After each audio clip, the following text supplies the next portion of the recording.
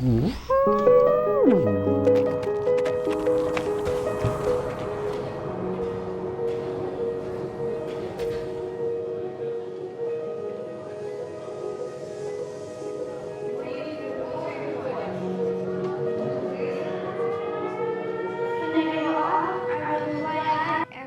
people from the sky. I will make sure that everyone has water and food.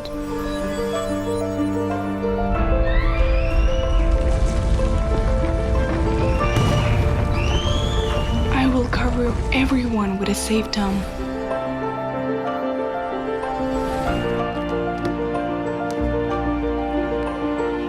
And every city on the planet will become bright and cozy.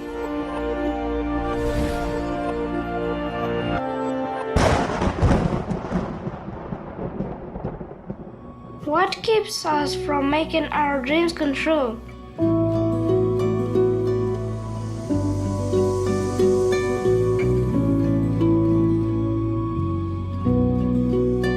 I really do the way children like us all over the world suffer from domestic violence, bullying,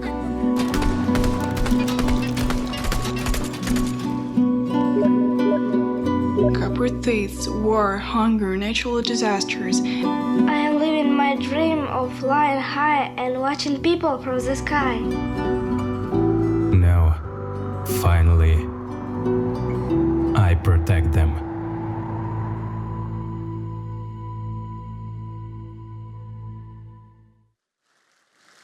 Ladies and gentlemen, welcome to the 4th Summit of First Ladies and Gentlemen. Protecting Childhood, Ensuring a Safe Future. Please welcome the First Lady of Belize, Rosana Briceño.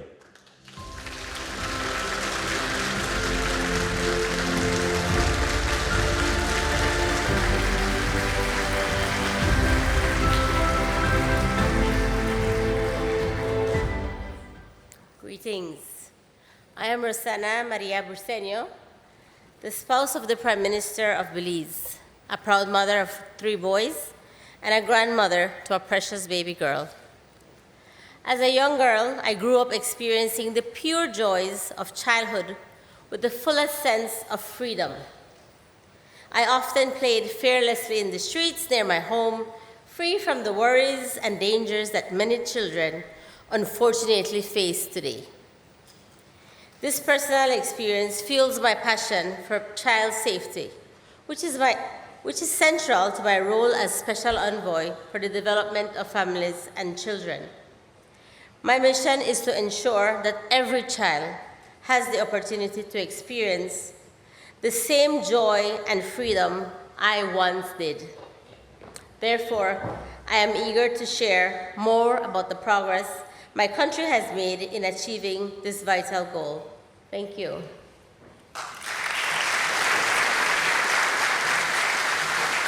Please welcome the First Gentleman of Denmark, Bo Tangberg.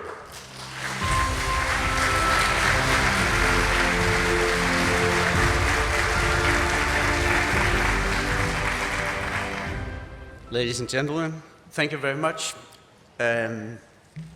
I'm very honored to be here and really happy to be part of the important talks on safety for our children. I'll be in the panel talking about children's safety in cyberspace, and being a father of 3, it's to me a very important subject. Quite some years ago, my son, who's actually present here today, he's now 22 years ago. Quite some years ago, he said to me, "Daddy, wasn't it great? You're so lucky growing up in the 80s in Denmark." And I said, "Yes, well, I guess I was. But what do you mean by asking me that, or telling me that?" And he said, "Well, music was fantastic. The signs, the cars looked great, the clothes, the hairstyles, but most importantly, he said, you grew up without the screen. And this comes from a young consumer, big consumer of screen time. And I'm thinking why he said that is actually part of what we're going to debate in the panel of children's safety in cyberspace. And I really hope to see you all there.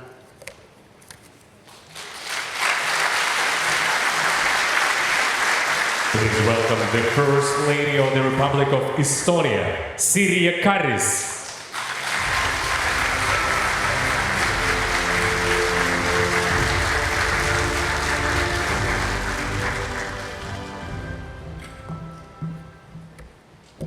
Hello everyone. I am Sirje Karis, spouse of President of the Republic of Estonia. I am also a mother of 3 and a grandmother of 5.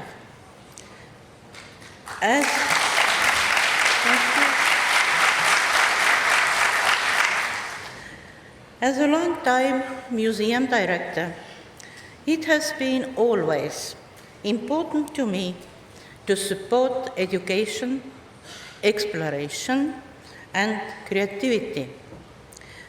Today, when mental health of young people is one of the biggest challenges of our society, we need even more efforts to ensure that our children are able to learn in safe places.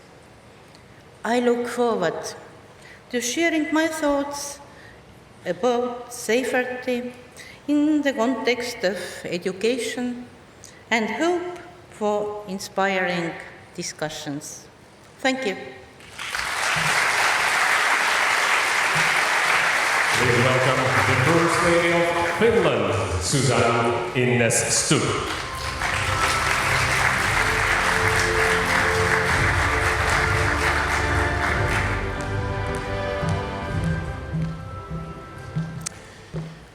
Hello everyone, my name is Susanne Innes-Stubb. I'm the spouse of the President of the Republic of Finland. And I'm honoured to participate today in the 4th Summit of First Ladies and Gentlemen. As a mother of 2 young children, well, no longer young children, young adults who are setting off to forge their own path in life, I know that nothing deserves our love and protection more than children. Any investment in children's future and in their well-being is an investment for everyone's future. They are the future. Yet, especially in war, children's voices are lost often. I greatly admire the work that Olena Zelenska has tirelessly been carrying out to make sure that that does not happen in Ukraine. Today I'm going to be participating in the session on child safety in education. Education is a crucial part of Finland's success story. After gaining independence, it was free and equal education that lifted us from poverty. For years, we've cooperated with Ukraine in the education sector, and that work is only intensifying today. I look forward to discussing this more in the sessions. So thank you to Madam Zelenska for the invitation to take part in this summit and for choosing such an important topic this year. Please welcome the First Lady of Guatemala, Dr. Lucrecia Eugenia Peinado Villanueva.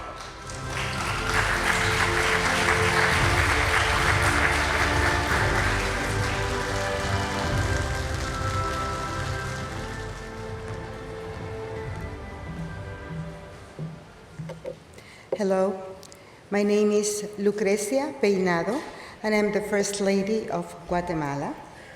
For over 30 years, I have been a medical doctor and have dedicated my life to do what I love, and that is always a blessing, to work in those areas that you are passionate about.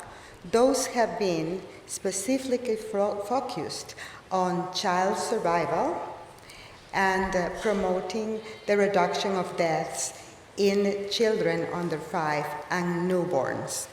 That I have worked mainly through community-level interventions and family-level interventions, as well as in the introduction and improvement of policies and systems from the public health, as well as the public government interventions level.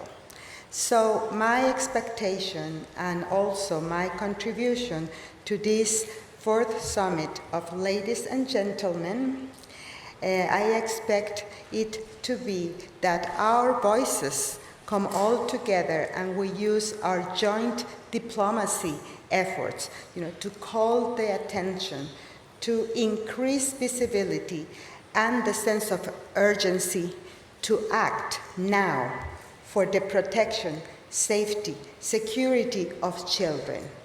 Children in this beautiful country, for these beautiful people, and all around the world. So I hope that we all can strengthen this message.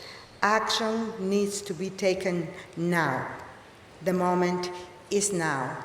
And please receive the warm support from the people of Guatemala and our government to the people of Ukraine, to the children and adolescents of Ukraine. And we wish you strength, and we are here by you. Thank you very much.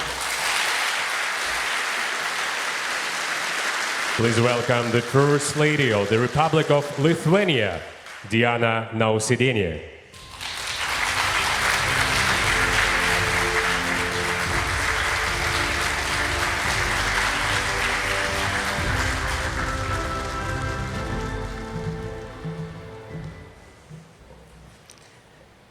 Дорогі українці, доброго дня. Dear Ukrainians, good morning. Брати та сестри, Brothers and sisters, dear ladies and gentlemen, I am the First Lady of Lithuania, Diana Nausėdienė, and I am here today in Kyiv to promote and develop further international dialogue for the child safety in our families, communities, the world. Every one of you has a unique voice. Use this voice for the sake of children. Join us and stand together with Ukraine for the life.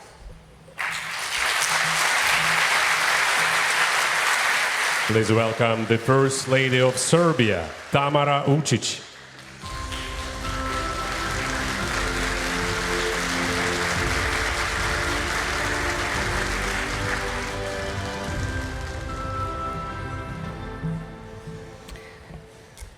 Ladies and gentlemen, good afternoon, everyone. I'm Tamara Vučić. Well, I would say just a mother of a 7-year-old boy, Vukan. When I was his age, I used to run and play on beautiful fields near my hometown in western part of Serbia, and I used to know the entire neighborhood. They all, in a way, influenced my development and my growing up. In a fast-paced present, this is a rarity.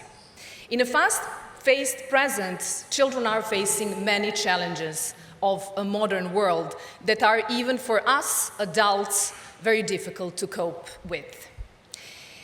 Nevertheless, it is our obligation to help them to build their self-confidence, to feel safe and secured, and to find their own place under the sky. That is why I'm truly delighted that this year's topic of the summit is about the most important ones, children. I thank you. Дякую. Please welcome the First Gentleman of Slovenia, Aleš Musar.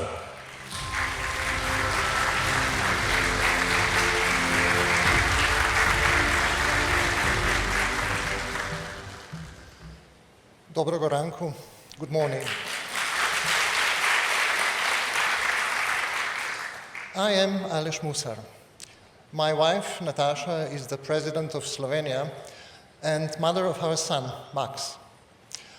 At 23, he is a young man, not a child anymore.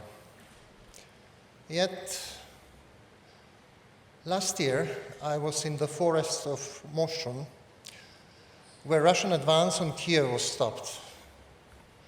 Photos of many young defenders who gave their lives are there on the trees.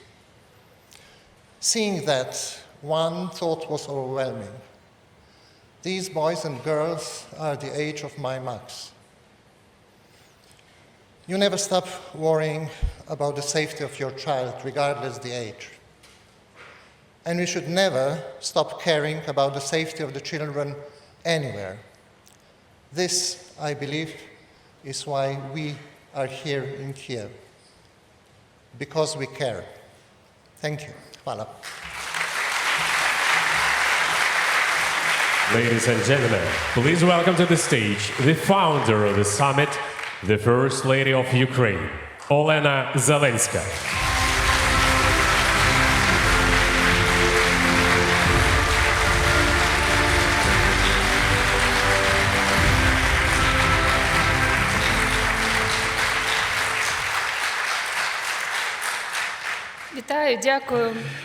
Greetings, thank you.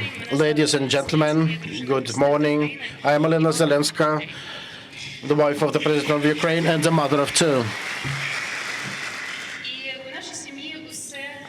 Everything in our family is very much similar to many other Ukrainian families, probably like in many other families across the globe. Yes, it goes as usual until we have a red alert coming from our cell phone to say that another bout of missiles has been sent by Russia to our country and it's time to go to shelter. It's said that my son already knows how to tell a missile from a drone, like millions of other Ukrainian boys and girls. Millions of Ukrainian children already perceive this war as their own reality, but not something you would see on screen, unfortunately. It's said that our kids avoid talking about future, their plans for the future, they avoid building such plans. And when they start talking about that, they normally precede that with the words, when the war is over. Still, our kids have just one childhood, one adolescence, and it should be spent in other circumstances without air raid alerts. This is what I would wish every child in the world. Unfortunately, not a single mother, not a single first lady, not a single country has been able to do it on her own accord. Security can be only given to children by consciousness of the adults worldwide. We owe them that because these children came into our world, and our task is to stop the threat. Let us start to understand how to do it together.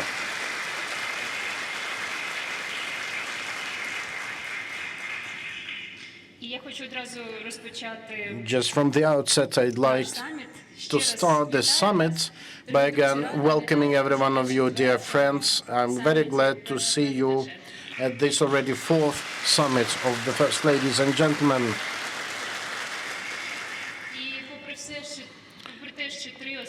In spite of the previous three meetings also were held at the wartime in Kiev, we've never changed the venue, and I'm cordially thankful to our guests, to our friends, to our speakers who have courage to come out to the country at the time of war.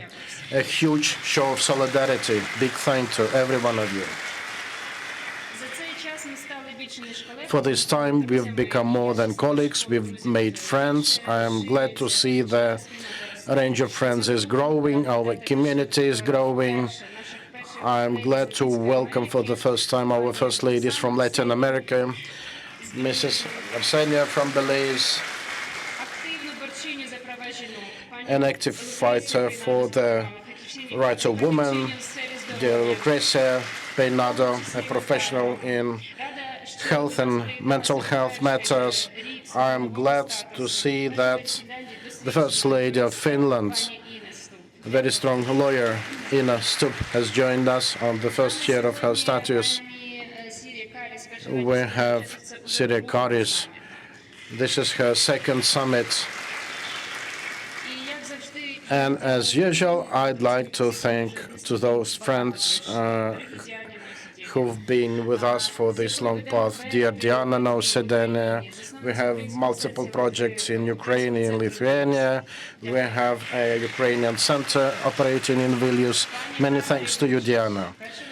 Dear Tamara Vucic, the First Lady of Serbia, she is the participant of all of our summits.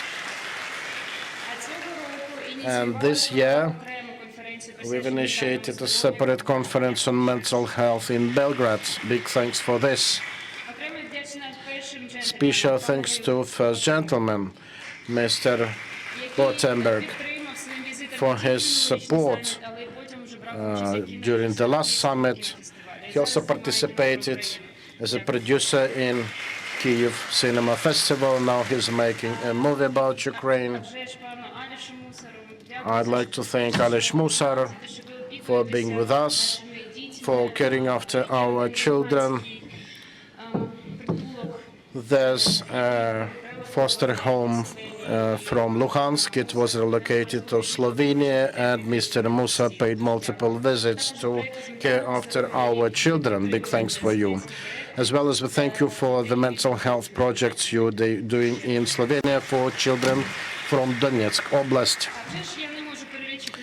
I cannot list everything we've done together so far, dear friends, but me, myself, and Ukraine, we do remember and value it, believe me.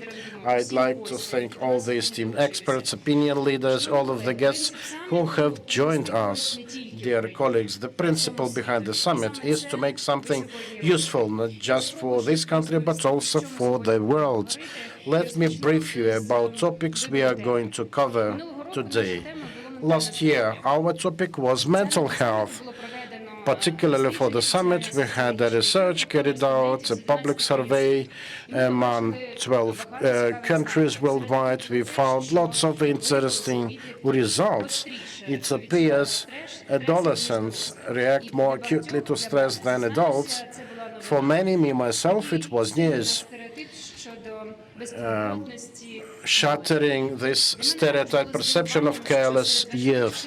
It was also very important to know that among the most factors affecting their lives is really mental health. This is what they said. And yes, we underestimate our adolescents, our young people. We underestimate the challenges they face. And I think now we have to correct it. Because of that, this summit on safety and security of young people and children, this is a wider topic that would take more than one day to cover.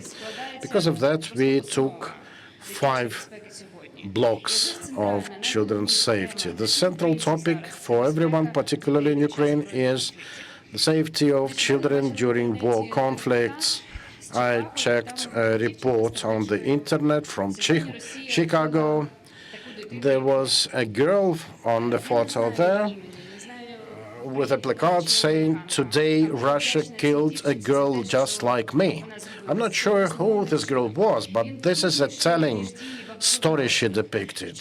More conscientiousness there than in many adults. It speaks tons about the need to protect children across the world. I think many people in Ukraine can relate to the photo of a family from Lviv, a family of 2, mother, father. So it was an unhappy moment when practically the whole of the family was killed in a strike, leaving just the father alive. There are many more cases about dangers to the safety and security of children in Ukraine. We are living in such a condition and such a time when we cannot guarantee the safety. This missile strike against Children's Hospital of Ahmedid is speaking for itself. I think, First Ladies and gentlemen, yesterday had a chance to watch the aftermath, to talk to young patients. Now, 18,000 of Ukrainian children kidnapped from the country. We've been talking about that at all international platforms, but only 380 we were able to return. And children become victims of aggressions not just in Ukraine. There are hotbeds of conflict across the world, leading to deaths and maimings of children. They continue being kidnapped, just in spite of all the human rights rules and conventions. Many times we see that these documents are only written on paper, and paper is poor shelter against missiles. We have to recognize that children is under threat everywhere. We will be talking about that at our first discussion panel. Now I'd like to ask you to pay tribute to children killed because of the aggression from adults. Minute of silence, please.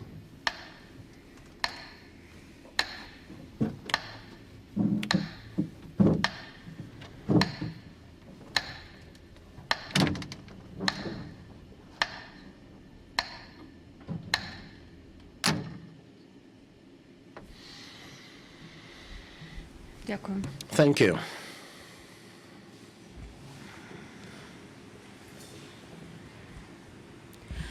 Продовжую. Just to continue, another dimension we will be taking today is about children's safety in families. One might think how one could compare missiles and family matters, but the perilous irony is that it can be compared. Psychological and physical violence is a big problem for some 400 million children worldwide, a number comparable with many victims of multiple conflicts. So children are being maimed by both bombs and cruel adults. Question is how to ensure a good, loving family for every child. Not a rhetorical question, I'd say. We have such, foster families, big families, giving shelter and love to kids with no real physical families. Maybe they were refused. Maybe the parents had been stripped of their parental rights. My foundation does its best to help such children. We are building new homes for big foster families to accommodate those who lost their accommodation because of the war. In each of those families, I see a confirmation that love and warmth can correct many and heal many wounds. It's never late to heal those wounds. This will be the topic of our second block. I always tell Ukrainian stories that illustrate a lot, like the one about mothers evacuating the children from a danger area and the kids pleading to go back home to the locations they know from the first days, even despite shellings. The children would even quarrel with adults in an attempt to make them return them because it's their home. Their school is there, their friends used to be there, their love teachers are there, and the new location is not really to their liking. This brings some real-life dramas. We might think, how would one risk everything because of school? But this is the topic of our third panel about security and safety at school. Everything will be covered. Bullying, hard treatment, such things that can be more dangerous to our child than even physical safety and security. We'll be talking how to ensure that our children are met with proper understanding to avoid any echoes from the school of the past. haunting our children. We'll be talking about the capacity of our teacher to teach our children, to grow leadership skills in them, to make them modern. The fourth dimension of children's safety concerns cyberspace. We are all living in the internet. I think every one of us can relate to something that you found not to your liking in social media, elsewhere.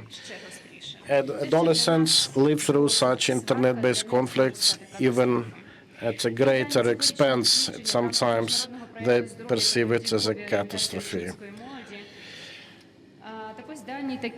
There was a survey carried out last year on the topic to say that 16% of adolescents suffered cyberbullying.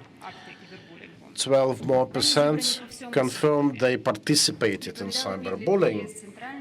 Teenagers from Central Asia, Canada, and Europe, including Ukraine, responded. Social networks are virtual, but their threats are more than real, not only because they are psychologically addictive, but the information they carry can influence behavior and carry propaganda. For example, when a popular social network hides photos from my post about died children, and these photos are hidden as sensitive content, and instead they leave Russian propaganda posts, this is distortion, and it's no longer objective reality. We need children to understand the dangers that the internet space can pose, to know how not to let themselves to be manipulated.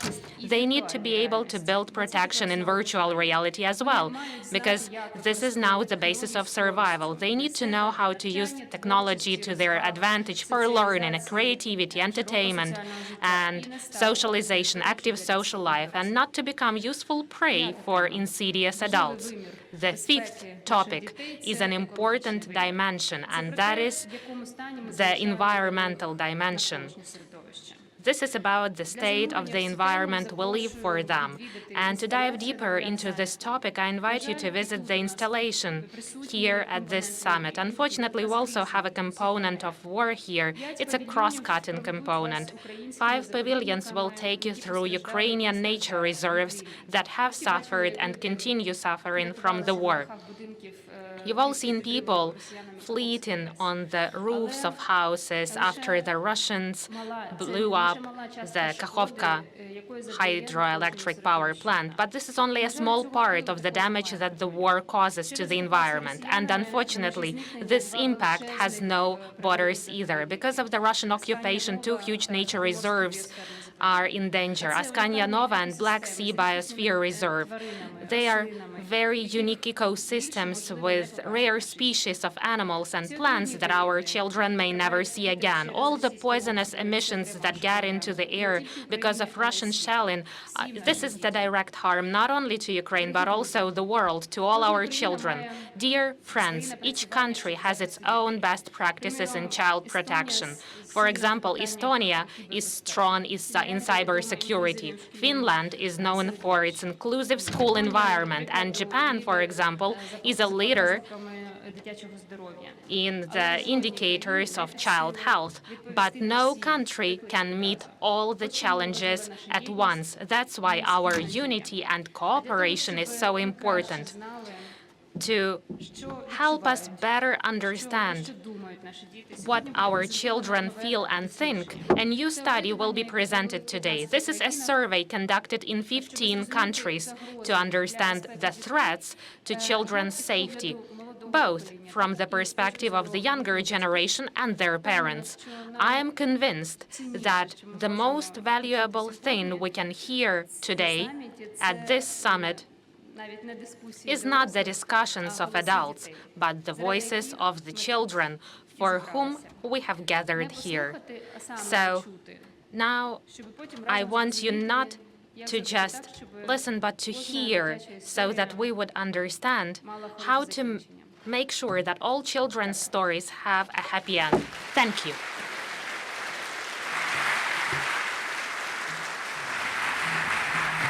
Ladies and gentlemen, Пані і панове,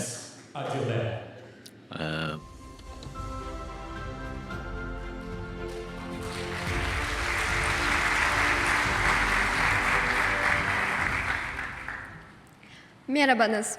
Benim adım Adile. Я Кримтатаром в іменем ватаном Харам. У мене велика та чудова родина. Я завжди I have a почувала large себе and спокійно beautiful та family. безпечно. I've always felt secure next to my parents until the enemy Коли Росія загарбала kidnapped my father. When Russia seized my motherland, my parents decided to stay behind because Crimea is the motherland of Crimea Tatars. My father is the member of the parliament of Crimean Tatars, continues to defend the rights and freedoms of the Crimean Tatars.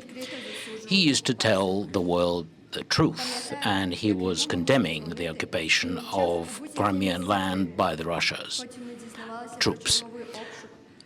We would find out about the next search or apprehension. We felt our father, but my mother explained that he was doing an important job. In 2021, despite the threats, my father joined Crimean Tatar, Crimean Platform Forum. The next day, he was arrested. In the morning, they came and arrested him. Imagine you're 12, you're asleep in your room, and suddenly your home is invaded by 12 men wearing black balaclavas. I imagined we would be killed. Father was taken away.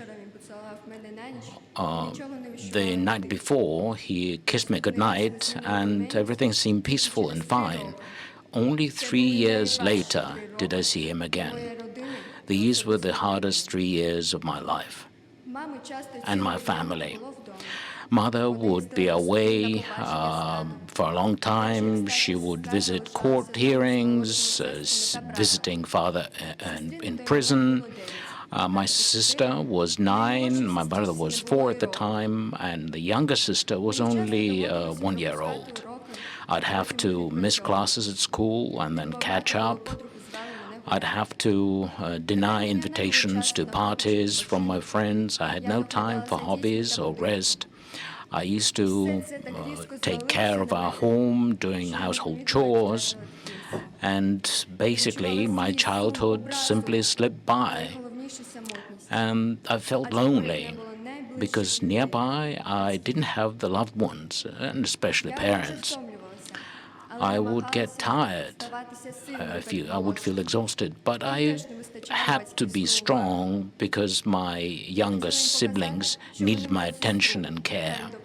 I wanted to show them that they need a sister who would help them. I missed the time I spent with my father. We used to watch travel films together with my father, and I dreamed of future travels with our family. Before going to bed, I used to read Harry Potter books. I'm 15 now. When I found out that my father was let free, was discharged, it was the best day of my life, and not just for me, but the entire people of Crimean Tatars. And finally, we could see each other in the flesh. We had to leave home because my father was denied access to his home in the Crimea. It hurt. But of course, it is more important that the whole family has reunited now. We live in Kiev, and despite air raids and shellings in Kiev, I feel a lot better. I no longer have to conceal my thoughts and the truth and live in fear, being afraid that my home might be invaded by strange men wearing balaclavas. It is important to get our freedom back, childhood to children. Milletimizge kaytarmız. Teşekkürler.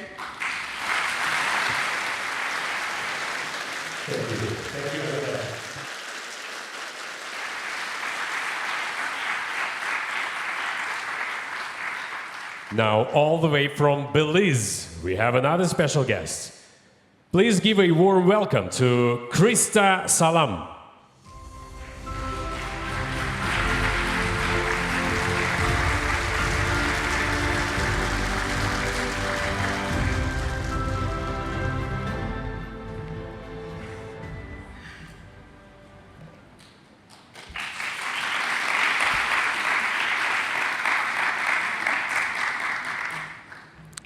Yos, hello everyone.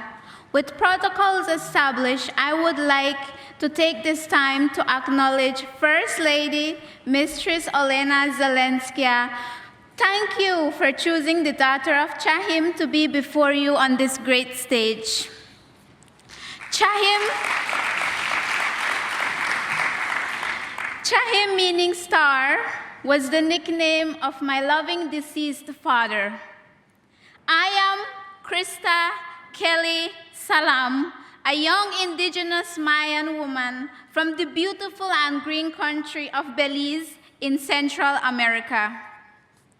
As an indigenous woman, daughter of a single mother, we are raised as housewives and never in the spotlight of this world. Thanks to all human rights advocates around the world and my country, we are now striving to be the best to contribute to the development of better society. My father passed away when I was 4 years old. Living without him was never easy. After the 5 of us females, children relied on my mom for everything. After 6 hard years, my mother introduced our stepfather, but he abused liquor and had us sleeping out in the dark countless nights while the cold rain fell. My siblings and I would hug each other and pray to the Chahim for a better tomorrow, and we have remained hopeful ever since.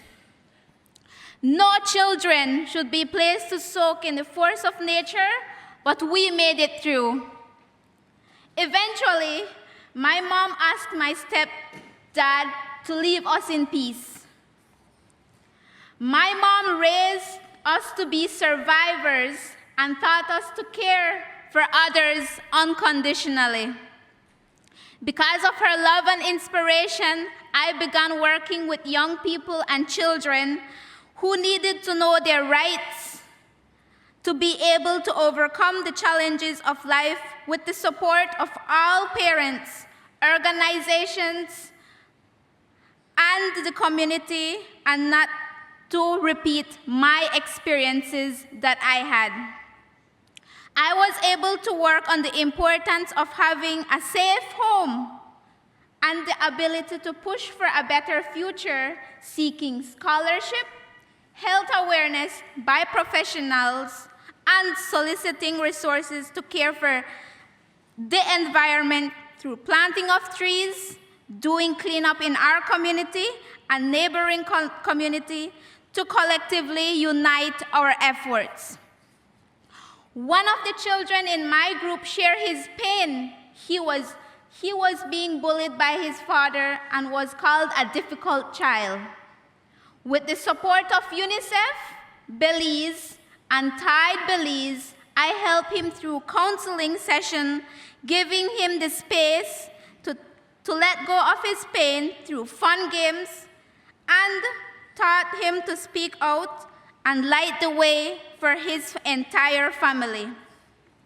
A while after, his father was arrested.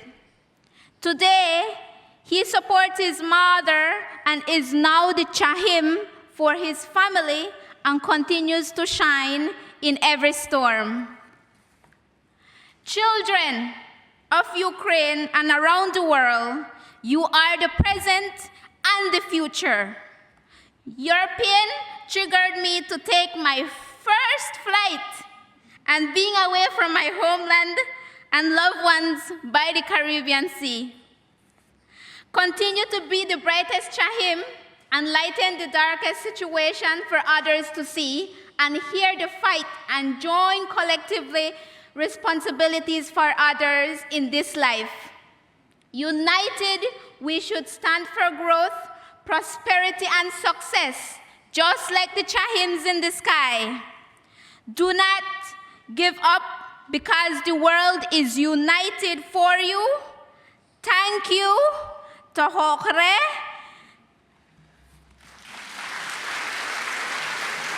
Thank you, Krista. Dear friends, welcome to this stage eco-activist Maja Natuk, who came to visit us from Greenland, the Kingdom of Denmark.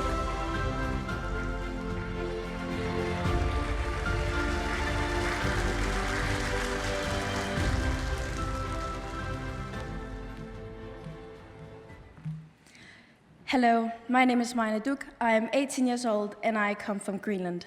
I am a climate change and children's rights activist, and I've been so for about 4 years now.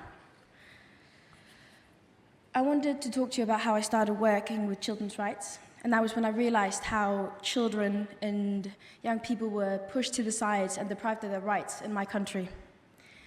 Just imagine that in Greenland, we have the highest percentage of suicide range amongst the whole world. We are a population of 60,000 people.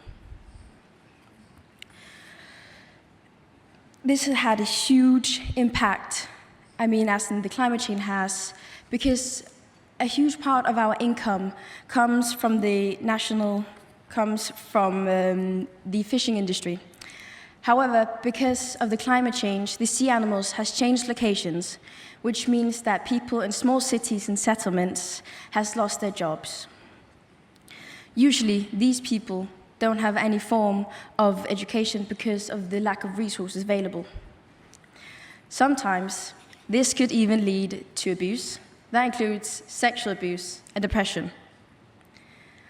I realized how much impact the change in the climate had on the rights of the child. I saw this when the permafrost would ruin several houses because of the foundation, because they would ruin several foundations in the houses, therefore leaving us children without a safe home to grow up in. Another reason why I started working with children's rights was because when my best friend was 13 years old, she was sexually abused by someone very, very close to her family. She didn't want to tell her family because she didn't think that there was any resources available. Therefore, she turned to me. I saw the problems, I lived in it, I experienced it, and as one singular person, I could do absolutely nothing about it. So I became a Greenlandic representative in Denmark, as Greenland is a part of the Danish kingdom. After that, I heard that the UN Committee on the Rights of the Child wanted 12 children around the whole world to be a part of the Children's Advisory Team. So I made an application, and I got in. The Children's Advisory Team advised the UN Committee on the Rights of the Child on how to make resolutions for the General Comment number 26 on the rights of the child. As an example, I was invited to make a speech in front of international experts and policymakers about the children's rights, and that was in Switzerland. Our mission as the Children's Advisory Team was to remind the experts on what needed to be in this resolution for it to have a purpose for all children globally. Because like this, young people and children can learn to understand one another better, to respect one another better, and not to make each other feel powerless. So a war like this won't repeat itself again between other countries. So if you listen to us, you will see the change. If you work with us and take us seriously, there will be positives. I cannot imagine how the children in Ukraine are feeling and what they're going through every single day. I cannot imagine how it must feel to fear for your life every single night, or how it must feel to go to school in the shelter. I know you feel powerless. I feel powerless as well when I think about the situation in Ukraine. I feel powerless back home when me and my friend wasn't heard. However, I learned that we have to keep on hoping, we have to keep on believing in a better future and act for it. We must take our friendly hand and keep on fighting. Because together we are stronger, and when we are together, we are never alone. My hope for Ukraine is that you rebuild in a sustainable and safe way, so the air doesn't get polluted, so the sun shines, and so the children can get the life that they deserve. It isn't just enough that you listen to us children. We, children and young people, must be included in what affects us and work together with the children in need so they can get prioritized. Lastly, I want to say to the children in Ukraine and children all over the world, just know that there are people that support you. We care for you, and our hearts truly beat with every single one of you. Дякую. Thank you, Maya. Now we give the floor to someone who at a very young age became the caretaker for his brothers and sisters. Please welcome Vyacheslav Yalov.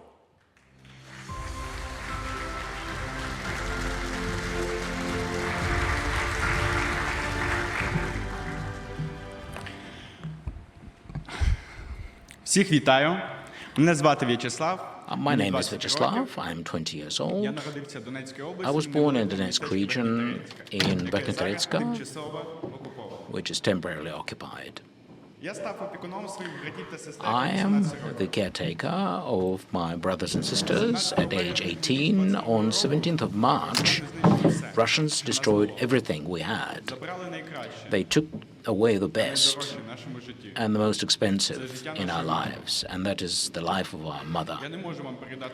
I cannot share all the emotions with you who said the last words in my arms. She said, everything's fine.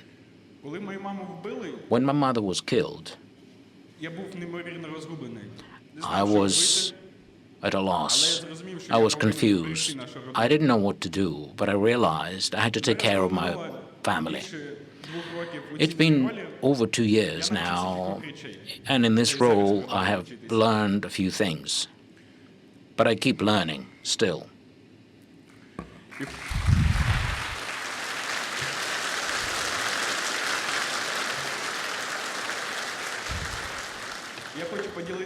I would like to share with you my experience. Security in family stems from trust and mutual respect. So I decided to start with myself, and I'm sharing my mistakes with children. It's normal to make mistakes. To err is human, and we shared different experiences, started joking and picking at each other. Children can ask me any kind of question, ask for my opinion, and they express their own thoughts. Sometimes I cannot know something. I do not know everything. They tell me about the new trends, songs, different jokes, and they teach me to dance. And on their request, we are studying history together. We respect each other. We have different views, styles, hobbies, and dreams, but we accept each other the way we are. That's what family is. That's what family is for. And so we are looking for some solutions for the conflict situations, and I teach them how to be independent and how to analyze themselves, how to resolve their little conflicts. Each time when they have a clash, they have this task to describe who and through who and with whom they can describe and explain it away. And I'm trying to teach them how trifling it can be. We discuss everything, what they like, do not like, likes and dislikes, looking from different angles at the same situation. Children were listening. I cannot tell you how happy I was when they started finding approaches to all sorts of situations. Now they have fewer disputes and discussions. They can solve their own conflicts now. When in preparation for this statement, I was thinking about my preference. I prefer to dream, to hope. Mom would always tell us, everything is going to be all right. And I believe that everything is going to be all right. I do what I can for that every day. We do. that every day is a family. And I will do everything I can, everything in my powers to help them dream, help them try new things, and always rely upon our support. And for the future, I would like them to get together every Sunday, sharing the experience of the week.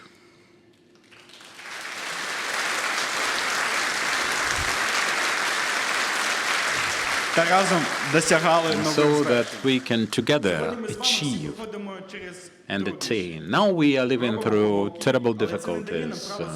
We make mistakes, but we should not stop there. When I feel bad, I always try to think about the next step, the step I can make for the future right now.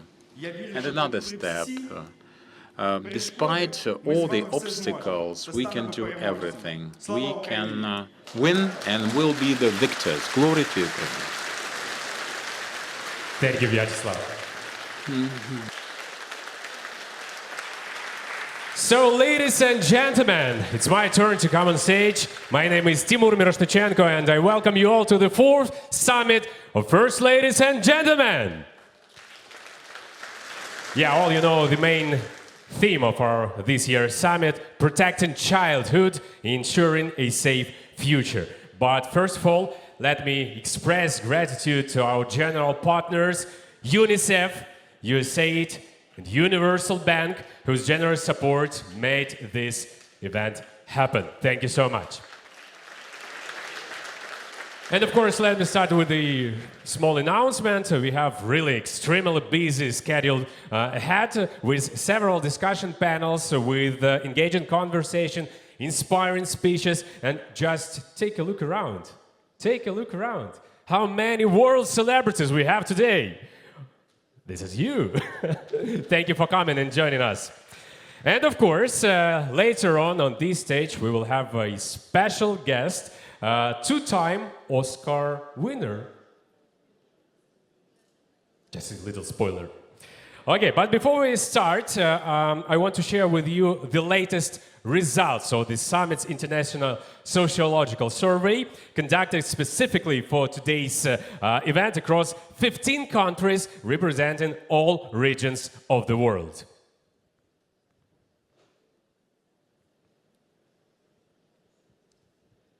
Yeah, you need to take it. In today's fast-changing world, protecting our children's safety and well-being is more critical than ever. But what are the biggest threats they face? In August 2024, we launched the Protecting Childhood Survey, collecting insights from 9,000 participants across 15 countries: Brazil, Denmark, Estonia, Finland, France, Iraq, Japan, Kenya, Lithuania, Qatar, Serbia, Turkey, Ukraine, the United Kingdom, and the United States. 300 parents and 300 children, aged 13 to 17 from each country, shared their concerns about the major threats to childhood: economic instability, armed conflicts, digital risks, and mental health challenges. This research was conducted by the international company Catalyze Research in collaboration with Brand Ukraine, with the support of UNICEF. Join us now to uncover the key findings and explore how we can work together to create a safer, brighter future for our children. Because every child deserves hope, protection, and a future. Dear friends, I'm happy to present together with my colleague Janine Di Giovanni, American war correspondent, co-founder of the Reckoning Project.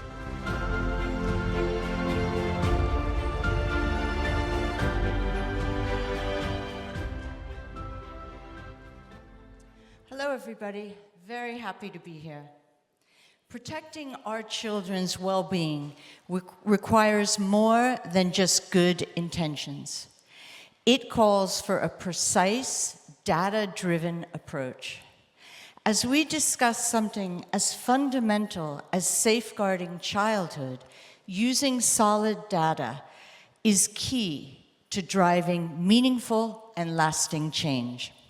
Today, I'm here with Timur to present to you an international sociological survey that illuminates the insights of what children and parents across the globe think or worry about regarding the safety of the younger generation. Yes, you can look at the screen and see all the numbers. And specifically, our research sheds light on the dominant global challenges that children and their parents face. And interestingly, rising prices have surfaced as the #1 issue across all 15 surveyed countries, both for children and adults. However, beyond economic threats, children are keenly aware of environmental issues, with climate change ranking second as a global concern. But the story doesn't stop at the global level. Each country has its own unique set of challenges.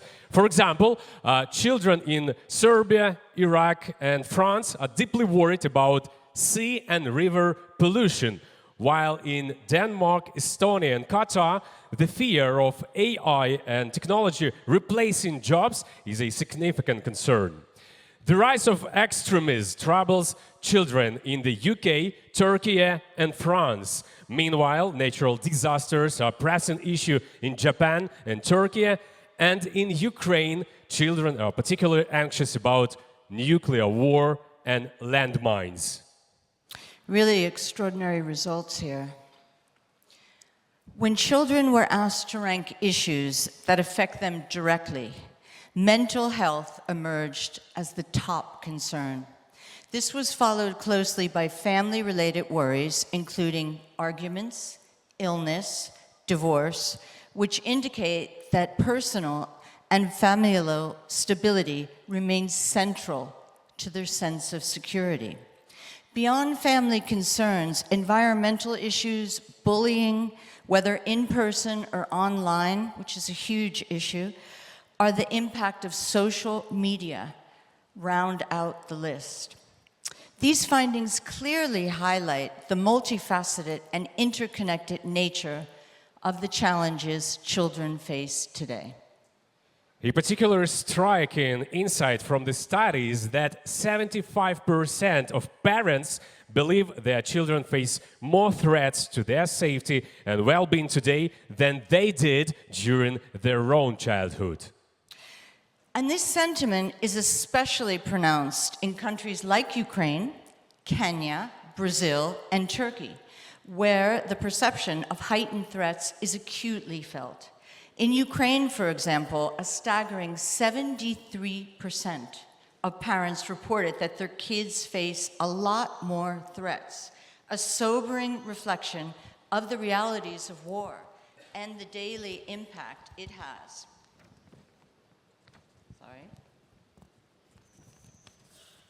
On family life.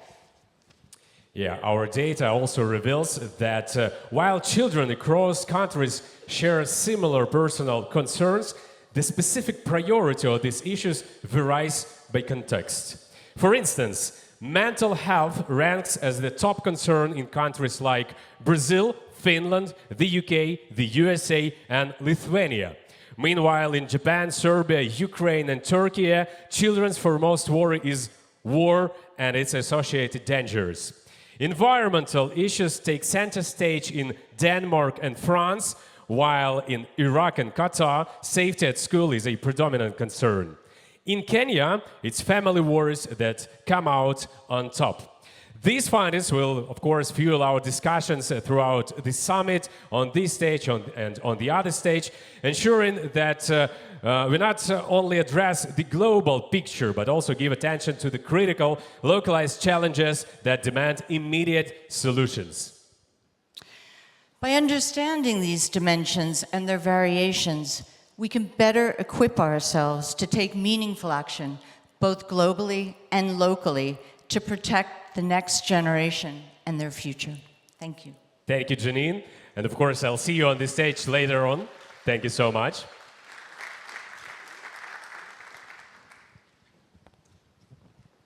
So we'll come back to the studies results during our panel discussion during all the day on different various dimensions.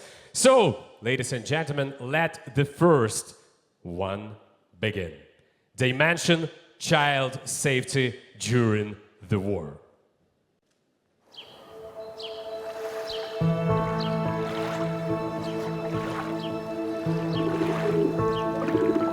привіт.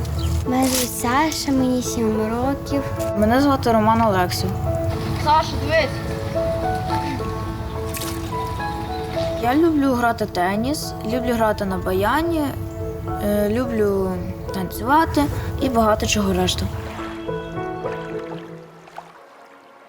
Я не люблю, коли звучить повітряна тривога. The whole world saw these terrible footage of July 2022. Russian missiles hit the city center when Roman and his mother were waiting for a doctor's appointment. 26 people died. Roma's mother was one of them. The boy survived, and it's a miracle in and of itself. The next miracle happened in the hospital. The child had 45% burns. Even his inner organs were burned. The doctors thought he had no chances, but he survived. In the same way, a Russian missile changed Sasha's life forever. The missile directly hit her house in Zatoka. Sasha lost her leg. Now, 6 months later, she's able to walk with prosthesis. Moreover, she does gymnastics again. It took Roma a couple of months to learn to walk again, and now he even dances and plays the accordion.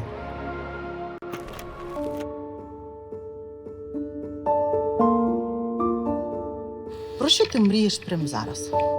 Я хочу, щоб ніхто не хворів. Щоб не було війни. Я мрію стати олімпійською чемпіонкою. Я хочу бути конструктором, і я хочу сконструювати свою машину.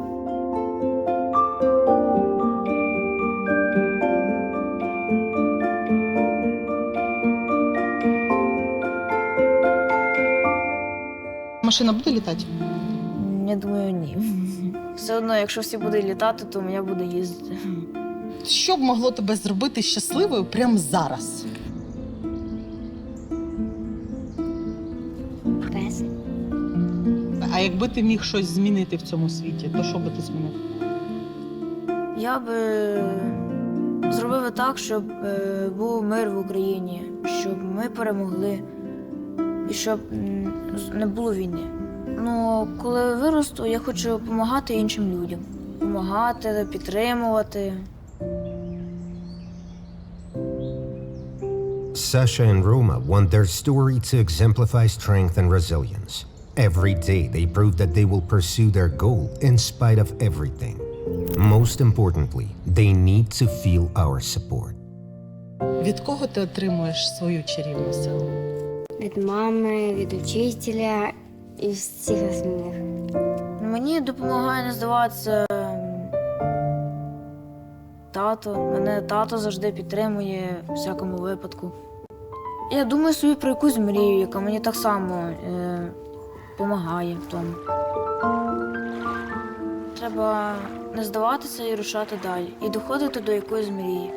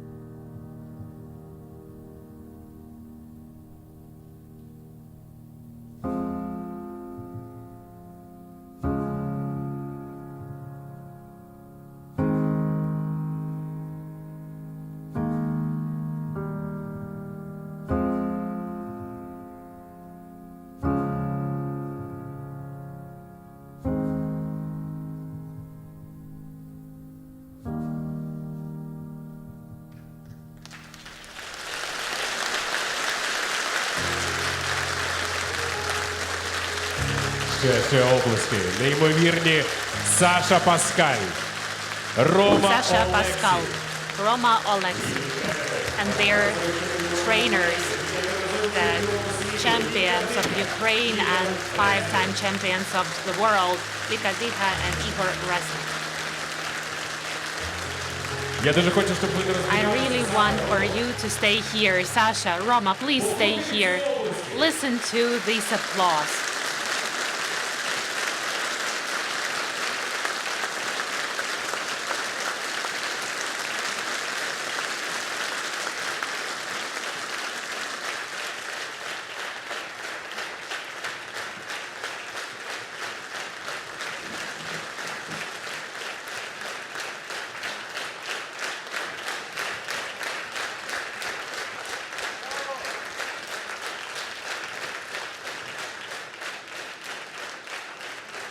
Thank you for your applause. Дякую за ваші обласки.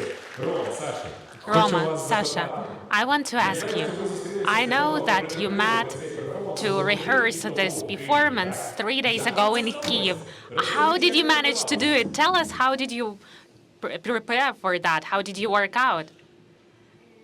Дуже сподобалось. I really liked it in Kyiv, and Дуже впевнено we worked confidently on this dance. You're doing great.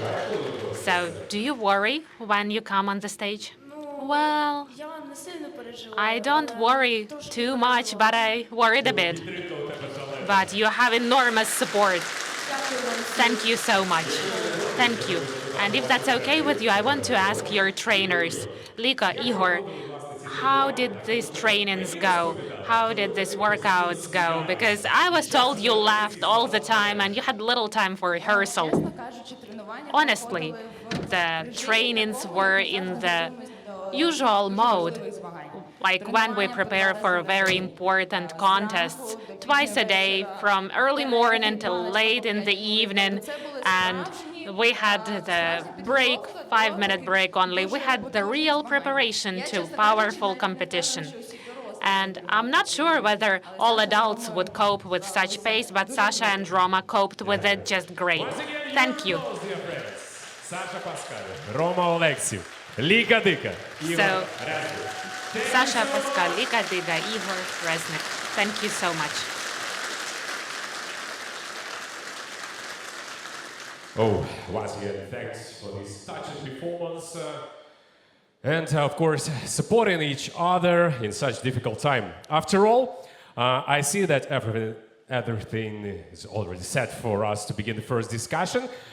Taking the opportunity, I would like to thank our official partner, Foreign Commonwealth and Development Office and British Embassy Kyiv, for supporting this panel. And now let me introduce the moderator of this discussion, historian, journalist, and Pulitzer Prize winner, Anne Applebaum.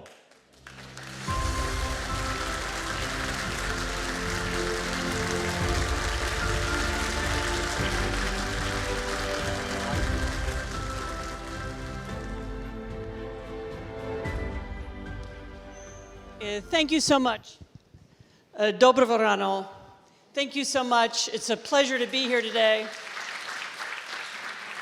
I'm especially honored to be on a panel with the First Lady of Ukraine, who I met a year ago, and I watched her present her plan for how to help children of Ukraine, and I see that it's come to fruition, and it represents an enormous international effort, and I'm grateful to her and to all of you for being here.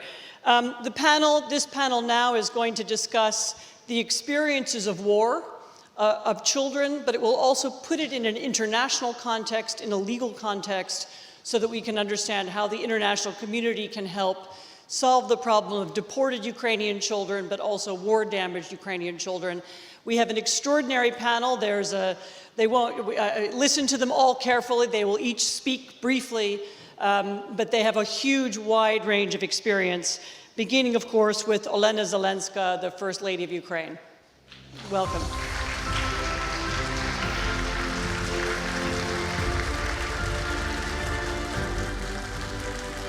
Janine DiGiovanni, who is an American war correspondent and the co-founder of the Reckoning Project, a project that combines journalism, legal investigations, and investigations of war crimes.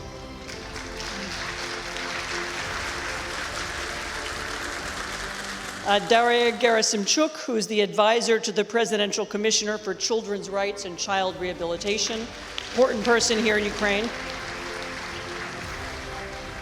Dmytro Lubinets, the Ukrainian Parliament's Commissioner for Human Rights.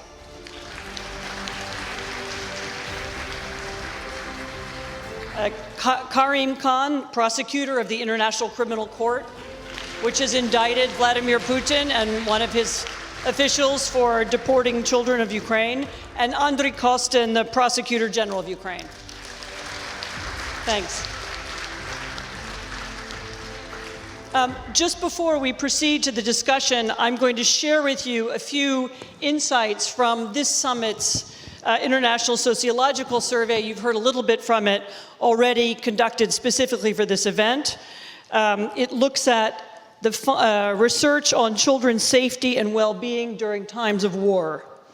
So it begins with, right, so this is the survey, and it showed that a staggering 89% of children worldwide are aware of at least one war or armed conflict happening today. The conflicts that stand out for them the most are Ukraine, Gaza, and Sudan. Awareness of war means the awareness of the possibility of violence, and so that now affects most children in the world. The war directly impacts almost 1 in 4 children. That's 23% of children in the world who are directly affected by the devastation of armed conflict. Of course, in this country, it's 99% of children. In countries like Japan, it's 4%, much lower.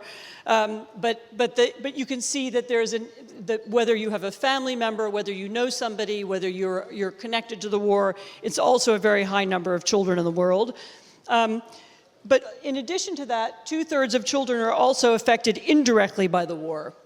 So they know a refugee, they're affected by the knock-on cost of products, they've read about the war, they hear about it in social media, so it's something that permeates modern children's lives. 92% of parents in Ukraine, for example, say that the war is the issue that has impacted their mental well-being the most. And so the war permeates children's home lives, as well as determining where they go to school, how they behave, where they can play. It's the context in which they now live. War intensifies other worries, so in every single aspect of their lives. So whether they feel unsafe at home, what they look like getting through their exams, friends or other normal conflicts that children have are intensified and affected by the war, accelerated by it. So with these insights and data in mind, I'm going to ask my panelists to reflect on the profound impact that war has on children's lives here in Ukraine, especially, but also around the world, and also think about how we can collectively address the challenges in today's discussion. I'm going to begin with the First Lady, with Olena Zelenska. Could you begin by telling us how armed aggression has impacted children in Ukraine, especially in terms of both their physical and psychological well-being? Thank you. I still speak Ukrainian, so use your set. Thank you so much for this question. I think that going deep in the specific problems related to the war will be a part of our commissioners and general prosecutor, because they know the data and the policies that the government and the country is using to prevent big problems that our children face, like deportation and forced relocation. I have to start from 2 numbers. When you hear them, it becomes clear that all the other problems are there. More than 600 children, almost 600 children died, and more than 1,000 children were injured. The war is a permanent hazard and risk, and every child, those who were not injured or those who live in more or less peaceful regions, they subconsciously understand that they may be the next ones in this list of injured children. That's why the war intensifies all the hazards and dangers that the child faces in the world. It multiplies them by 10. And if we take any problems that children and teenagers face worldwide, the war exacerbates them and makes them even more dangerous for the future of our children. So I want to go deep a little bit into the humanitarian field, what it is that we can discuss right now and what results we already have and what conclusions we can make out of what we see is happening with our children during the war. This year, my foundation, Olena Zelenska Foundation, together with the Kyiv Economy School, we conducted the social research because the area of our work is humanitarian aid, first of all, to children. So we wanted to identify for ourselves what are the hazards, or the opposite, what are the positive aspects in the lives of our children during the war. We named this research the Index of the Future, and we want to conduct this research annually to change this index. We have the scale of measurement which we can use to see the positive or negative trends. I'd like to share only a few results that we obtained. First of all, mostly 3 topics of children are affected: health, education, and institution care. About the topic of institution care, we will not speak right now. This is the global topic for Ukraine. Let's speak about education. Right now, 24% of Ukrainian children get education only online. Of course, it cannot be normal for a child 3 years in a row to have only online education. We have children in the 3rd grade who have never seen their classmates or teachers in person. 24% is a very high number, and it's also related to the fact that very visible decline. We have very visible decline of the quality of education, in particular in mathematics. If we compare the knowledge of our children with Ukrainian literature, even English, the knowledge of mathematics goes down. And the further, the worse. I'm sure that the war has impact in this area. If contacts are lost, if the schools are destroyed, and if children study in the underground schools, in the best case scenario, it will always have the consequences for the education. I'm sure that the Ministry of Education heard this data and will work on the strategies how we can change this situation.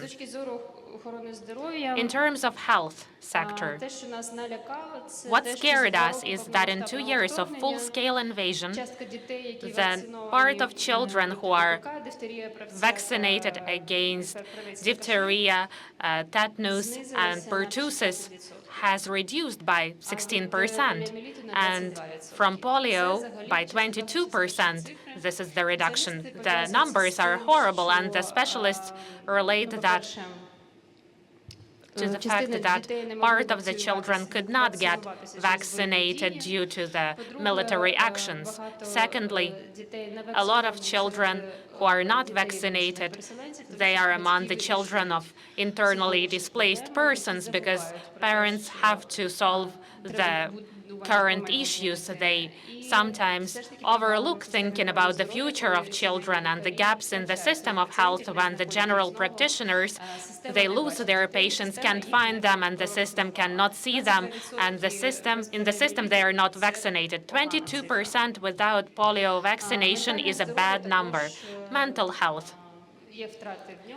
We have losses there. 44% of children and teenagers have the signs of PTSD, post-traumatic stress disorder. It doesn't mean that all of them have PTSD, but the signs of PTSD mean that it's time to go to a specialist.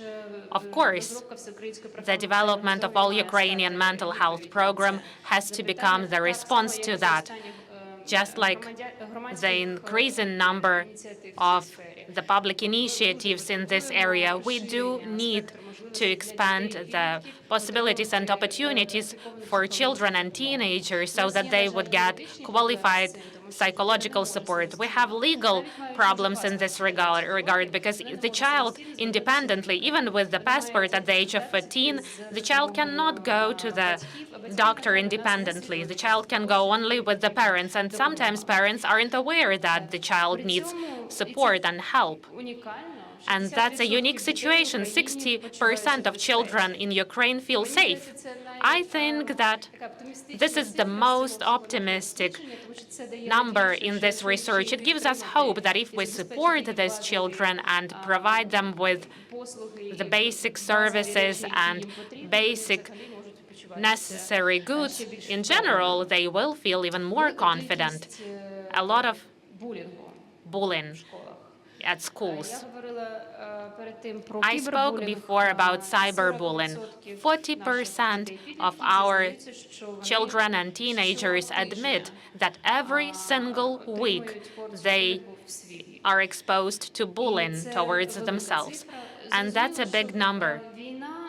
It's clear that the war provokes all the problems. They become more acute all the time. We can just imagine what's happening at school when not only children are in permanent stress, but also teachers and psychologists and parents of children. Their problems get worse. And the general conclusions that I can share with you right now: full-scale war deteriorates the general indicators, but I have to tell you one more important positive number. More than 80% of our children say that they are willing, they want to help others. They feel empathy. They feel optimistic about the future. It seems to me these numbers are something that we can rely on to be more optimistic so that we would get energy to keep on working and continue to protect our children. And about the enormous problems that unfortunately are looming and that our children will face, I think that my colleagues will say about it because they are more professional in this area. Thank you.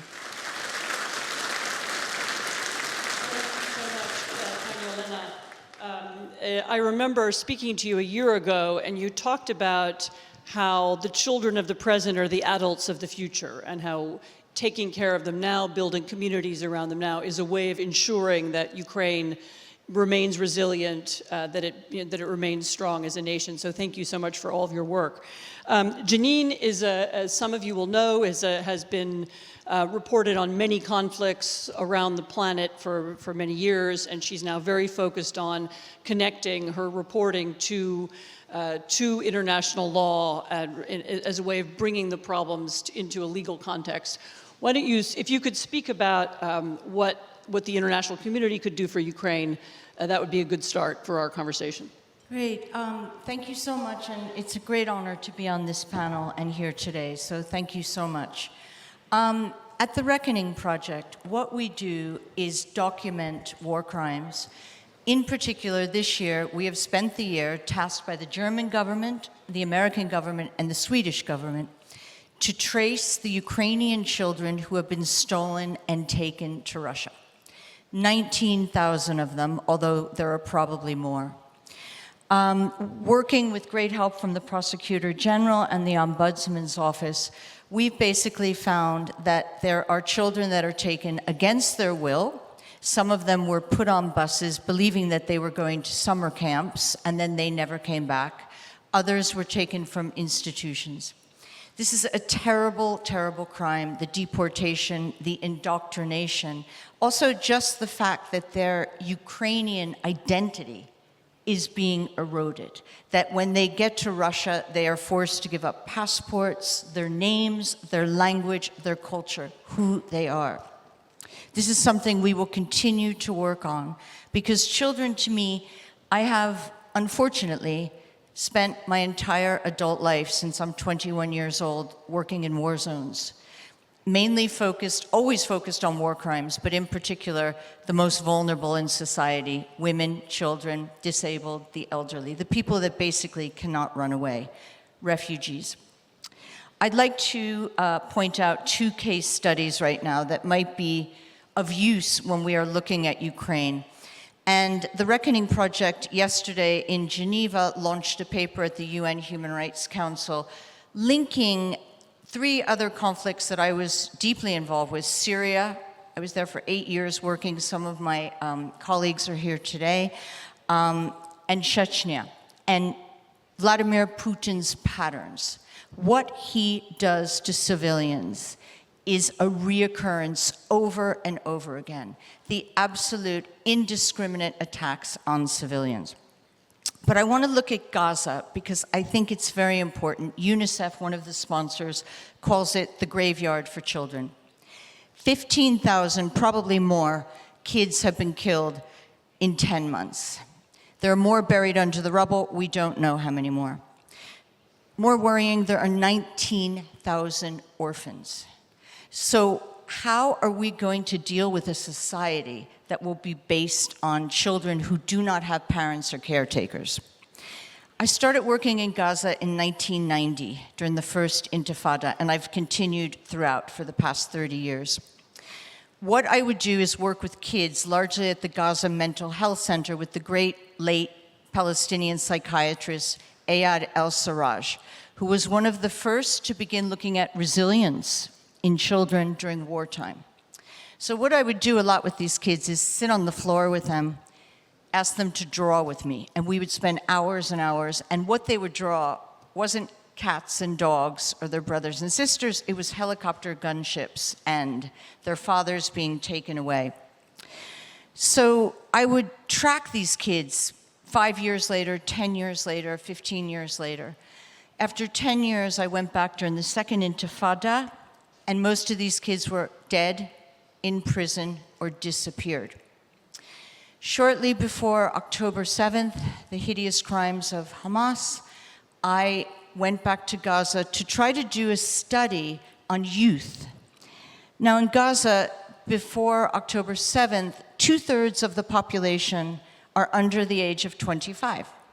They're among the best educated in the Middle East, even though there was a blockade, they speak multiple languages. What I found that helped with their resilience was education.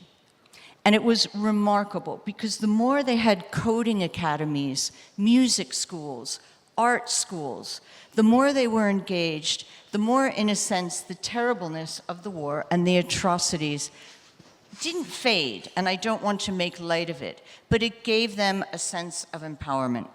So for me, the 2 greatest things, resilience is an extraordinary thing, and you'll hear this term over and over in wartime. I have been the study of numerous psychiatrists myself about resilience, and in fact, there is no real definition of why some people have more resilience than others. They believe it could be genetic. They believe it's something you gather during wartime, your skills, your toolbox. At any rate, resilience is an important factor for kids in Ukraine and globally. The second case study, if I have time, and I'll go through it quickly, I know Anne's concerned about time, is child soldiers in West Africa and in Sudan. Today, Sudan is one of the most terrible conflicts. It's something we hope at some point we'll be able to focus on as well. I worked very, very closely in the 1990s with child soldiers, largely in Sierra Leone, where some of my notebooks helped with the tribunal giving evidence. Kids as young as 5 years old were taken by rebel soldiers, either in Liberia or Sierra Leone, where I mainly worked, sent back to their villages and made to kill members of their own families. Why? So that this would cut ties for them forever with their community. It meant they could never go home again.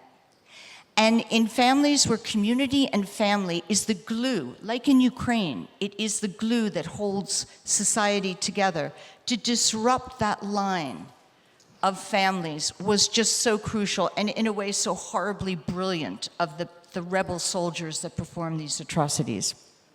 But, and I'll round out by this, there is hope.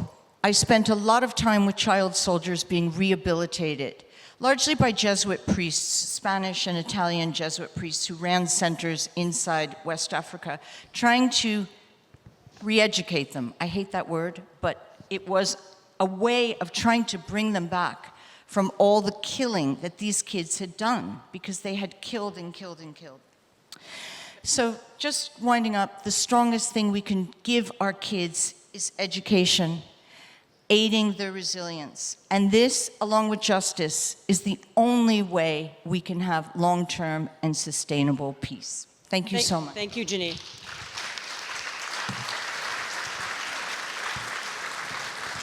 We now will have a short video. Children suffer from armed conflicts in many parts of the world, and today we remember every child for whom we need to build a lasting peace. So your attention to the screen, please. As a mother, I can only imagine the fear and grief that they must feel every day from Russia's unprovoked aggression. I traveled to Ukraine and met with the Ukrainian First Lady Zelenska and a group of resilient Ukrainian women and children displaced by the war.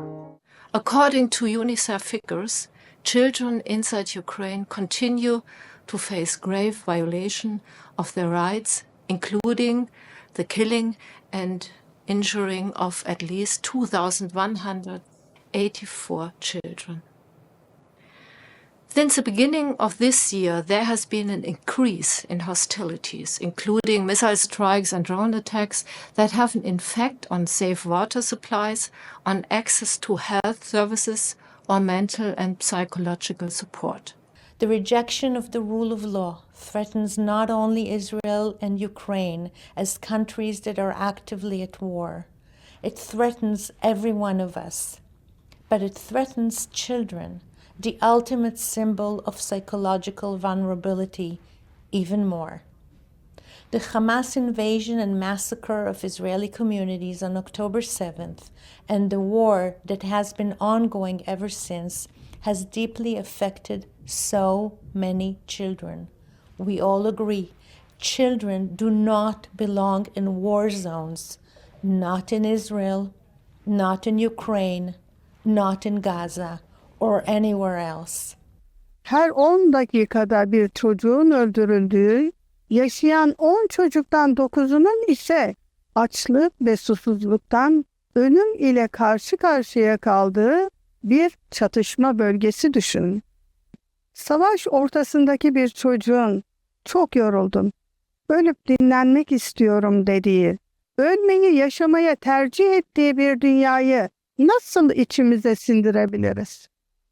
Ukrayna'nın, Suriye'nin, Gazze'nin ve diğer tüm çatışma bölgelerinin çocuklarına savaşmak veya ölmek haricinde insan onuruna yakışır bir gelecek borçluyuz. Bu bilinçle bir araya gelmiş olan bizler, herkes için adil ve yaşanabilir bir dünya hayaline inanıyoruz. Daria Harasimchuk, the Advisor Commissioner of the President of Ukraine for Children's Rights. Could you speak a little bit about what decisions of the state and actions that Ukraine has made to secure children's rights? And also, if you could, in very brief time that we have, speak about how Ukraine could also help as an example for other countries. Thank you for your question. Actually, today, this is the second time I've heard this phrase. I remember the video and Roma saying that You should never stop. But I will stop myself, try to stop myself now to name just 5 points of what we've witnessed as the country because of the full-scale invasion of Russia against Ukraine. 5 things that we have to do to resolve so that other countries in an unlikely situation they face something similar are better able to provide every kid with some assistance. I will start with the following. As soon as the full-scale war broke out, coordinating headquarters involving representatives of all the central agencies and ministries was established to promptly act on matters not of children level. It was working 24/7 to resolve daily matters related to logistics, humanitarian aid, all sorts of assistance and aid our children in the country needed. So our first recommendation is set up a headquarters, a hub to do just that in no time. Secondly, we don't understand that people during the time of a full-scale invasion very much need clear-cut algorithms, advice and instructions. Where to go, what is the proper course of actions. Because of that, we set up a chatbot, a very simple and efficient way to communicate with the public. We had a chatbot, Kids Are Not Alone, to recommend people what to do to prevent any child from finding herself all alone around with the war going around. Really, we know this is panic, this is about fears. So recommendations were what to do if you happen into a child right on the street. We also set up a site with a similar name to provide further instructions and recommendations. So again, the second recommendation to any country facing some extraordinary situation. The third point, it's necessary to organize immediate evacuation of all the children. It's a huge challenge for anyone, any country. Ukraine was no different. Every country worldwide has to be very clear that in case of emergency, there should be clear understanding. Where are you going to safely evacuate all of your children? We have quite a big number of children in Ukraine, and it was no small challenge. We had to take into account that some of the children were in certain institutions, in foster homes, others were on vacation, separated from the families. There were quite a number of families with many children there, and they did require some immediate assistance. So imagine proper documents to support border crossing, the proper registration on the other side of the border, ensuring accommodation, humanitarian needs for those kids remaining in Ukraine. It all required immediate response, and this is what we were involved in around the clock. One of the important matters I'm yet to mention is evacuation corridors to save children from temporarily occupied areas. The Russian Federation never agreed to any evacuation corridor to save and evacuate our children. So the third recommendation, the third factor we'd recommend is think about ways to evacuate children safely. Now, the next matter is a challenging one. I've mentioned it already, the unprecedented crime of kids, when kids are deported, kidnapped and deported outside the country. I think not a single country has ever faced anything like that since the times of the Second World War. And we did understand it required some very fast solutions, quick ideas. Olena mentioned that earlier in the morning. And unfortunately, we understood it with our kids that international documents we have, they not always work. So we had to devise new mechanisms.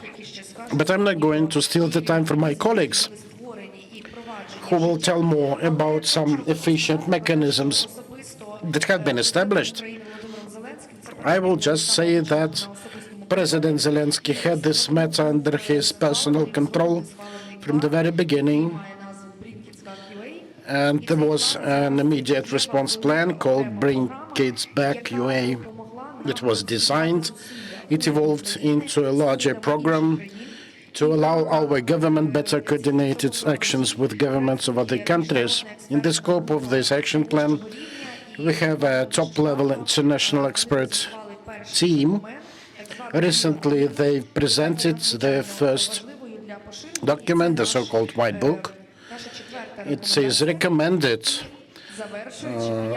as our fourth recommendation. And in my closing part, the fifth recommendation, it is about a unique design feature, a unique product we've created together with the UN mechanism on children and armed conflict, in spite of Ukrainian troops never be included in the so-called list of shame. We nevertheless designed a so-called prevention plan, and we had to also come up with a name for it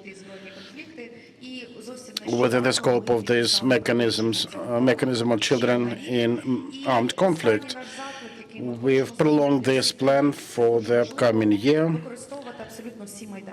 So our recommendation for any country needed, please use all type of international platform available.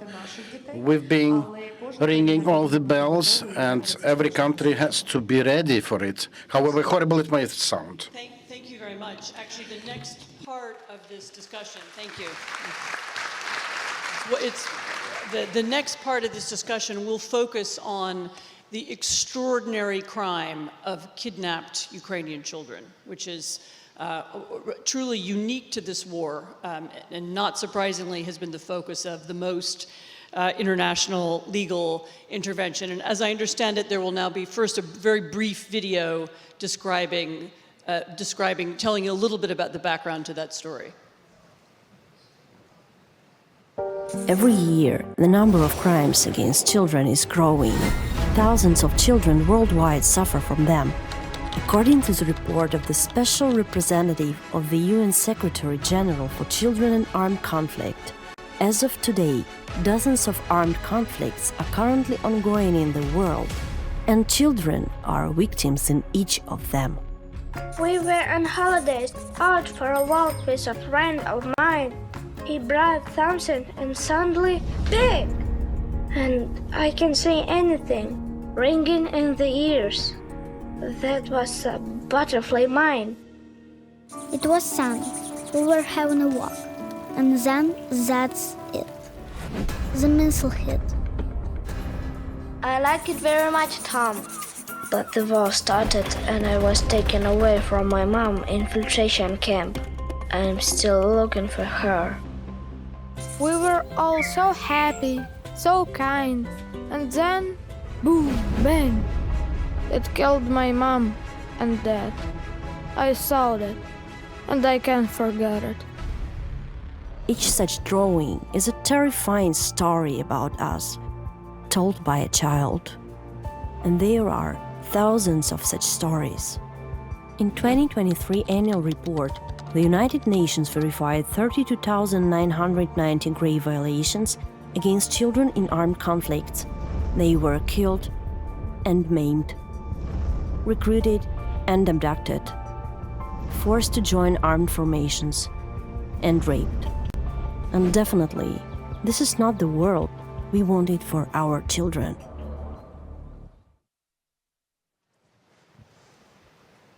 Thank you. Dmytro Lubinets, who's the Ombudsman of Ukraine.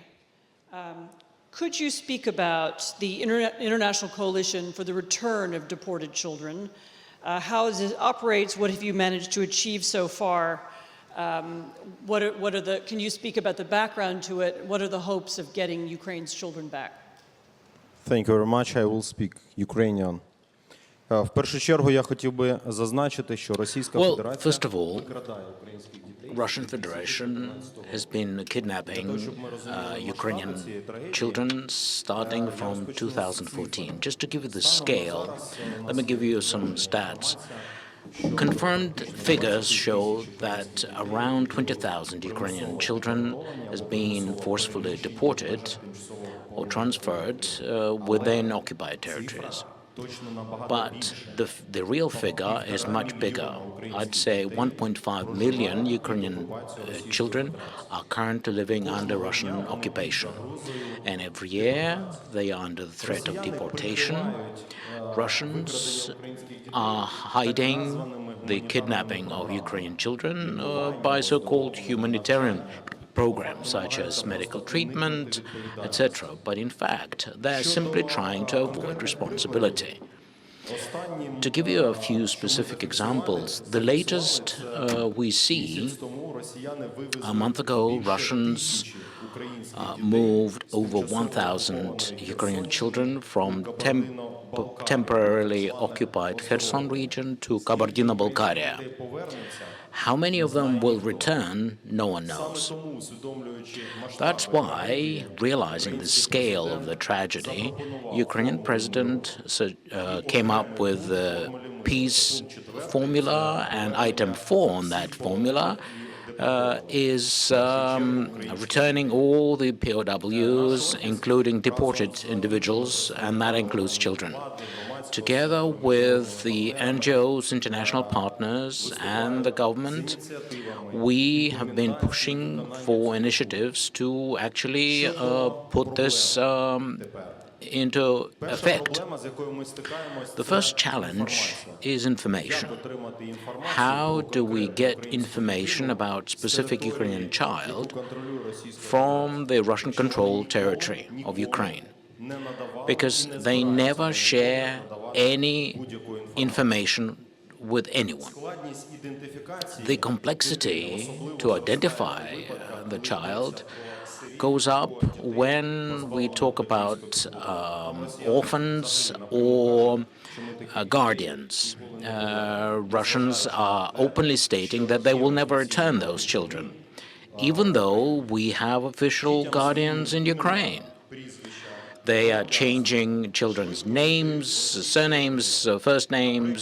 They allow Russian families to adopt those children. There's a website in Russia, and jointly with Financial Times, we identified Ukrainian children who were taken to Russia from Kherson region. So we are in the middle of returning those children back to Ukraine. Next challenge. Russia is demanding that in order to return a child, they want the parents to physically travel to Russia and return. But who can guarantee that Ukrainian citizen will actually make it back? Or, I mean, it's very likely there's certainly a risk of them taking hostages, and that's their demand. Next issue. Russians are demanding that Ukrainian side will provide documents proving that it's a Ukrainian child. How cynical can one be?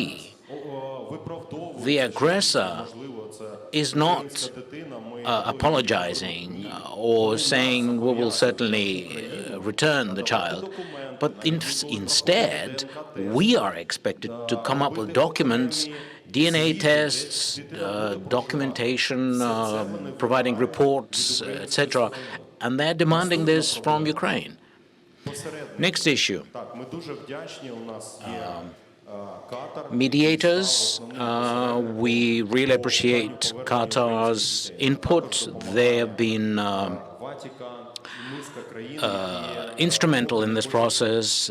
The Vatican have been helping too. some other countries are also involved, but remain behind the scenes. But the Russians may simply block the process and stop communicating with these mediators.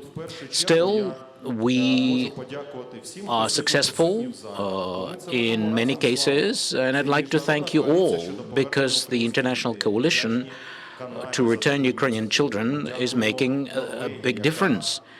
We thank Canada, we thank Norway, which is the second country who joined the coalition, and currently it is 40 strong. And we thank all of these countries because they stage information campaigns, they organize side events, they initiate changes to international legal documents, and as well as Ukrainian organizations, NGOs, who are physically involved in returning Ukrainian children. Our international partners are providing funding, and we have good results. We have returned 931 Ukrainian child back to Ukraine. I think that deserves a round of applause. However, it's a drop in the ocean, because if we return one Ukrainian child every day, we need 55 years to accomplish the task. We don't have the time. So, with all due respect for international system, UN, the Red Cross Committee, as a Ukrainian ombudsman, I believe currently there is no world system to protect children's rights. And in fact, recently, head of the UN General Assembly, Denis Francis, confirmed that, because he stated, we cannot force Russia to adhere to international law. Dear colleagues, if we see and acknowledge that Russia is violating international law, perhaps it's time to kick them out of the UN and, be punished for all the war crimes they have perpetrated. We have two ways forward, in my opinion. First, carry out special operations and return Ukrainian children as much as we can, one a day, etc. Second, assist Ukrainian armed forces to liberate temporarily occupied territories, which would make it impossible to perpetrate these crimes in the future. And of course, we have to make sure that Russia is punished, because unless this happens, there'll be more aggression around the world, and tomorrow, not only Ukrainian children might get deported, but children of other countries as well. Thank you. We have with us Karim Khan, who is a prosecutor of the International Criminal Court, which, as I said, is one of the few international bodies that has addressed this issue specifically and indicted President Putin and his colleague in the Russian government for the deportation of children. Maybe I'll just ask you one simple question, which is, how do we hold Russia accountable? How do we enforce international law so that, as our colleague says, this isn't repeated in other countries? I think the answer is to ensure that there's justice, and to ensure that the promise of never again isn't a soundbite that evaporates, that is mentioned in rooms like this. It is something that is felt by the most innocent, the most vulnerable, and that, of course, is children. I think what we've done in the office since I was elected is, as a strategic priority, focus on children. There's an awful English saying, now thankfully out of fashion, that children should be seen and not heard. And I think it's true to say that in the criminal justice space, with the exception perhaps of child soldiers, children were not seen or heard. They were conflated overwhelmingly with the general civilian population.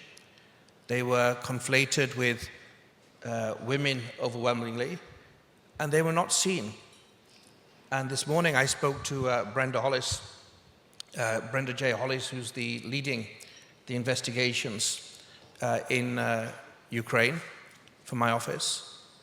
And she said something very true, that there's no crime that is committed that does not affect children. And every single time I have been to Ukraine, I have seen the imprint. I have seen the effects of crimes directed against children and affecting children. When I went to Kharkiv, I think it was March or April 2022, we saw a lot of destructions of buildings, civilian buildings, but I remember seeing a school in the woods, in fact, and it had been hit. You have all seen, the world has seen, the world has watched, we are all witnesses to the targeting at maternity wards in Mariupol, theaters where children were taking refuge. And as was mentioned by the First Lady, we saw on the 8th of July at Okhmatit Children's Hospital a strike, the specialist children's hospital for pediatrics in Ukraine, doing 10,000 operations a year. And 2 people were killed, a grandfather and this wonderful nurse, Svetlana, doctor. She was an orphan. She struggled, she educated herself. She did not leave when the bombs landed. There's a huge demand all over Europe for doctors and nurses.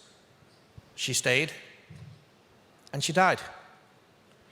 And I spoke to 2 nurses, Victoria and Anastasia. They were helping in ICU when there was kidney dialysis. So the first thing is to see the different ways that crimes are being committed. We've talked about warrants that the judges of the International Criminal Court have issued in relation to President Putin and Madam Lvova-Belova for this awful alleged criminality of deportation. And I went to Kherson. And when I went to Kherson, I went to a care home, and it was extremely poignant. There were Russian drones overhead, and I saw cribs, baby cots. I saw cupboards with clothing and shoes. And on the wall were Christmas photographs where these children were having Christmas parties and pantomimes. And it was haunted, it was empty. And where are those children? What language are they learning? Not Ukrainian. Where are they with their families? No. Many have been openly adopted. Allegations of indoctrination. So we need to see all of that. But the other aspect is to realize it happens in so many ways. The First Lady mentioned that 24% of teaching is online. Now just think about it from our perspective. Just think about it from our perspective. The world has suffered COVID. We have seen in our domestic systems the impact on COVID for education. Everybody breathed and hoped for children to go back to normalcy. And the children of Ukraine haven't been able to do that. They can't play. Well, yes, sadly, we've been unable to hold the Russians accountable for any of that so far. So I think what we have to do is to move forward with the law, to realize that don't be demoralized. There is this common groundswell of support. And this is the power of focusing on the crimes against children. These are not combatants, these are not belligerents, these are the future of humanity. There's a saying that half the population are children, but 100% of the future are our children. And this is why I think an event like this is so important, because all of us, when we go back, we can shed a tear when we see these emotional scenes of children who've survived, who try to dance, and who dance so beautifully. But collectively, we need to stand together to have unity, and not as some kind of charity for Ukraine, as a God-given right and a God-given responsibility we all have, not just lawyers, but all of us, everybody watching, to fight for children, because if we don't stand together and fight for children, if we don't view these children as our common heritage, well, then there's no hope for the planet at all. So I think the law has a role, but it needs that partnership, and the work of the fantastic Prosecutor General of Ukraine, the partnerships we're building, the work that's been done here in Ukraine are examples where justice is difficult, but it can be achieved. So we will conclude. Thank you very much. We will conclude by hearing from Andriy Kostin, who is the Prosecutor General of Ukraine. I can say I have personally been to sites of recent bombing and damage in Ukrainian cities, and I've seen that there are prosecutors on the ground who arrive almost immediately and immediately begin to assess whether there's been a war crime, to collect evidence, and to prepare documents for International Criminal Court and for other courts. And so we will hear from our final speaker. Final speaker will address that, perhaps the same question I just asked, which was, how do we hold the Russians accountable? How do we enforce international law in Ukraine? Thank you, Ms. Applebaum. I will also speak in Ukrainian. Я хочу подякувати всім учасникам. I'd like to thank all the participants. First and foremost, First Lady Olena Zelenska for comprehensive approach to save Ukrainian children, because every Ukrainian child suffered from this war. Even if children don't realize that, we understand that. Thank you for your leadership, because we need to save our children, both the ones who were deported and the ones who suffered from hostilities and the ones who are now kept on the occupied territory. We have to save them and ensure their future. I'd like to thank Karim and his team for unprecedented assistance and cooperation with us. Thank you for prioritizing the cases, because the first case that made it to ICC is the one on mass deportation. And that's what Daria mentioned. Since the World War II, this is the first deportation of children. We thank Daria. We've been cooperating closely. It's instrumental because it's a concerted effort. We're joining efforts. It's a joint vision, and we would like to thank Janine for all the projects, because you and Reckoning Project are among the large coalition of NGOs who are working together to ensure justice for Ukrainian children and all the victims of this war. Since the outbreak of the war, Russia killed 572 Ukrainian children. 1,600 were wounded. Over 15,000 have been forcefully deported to Russia. And this is the data that is now documented in criminal cases, but real figures, of course, are much higher.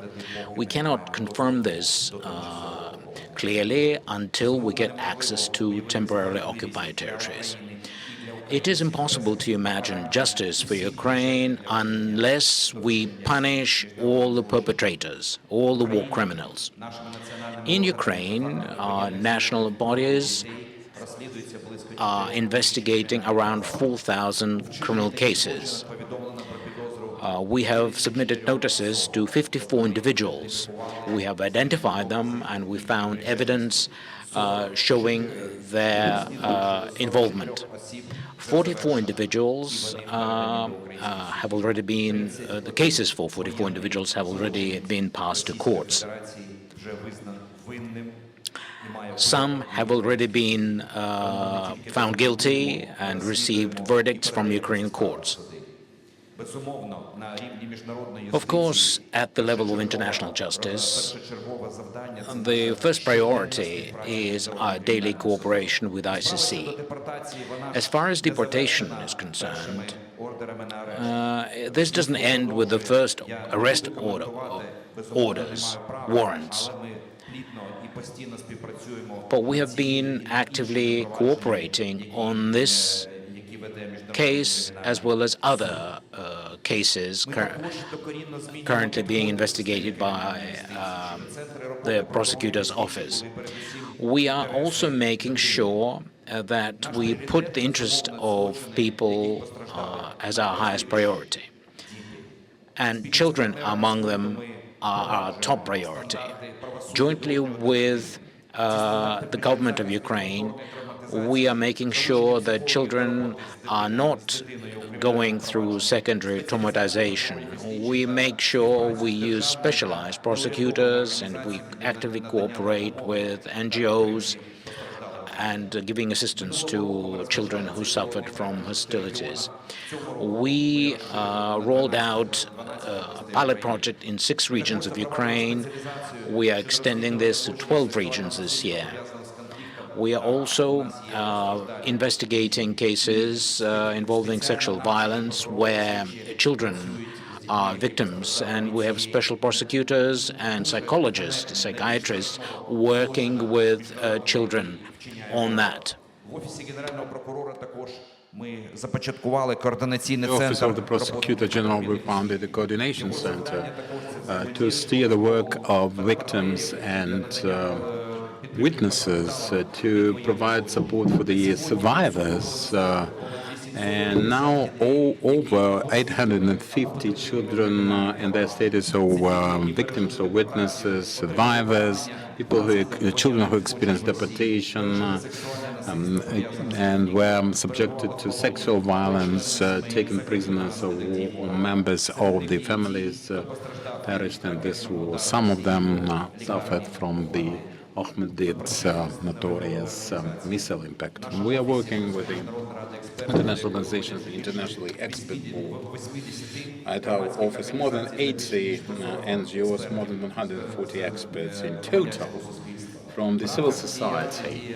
Under the auspices of this board, we have 14 subgroups, one of them for protection of children, with 26 NGOs present and attending.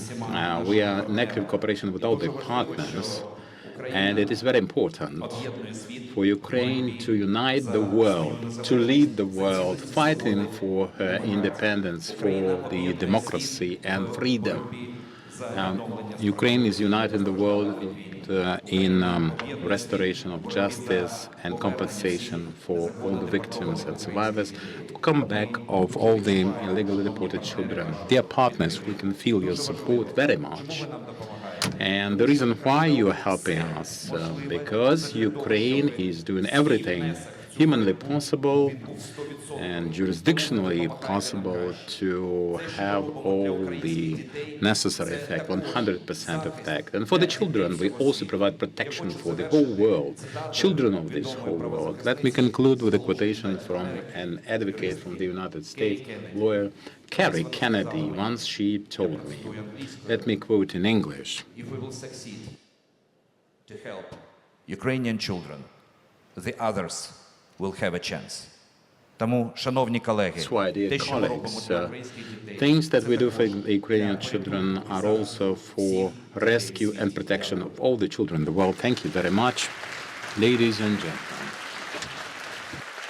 Thank you very much. It concludes a really extraordinary panel. I encourage all of you to read the work of Janine, to read the writings of the First Lady and all of my colleagues.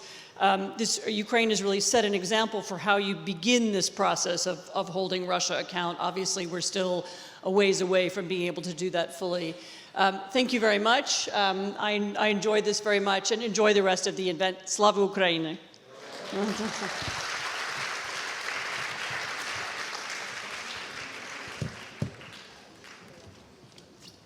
Once again, thank you. Thank you, Anne. And once again, thanks to all your guests and panelists.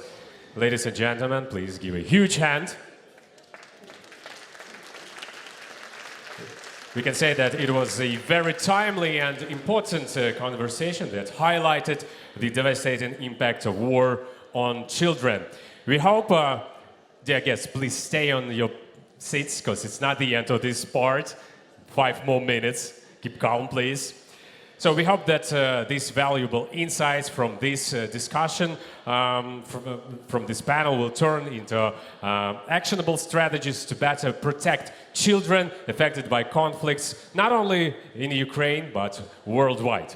But now, ladies and gentlemen, let me give the floor to someone who understands the responsibility and joy of motherhood. The one who was expecting her daughter when Russia launched the full-scale war against Ukraine. Please welcome one of the best tennis players in the world, U24 ambassador and a young mother, Elena Svitolina.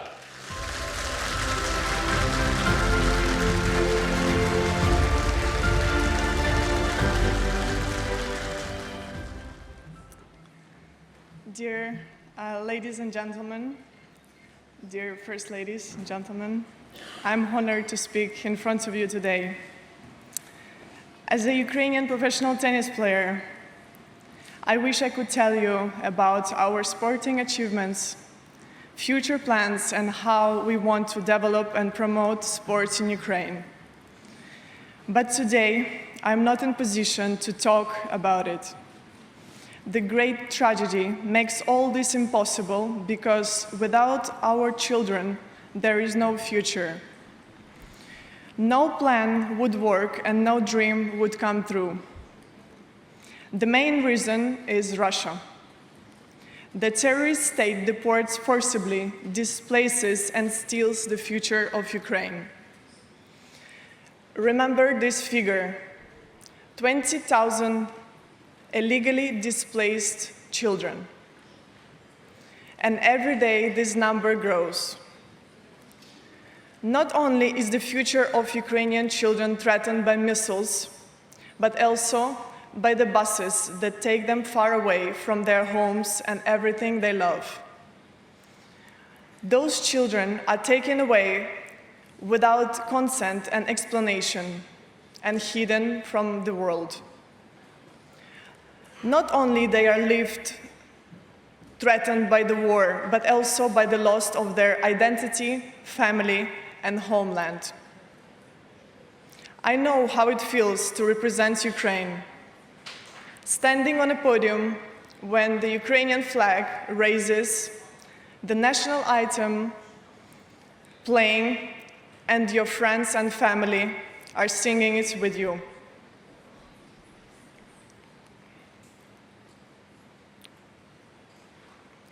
But today, deported Ukrainian children are forced to sing the anthem of the hostile country and the raise its flag in schools.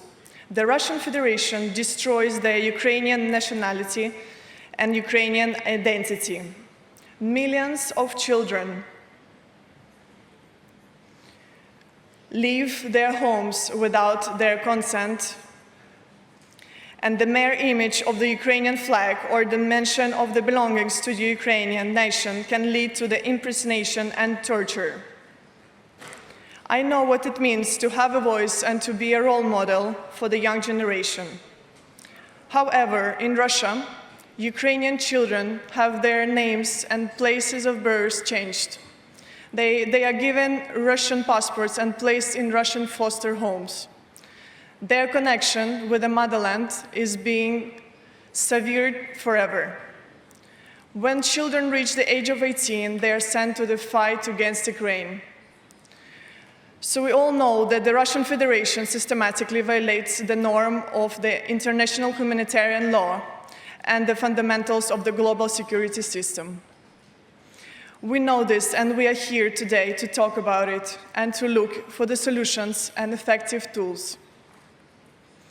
I strongly urge you to join Bring Kids Back UA initiative to ensure that the Convention on the Rights of the Children is not an empty sound. Children must be protected from the deportation and forced displacement, from murder and injury. Schools and hospitals should not be destroyed by the rockets. As a mother and a person who works a lot with the children through my foundation, I see as our mission to protect children's rights, because children's rights must be always our priority. Slava Ukraini! Alina Svitolina. Alina, stay on stage, please, just for a second. Because first of all, I'd like to thank you for your kind words and deeds. And of course, thank you so much that on your birthday, you're with us. Happy birthday! Thank you.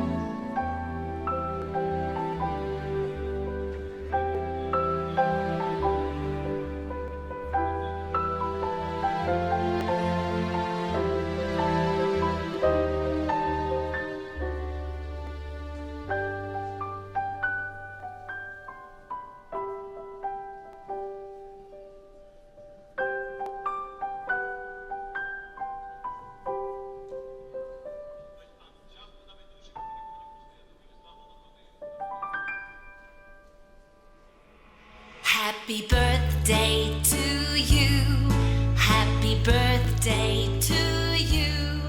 Happy birthday, happy birthday, happy birthday to you. Happy birthday to you. Happy birthday to you. Happy birthday, dear friend. Happy birthday to you.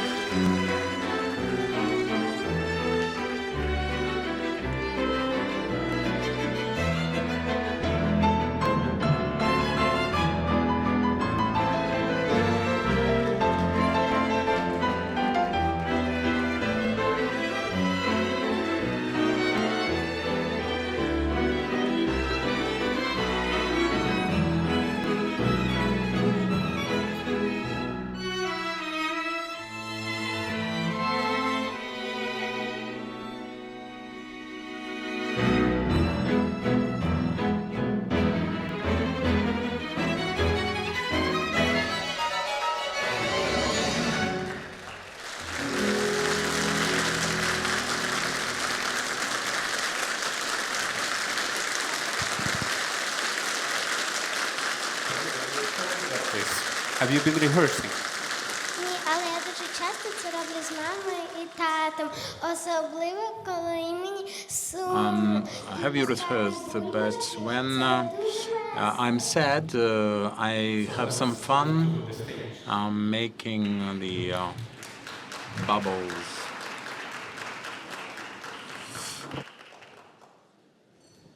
This is your seat.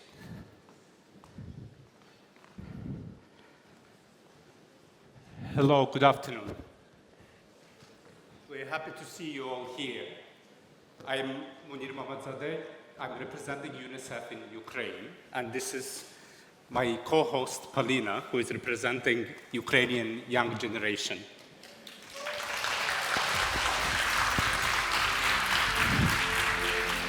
Together we will be hosting a panel on parenting. But first of all, before we proceed further, let me thank the Dickey Theatre for this performance and for bringing actually bubbles filled with warm childhood memories to all of us. Please, round of applause. To me, those bubbles actually symbolize a nurturing and loving family environment that children need to thrive. And as Polina said, bubbles make any day better. So dear parents, this is a life hack for you. So, Polina, you wanted to add something? Я думаю, що всі це I think знають. that all people know that, and all the families do that. Don't they? I would love to say yes, but sadly, not every child has these happy family moments that we have seen on the stage. So some children don't feel safe at home, unfortunately. And the survey that was conducted for the summit that was presented this morning across 15 countries showed some worrying numbers, actually, which I would like to mention and repeat again. So more than 1 in 6 children actually worry about being unsafe at home. And children who feel unsafe at home are insecure about themselves, naturally, right? And only 30% of them can describe themselves as happy people. You can see some of these numbers on the screen. War, separation, and arguments at home, of course, between the parents, contribute to the poorer mental health, so 44% of children participated in the survey. But what gives us hope is, of course, that parents remain the key people for children to turn in times of need. This highlights how crucial it is to empower parents and caregivers. And this is what our panel is about. So we in UNICEF strongly believe, that parenting is not just about providing support as such, but also about shaping the future by creating nurturing and caring home environment, which is so instrumental.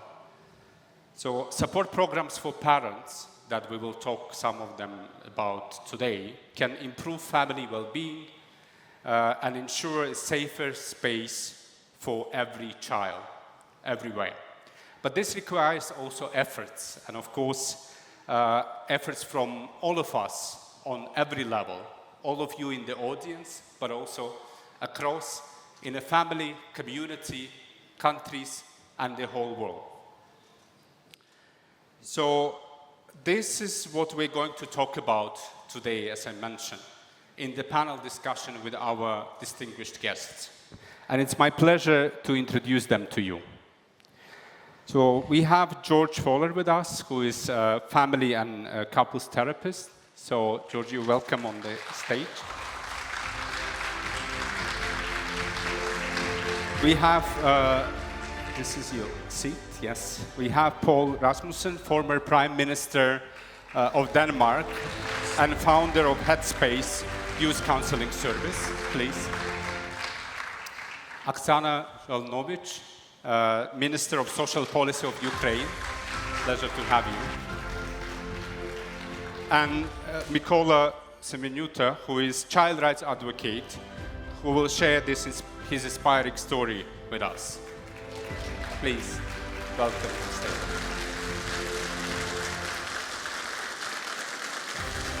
Thank you.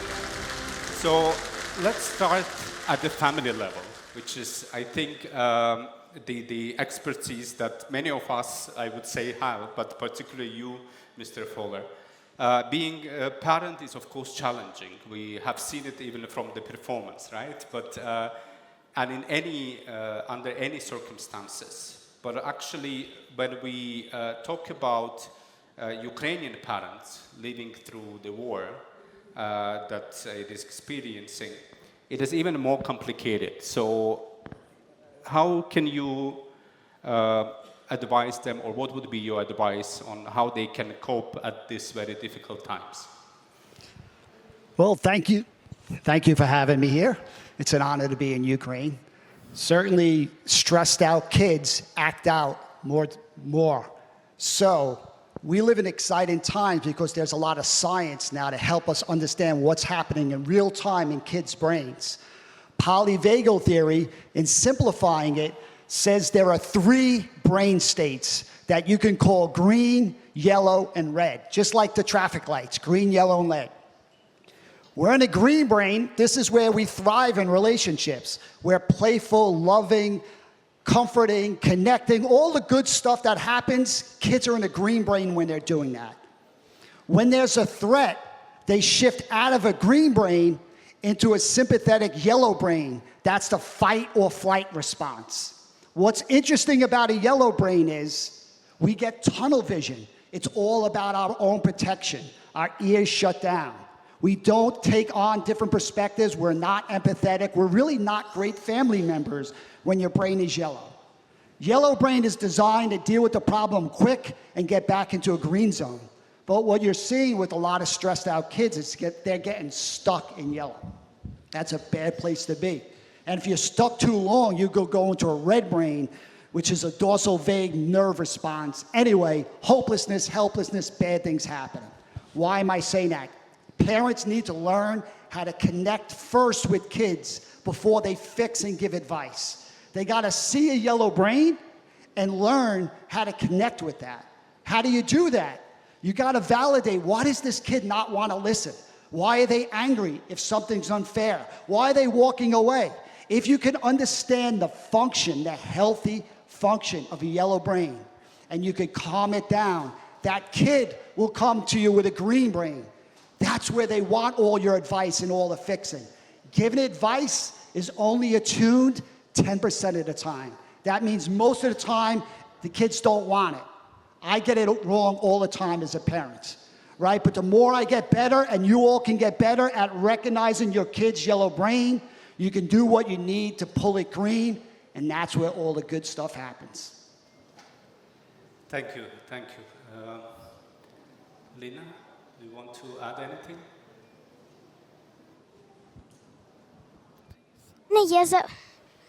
У мене є запитання. I have a question about some. I have a question about some children who participated in the survey prepared for this summit. To Mr. Fowler, is it possible to help them to feel safe again? Can we help them to come back to this safe state somehow?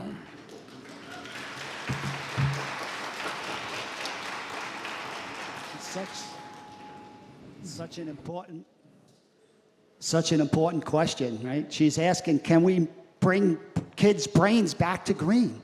And the good news is we can, right? We got to help them feel seen. to feel listened to feel supported. We need connection as much as we need oxygen and food.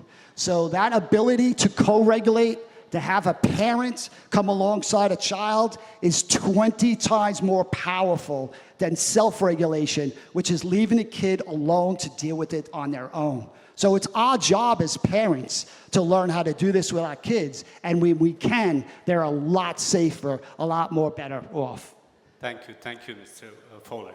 So my takeaway from this is that actually every family faces challenges, right? But the good news is that there are ways to overcome them, either on our own, but also sometimes with the help from others. And I think it is the right time to turn to our next speaker. So let's now talk with Paul Rasmussen about this. I think it really matters when a community support a struggling family, right? And then how we can address the challenges, the stigma around seeking help, which we see everywhere, and create a supportive environment for families within communities. Can I start by saying, from a personal experience, I know the pain. I know the pain, I know the despair in fathers and mothers when they can't help their children in the way which they can see will have consequences, positive ones. And I know the pain among children because what I know is my own very, very tough and hard experience. In my first half year as Prime Minister of a total period of 9 years, I lost my child, my daughter, 24 years old, she took her own life. So I know what pain is, and I know that a lot of cases, this is not a thing we can leave to the parents alone. We need to understand that kids and young people, they are also interacting between themselves, among others. So when I look at Ukraine right now, I see an enormous, enormous need of having external assistance from someone who knows about kids and parents. We cannot simply leave it that time will run and we have a psychologist who is ready to talk with her when he has time and she is coming. Their waiting lists are too long, their waiting time are too long, and when you have a kid in young age of 12 or 15, she or he cannot wait, it's here and it's now. So I must propose two concrete proposals for Ukraine. And I'm quite happy that First Lady Olena have invited us to introduce the model here in cooperation with the Ukraine people. In my country, 9 years ago, I took the initiative to create the Headspace centers, which are now in 31 cities in the Copenhagen and in Denmark. What are we doing here? Friends, key number one to save the children and to save the parents is to intervene and to help at the earliest possible stage. Every waiting time and additional, I can't do it now, you can come on the list and you can perhaps come in 3 or 4 months, that's too late. Early intervention and help when the youngsters need it, that's key number one. Key number two is to meet someone who understands you, to meet a good relation, which is crucial at the top of your parents. You should remember that small kids and grown-ups and youngsters, they are the most loyal people to their father and mother in the world, right? So if you want to help, you should also give the kid a chance to find his or her own future and then begin to connect to the parents again. So proposal number 3 is looking at the need here. I think that someone had told me that around at least 8 million people here need some help of earlier kind than we can give them today. So how do we create a capacity which in a relative short time can connect between someone who they will talk to and can talk to and someone who can help them? That is Headspace. And if you want to help Ukraine kids and youngsters, you need to include the civil society, as we have done in my country. Each center have 2 professionals and 25 to 30 volunteers or civil society people. of course, they've got their training, but it is the interplay between them and the two professionals and the young coming in. Finally, when a young man or girl or a child is coming into the Headspace Center, those who want to help him or her are not saying anything but, welcome, welcome. How can we help you? We're not coming with a paper and making some questions whether he's fitting in this or that model. Welcome. How can we help you? And then she or he who wants to help is not saying anything else. So the first one in this dialogue who's taking the word is the one who wants to have help. And when we ask all our kids and youngsters who have been in the Headspace, and 85% of those who have been there are saying, I feel better now. So we don't say how long time we have for the kids. We don't say how many times you could come again and again. We don't say that question you post now is not important. Nothing is too important and nothing is too unimportant. Everyone who asks for a conversation with us are getting it. And they say, number one, they listen to what we are saying in the Headspace Center. They understand us before they try to help us. So the mechanism is, in a sense, very, very well known in the old days, but perhaps we have forgotten in building up our welfare state in silos that a youngster who are looking for help is not capable of getting it from the traditional way we're getting it. So finally, the modern welfare state in my part of Europe, the most rich country in the world, they say, Denmark, with the highest taxation level, but George also with the highest disposable income, you know. So my point here is, even the most well-educated welfare state have its loopholes and cannot give the young the key to making his or her way at an earlier stage. That's for the civil society combined with the Headspace centers I'm just mentioning. So that's my answer. Thank you.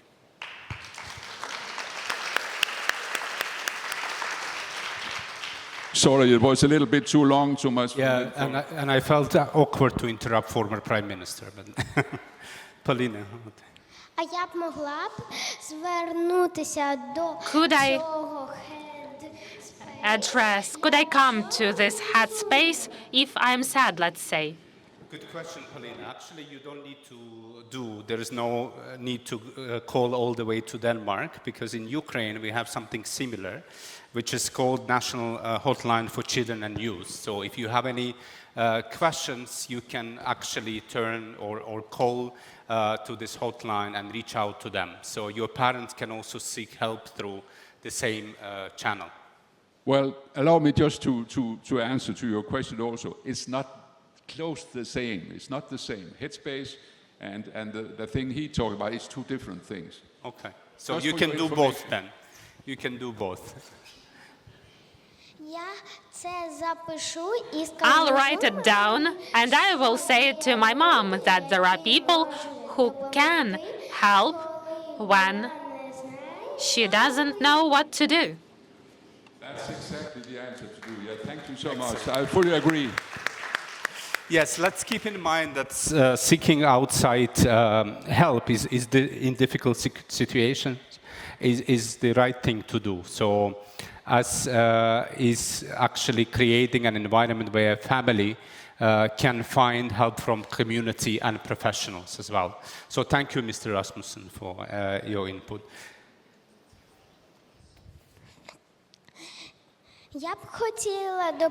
I'd like to help Ukrainian children and families. Where can I find out about what they may need? We have just the right guest to answer that question, Polina. We have Madam Minister with us, Oksana Zhalnovich. Could you please tell us how things are now for Ukrainian families?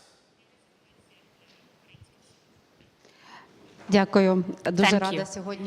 It's so good to be here today and to take part in this very important event, because the question of protection of our children and the development of our children is one of the biggest policies, in particular of my ministry. Today in Ukraine, we have 7 million children. Unfortunately, we can say for sure that all these 7 million of children were affected one way or the other, because part of them are separated from their surrounding, and they have to build new contacts and connections abroad. Some of them lost the loved ones and relatives. Some of them cannot get the education the full way. Others have constant anxiety due to the stress related to the war. And the first circle of support that we can provide to the child is the family of the child. But does the family always know how to provide the support and care for the child? Because our parents face so many different challenges, and one of these challenges is that they simply don't know how to take care of our children. They lack basic skills on what needs to be done in that moment, and we could see that in our performance. Unfortunately, with different lessons at schools, we don't have the lesson of parenting school. And there we would learn how to be a good father or mother. And within our ministry, we've implemented the necessary training curriculum to increase and raise parenting qualities and skills. It will be done in our resilience centers. They will be very similar to the center you've named, Mr. Prime Minister. So I hope that Ukrainian parents will be able to get answers to their questions, and they'll be able to help children when they face challenges. The second challenge our families, parents, and children face is poverty. Poverty and other conditions, circumstances that come out of that. That's why we work on different programs to overcome poverty, to support families with low income, families with many children. We've built the social service package that have to be developed in every family, so that family would feel comfortable, and as you rightly mentioned, so that any family would receive the support as early as possible, so that they would feel comfortable and bring up children in a quality way. Also, we're working to prevent the risks about the child who can get into the family with domestic violence or addictions. We have 700 centers which help families overcome domestic violence, and I do hope that the quality of these centers and their efficacy will increase, so we will not have families which would stay all alone with such problem as violence in the family. The next point, disability of the child. That's one more big challenge that parents face, and here, unfortunately, everyone has to work so that parents wouldn't feel lonely, so that they wouldn't feel in social isolation. Unfortunately, in Ukraine, we don't have enough social comprehensive services which can help and timely support the family that has a child with disabilities. Right now, we're working on increasing the number of programs on early interventions where children and parents would get the necessary support. We work more on daycare centers for children with disabilities, which would provide special and inclusive education. All these measures help respond to the challenges our families face. And lastly, the loss of parents, the loss of the family. In this case, I believe it's important to work with those people who really care, who really can open their hearts and host and adopt the child who lost mother or father. For sure, the families should receive support at all levels, especially at the community level. And when we talk about those statistics that you have mentioned, we need to understand that we have so many individual stories, and each and every case is unique. Thank you. Can I introduce the next speaker? This is Mykola. He got his family only at the age of 23. Mykola, how did you live all these 23 years by yourself?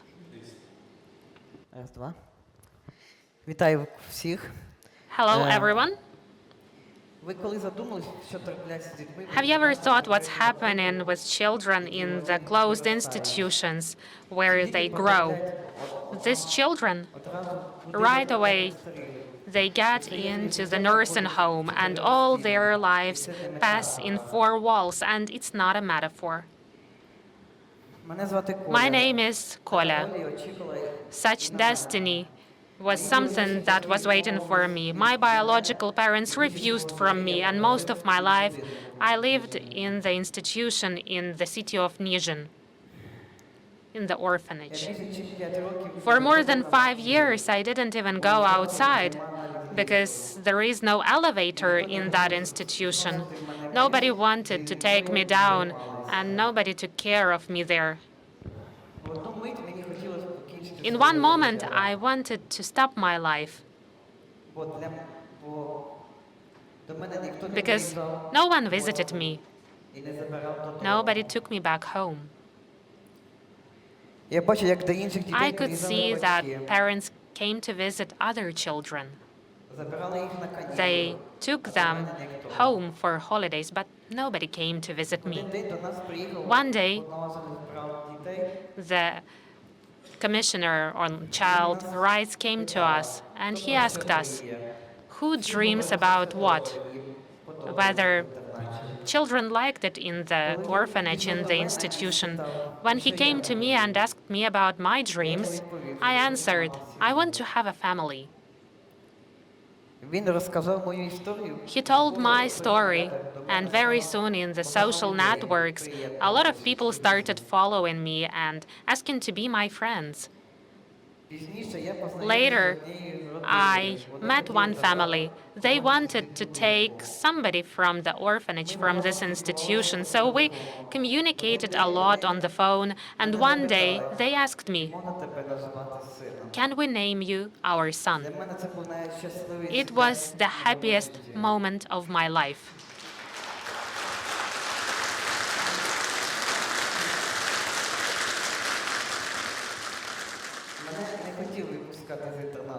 They didn't want to let me go from the institution because I had the status of a person with disability, and I had to go to court to get my status changed in terms of legal capability. So my new family came to the court hearing.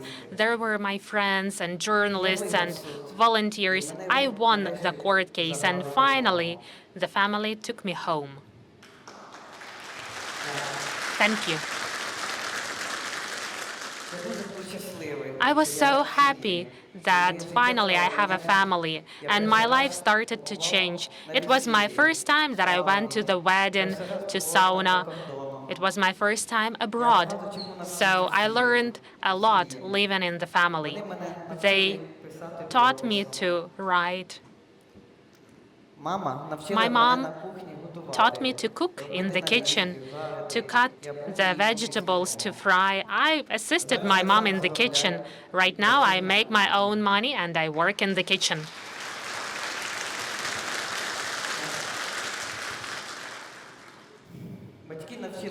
My parents taught me not to wait for someone to help me, not to wait for some presents. The opposite. They taught me to help people who need that.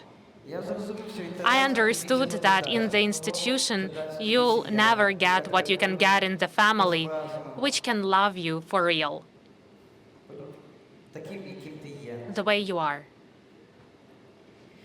The family will teach you to live independently, not to depend on anyone. And this lesson can be learned only in the family. Thank you. Thank you, Nicole. Such a powerful story. Yeah.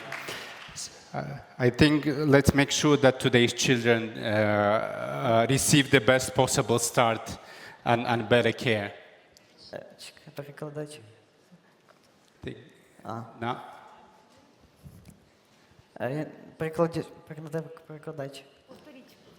No, I was just thanking you, Nicole. Sorry.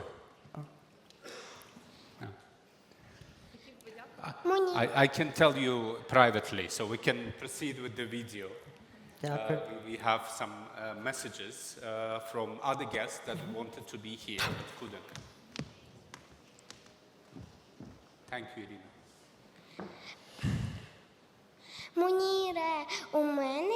Munir, I have an idea. Let's take a selfie with our guests. We do it after the video because there are some other people that wanted to be here, so we keep them on the screen behind to cover them in the selfie, okay? Post it. Dear Olena Zelenska, Excellencies, dear colleagues. First of all, I want to thank you, dear Olena, for bringing us all together once more and for giving us the opportunity to discuss another crucial topic, child safety. As some of you know, I am the patroness of UNICEF Germany. For many years now, children and their safety have been a major focus of my First Lady agenda.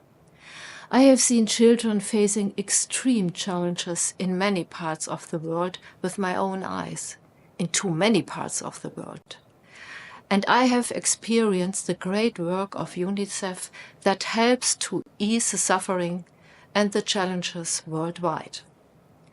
They contribute not only to the children's physical health, but also their mental health, which is just as important. So I'm very glad to support UNICEF's great work as patroness. Dear Olena, since 2.5 years, the people of Ukraine have been facing a brutal war.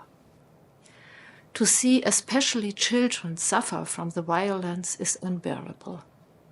In every society, children are the most vulnerable group, and it's our main task to protect them as good as we can.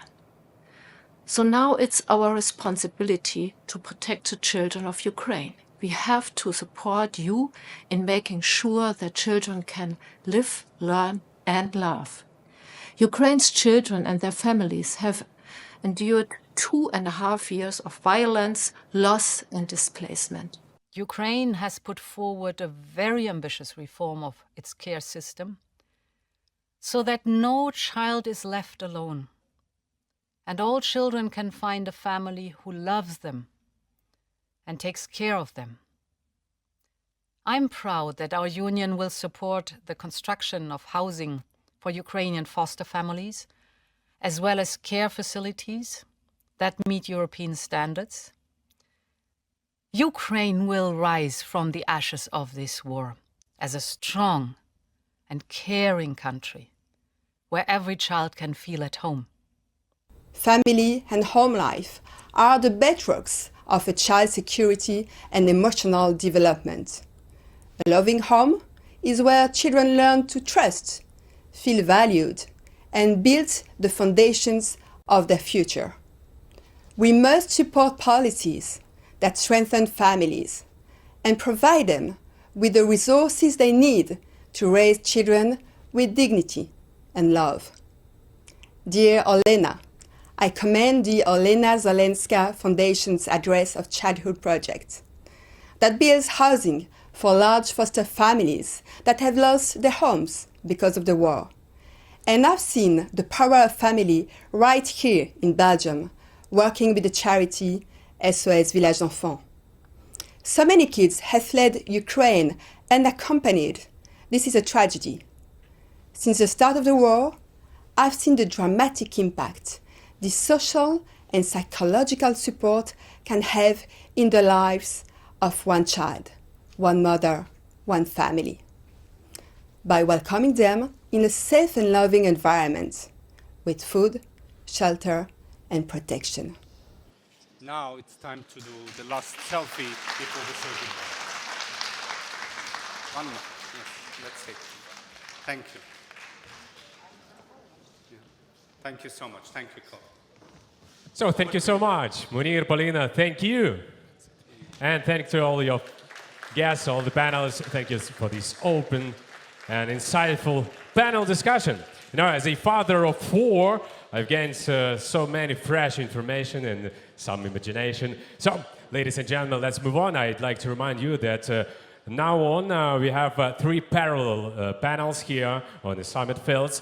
The one is here, and 2 more outside on the other locations, which are about child safety in schools and in cyberspace. But here we're going to continue to talk about child safety in families. And you know, he was never a president, but he performed his role flawlessly. As a father of 3 and a grandfather of 2, he has plenty to share about balancing a thriving career with responsible parenting. Ladies and gentlemen, please welcome a Hollywood star and 2-time Oscar winner and United Nations Messenger of Peace, Michael Douglas, and his son, Dylan.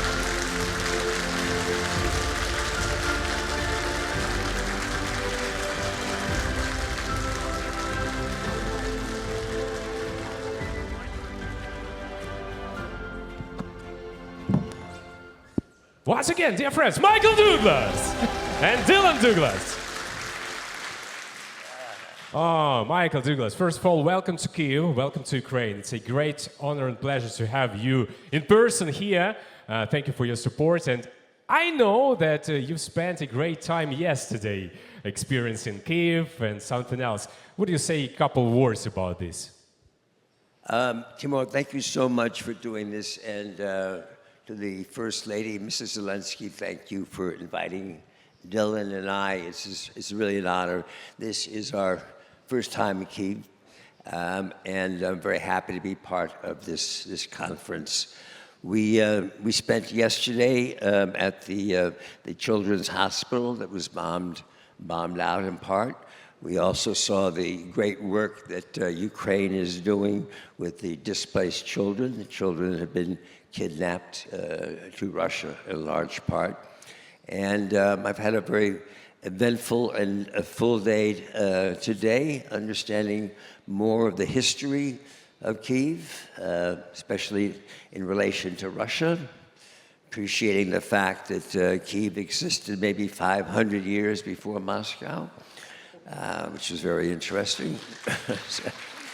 And I think we've all had a very full time. Would you say so, Dylan? Yeah, it's fantastic. I mean, we've seen all the sites, we've seen the churches, we went to the hospital, which was very moving, not just to see the damage, but the patients that are still there. But I think more importantly, we've met so many Ukrainians, so many people, and everyone, obviously our soldiers, but even the civilians are all heroes. And to see in such time of trouble and stress, such hope and resilience, it's really, really moving. Thank you so much, and it's a pleasure that you now have a new experience and knowledge about history and the age of some cities and countries. But let's get back to the main topic of our conversation.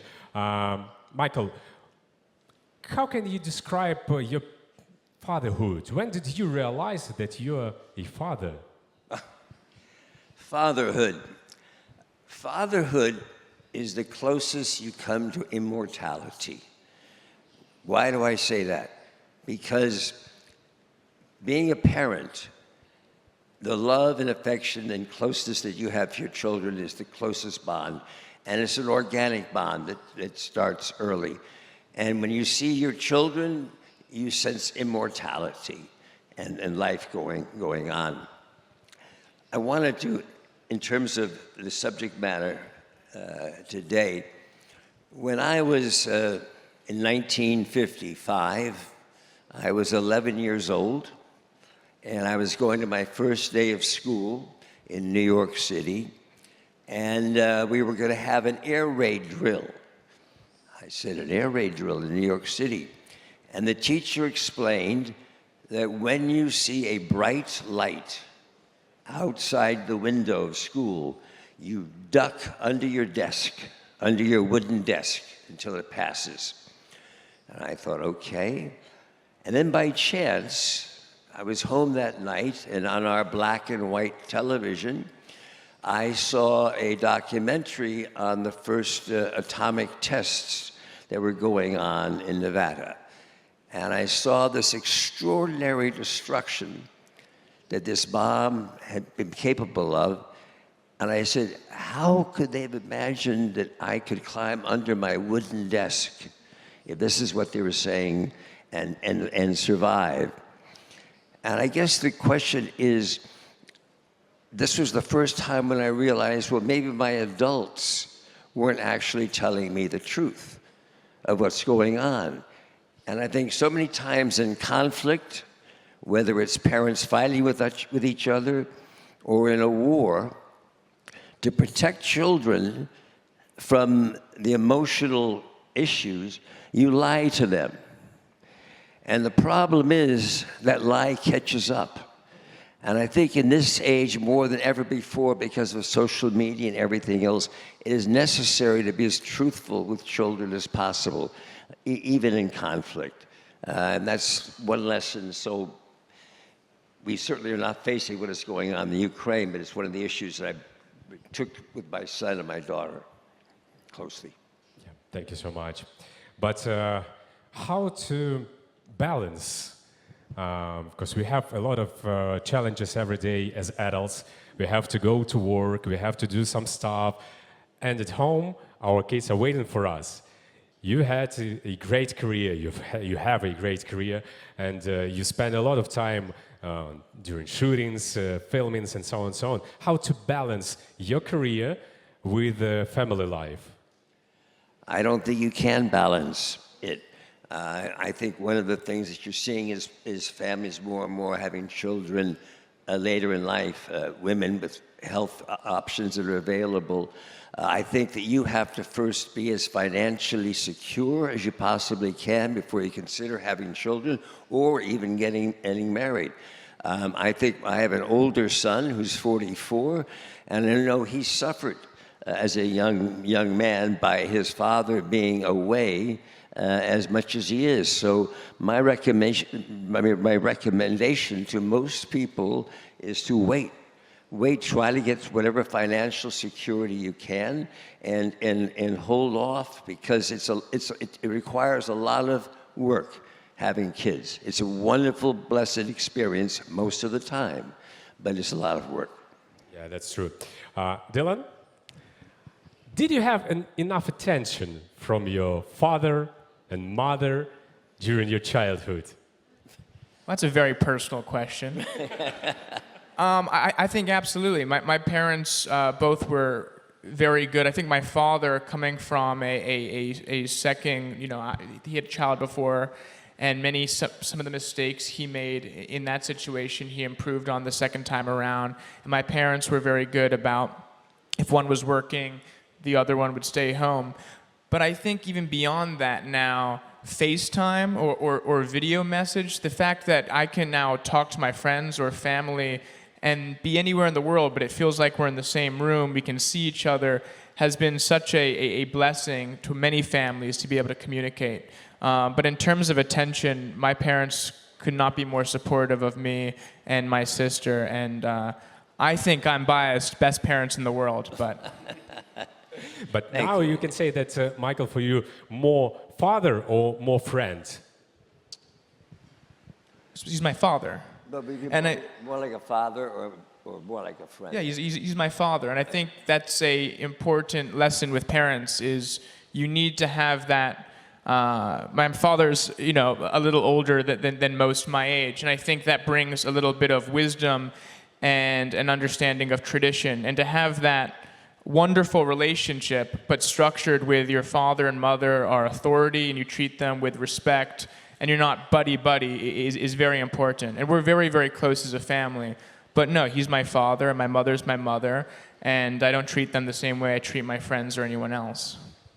Never be a friend to your children. Be a father and a mother. Cool, thank you. But how to build this trust between parents and children? By not lying. With my older boy, I remember one time we were having personal problems in my marriage with my ex-wife, and going away to school seemed like an option, and he did not want to go away. And I promised him, just try it. I promise you, try it for a year, and let's see how you feel. So a year went by, and our domestic situation was not better at all.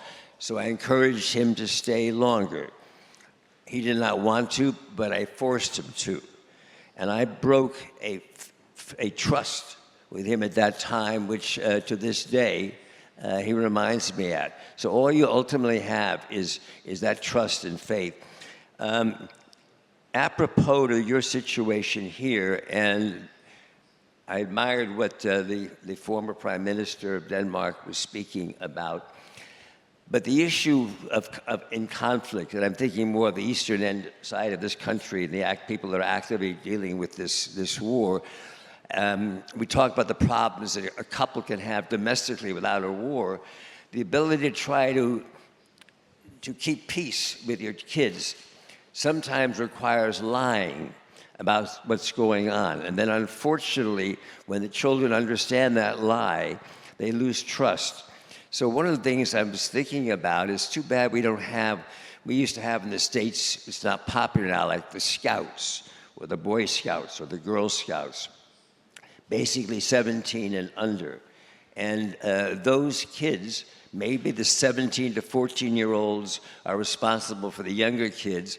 So maybe there's a situation where you feel comfortable as a parent with removing your children, as difficult it may be, to the back lines in some safety in terms of camps or process, which will allow the parents to deal more realistically with the situation going on, and at the same time allow the children more of an opportunity to grow up in a safe environment amongst other kids, because kids do like kids, sometimes much more than their parents.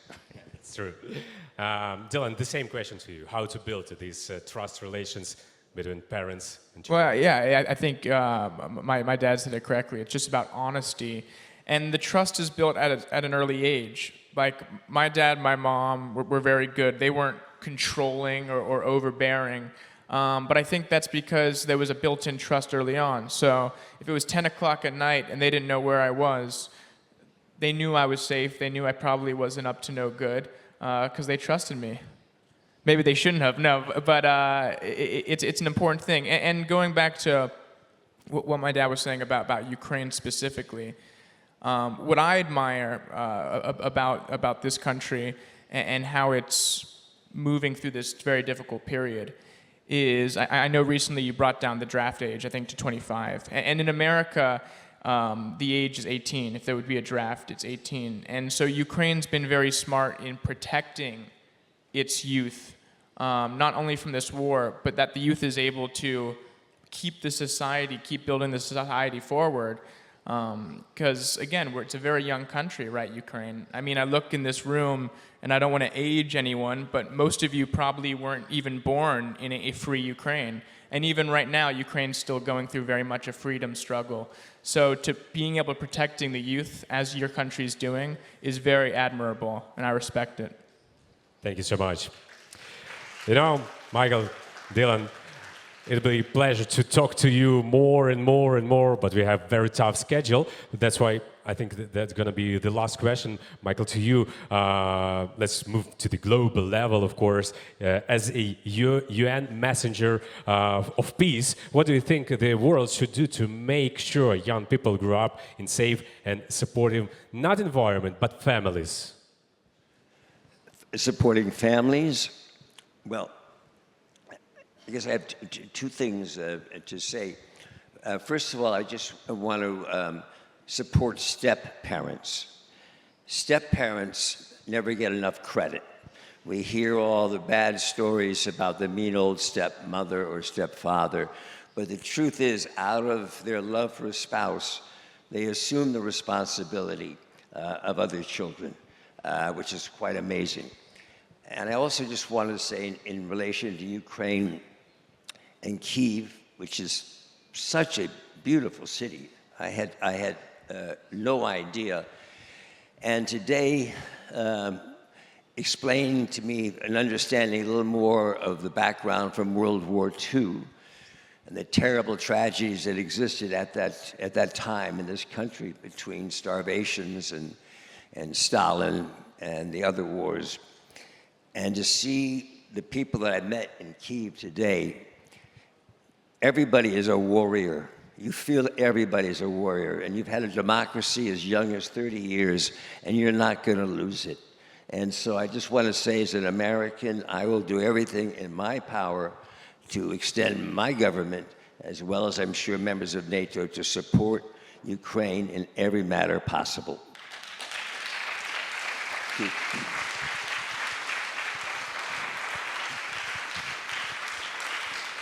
Dylan, of course, I can't let you go without your message to Ukrainians, to Ukrainian children, and not only Ukrainian, but for the to the children of the whole world. Because I know that you're in the US right now, like a young politician, a little bit involved in this. To going back to the sort of theme of what makes good parents and good families, and how do you build trust. I think that I'm so lucky that my father and mother instilled in me crucial character traits of integrity, honesty, respect. And I think those are the character traits that behind a nation's sovereignty, Ukraine is fighting for.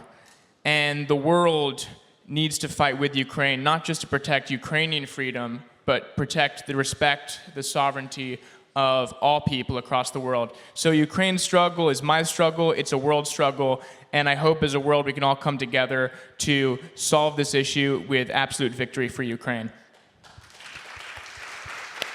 Michael Dillon, thank you so much for this short but very fruitful conversation. But you know, after your yesterday's journey throughout Kyiv, I think that half of Kyivans have already selfie with you. But not me. And, you know, because my kids right now at school, some of them in kindergarten, but I have my wife here. Please come on stage. Just for a short selfie.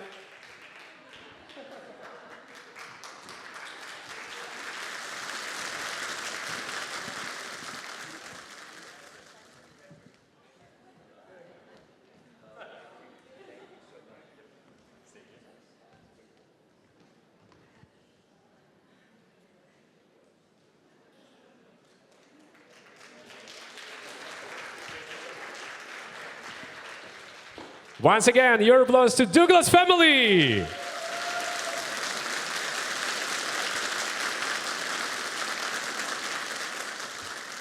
Now, ladies and gentlemen, let's move on and let us discuss how different countries support families and parenthood. What programs are implemented by their governments, and which best practices and cases could help the world and Ukraine specifically. So, I invite to the stage our participants, the First Lady of Belize, Rosana Briceño.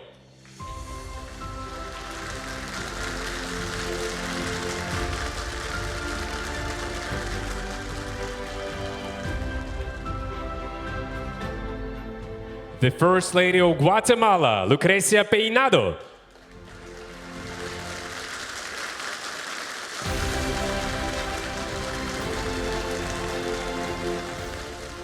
The First Lady of the Republic of Lithuania, Diana Nausėdienė.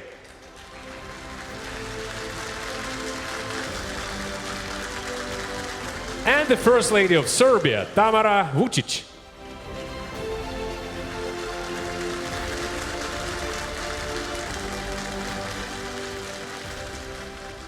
First of all, ladies, I want to thank everyone for coming and, of course, sharing our commitment to building the best support system for Ukrainian families. We look forward to learn from your success stories, challenges and strategies. And now let's address the crucial issue of supporting parents. The knowledge and skills parents have are vital for their children's development, for well-being, and of course for the future success. And how do your nations help parents develop these essential skills? And Tamara, let's start with you. This question to you. We know that Serbia has support programs for early childhood development, parents' mental health and positive parenting. How do these programs contribute to providing nurturing family care for every child in Serbia? Thank you for the question. Allow me to start with an old saying. that goes like this: the strength is not measured by who you defeated, but by who you protected. So the protection is the main issue nowadays, and by protecting our children, we're protecting the future.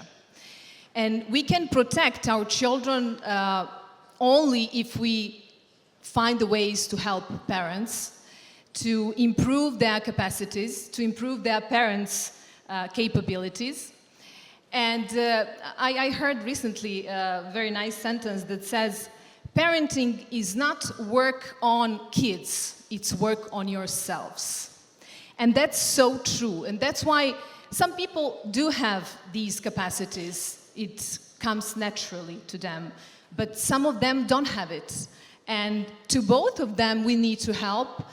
In the Republic of Serbia, through Republic Institution of Social Protection, we implemented so far 44 programs that are focusing on parents. One of these, the freshest, the newest, is playful parenting that focuses especially on new challenges, the challenges of a modern world. And I wanted to share a personal experience. I always say it's the most useful thing to talk from your own experience. When my son, who is now 7, was going through the first year of his life, I wanted to monitor every step, every threshold. I'm sure as a father of 4, you know that very well. Every threshold, every month he needs to pass, he needs to cross it. And I realized that it's very difficult, it's challenging, and I asked a physiotherapist to come to help me with this. It's a part of a program in Serbia.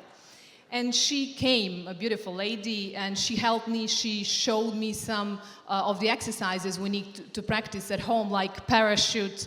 That's the exercise you need to practice in order to, when your child starts walking, not to fall on the head, but on the hands.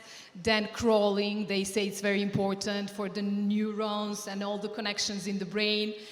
And we started doing all of that, and I found it very stressful. And I asked the lady, would you be kind, please, to come every day to do this with my son, because he was opposing, he was yelling, screaming. I don't know how to do this. And she was like, I can see that you can do that, so I could come every day, but I won't. Because it's very important for you and your child to make that connection from the very beginning. Previous speakers were talking about that, and that's the connection from the very first day of the child's life. And I managed. Yeah, it was stressful. Yeah, I wasn't fully recovered back then yet, but still, we managed, and it was very precious time. The other thing also, we mentioned children with disabilities. We have another very important program in Serbia. It was implemented from the US. The NGO Autism Speaks started this program. It is called CST, Caregiver Skill Training Program, focusing on master teachers who came from the US, teaching our medical workers, who then taught parents. Since, of course, the area, the safety of the home is very important and stimulating. And of course, parents, I'm talking about functional families, of course, parents are people to whom children trust the most. So the idea of this program was to help parents to take care of their children in a right way. These are children with autism. And I witnessed that a 4-year-old boy, after only 3 days of practicing in the institution with the medical workers, but also at home with his parents, he managed to show which one of 2 toys he wants. He wasn't able to do so previously, and almost to put on his own jackets, by himself. It's a great program, and we did a great job with that. Thank you so much. Now we want to learn something from Lithuania and First Lady Diana Nausėdienė. Diana, how does your nation support parents in developing these essential skills? Thank you very much for your question. Well, I want you to experience an adventure because I'm going to be addressing you in a language that is an ancient language. Linguists refer to it as an ancient language. It's one of the most archaic languages, that is Lithuanian. What do you think? What do the first ladies do all day?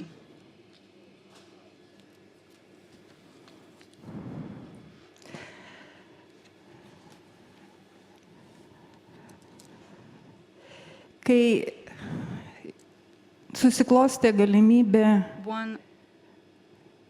kalbėti I had a chance to speak žmonėm, to people. Atsirado ir atsakomybė kalbėti prasmingai. Then there was a responsibility to speak meaningfully. And now at the summit, I would like to share experience which is universal, which focuses on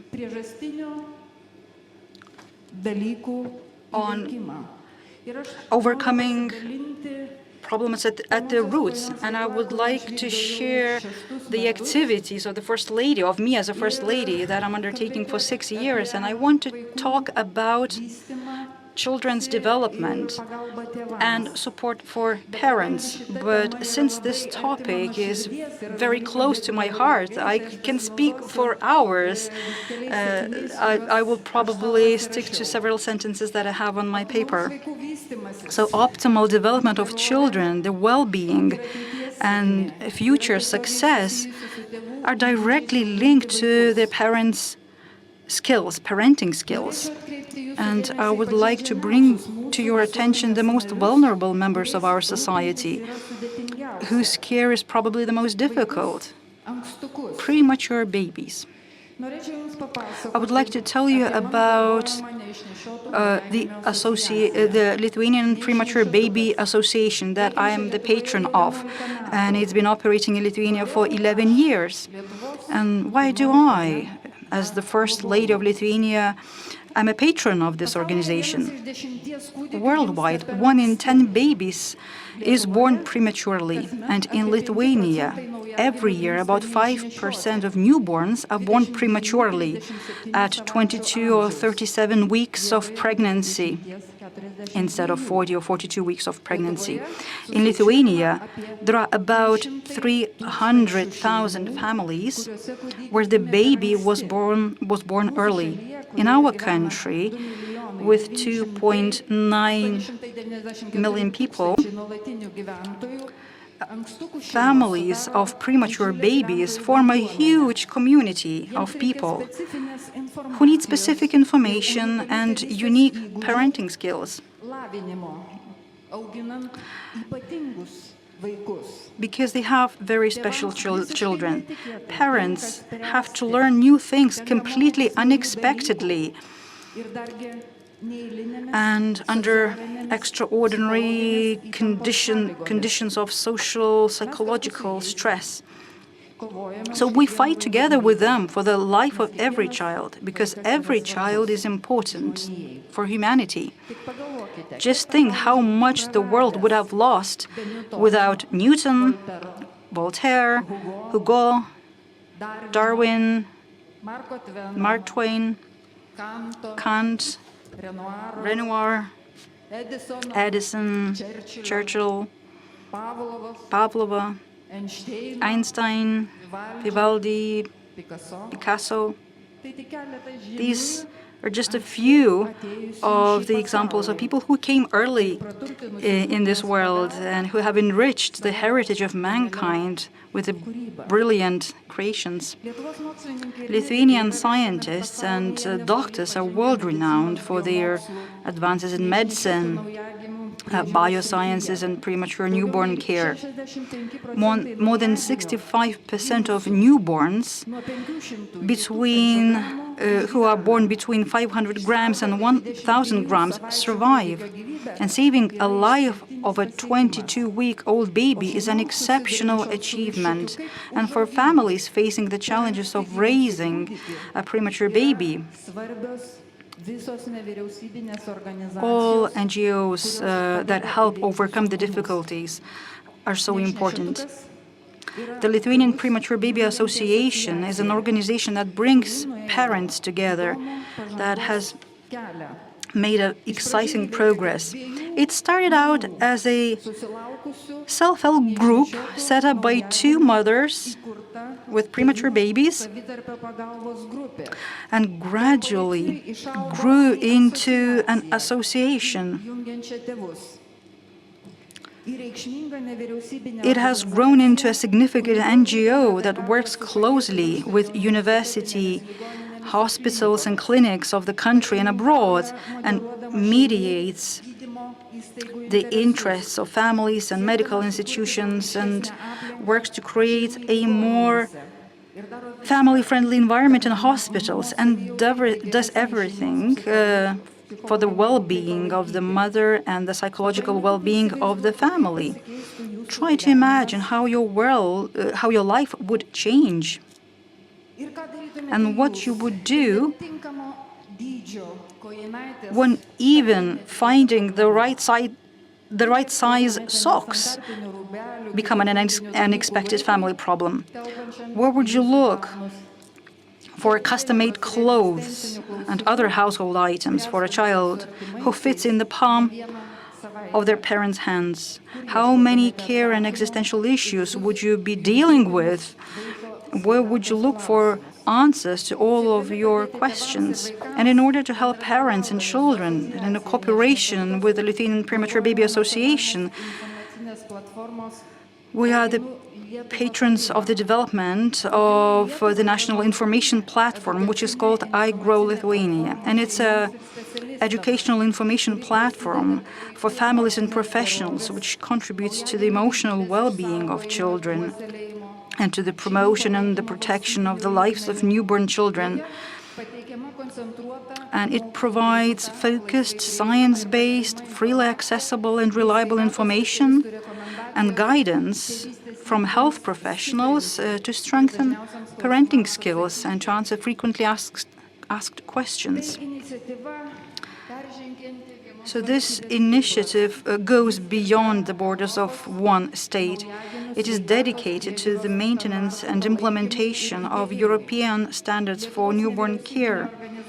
And the Lithuanian NGO is involved in a project initiated by the European Foundation for Newborn Care, which is a cross-disciplinary collaboration between European countries on key issues related to newborn health.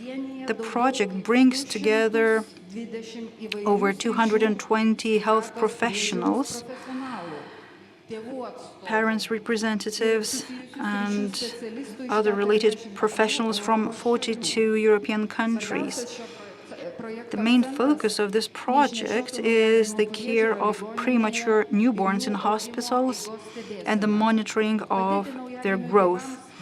To help parents of newborn babies to get used to their role as the primary caregivers, to promote child and family-centered care, and to ensure that parents can be with their baby 24 hours a day is important. Ensuring ongoing education, training for all health professionals that provide maternal and newborn care, including regularly updated curricula and training in communication and interactions with parents. These are activities that provide excellent opportunities for developing parenting skills. The optimal development of children, their well-being, and their future success is therefore also in the hands of public initiatives. So the way we approach the phenomenon of life has to be sensitive and bright. And that is my wish. Thank you so much, Diana. Let's move on. You know, there is a saying that it takes a village to raise a child. And of course, we would like to know how your nation's overall system works to ensure this cross-sectoral state and community support for families. Maybe there are any universal approaches that Ukraine and other nations could build upon. Let's hear from you, Rosanna. Yes, it does take a village to raise a child. And in Belize, because we're only 400,000 of us, we practically know each other. So when something happens to someone, if you don't know, we would say in our dialect, if that not so, that nearly so. It means if it's not that way, it's almost, if it's, okay, let me, okay, I can say it in Creole. It means if you hear something, it most likely, that's what it is. So in Belize, we are, we've come a long way in terms of taking care of our children. We may not be faced with a war like Ukraine is, but we are faced with gang violence, gang wars, abuse in the homes, rape, early unions. And because of these issues that are really becoming crisis for us, Belize has taken a more, what we call wraparound services, that we try to work with our children from, as we say again, from birth, from the womb to the tomb. So we have these programs that we try to get them from their very, very little, as they're born. But we also, we've come a long way, I must say, that we were able to change the compulsory age of being in school from 16 to 18, which is also inclusive of children with disabilities, which as a special educator, a former special educator, we used to always fight to keep our kids in school. And 16 was good. Now we're pushing for 18, the children with special needs. The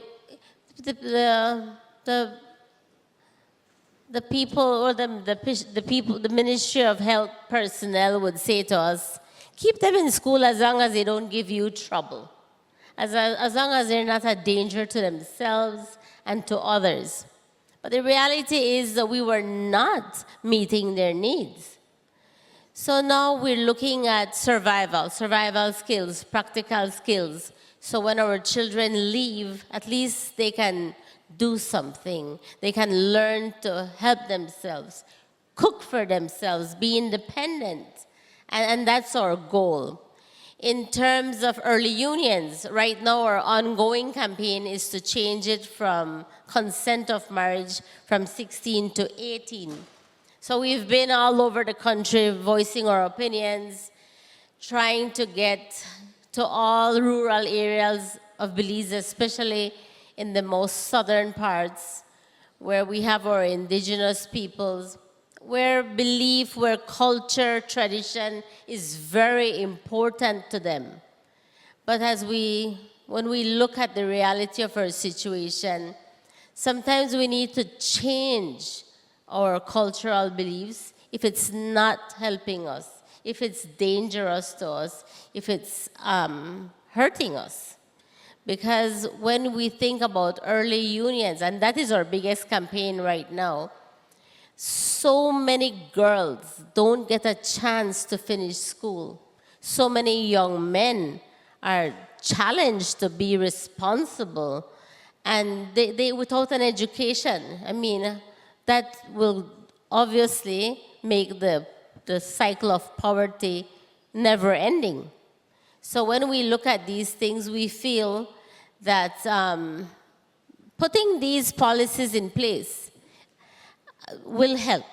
The thing is, and as someone else mentioned before, yes, we want to meet all the SDGs. Yes, we want to conform to what the UN, the agreements, the conventions, but the implementation part is important.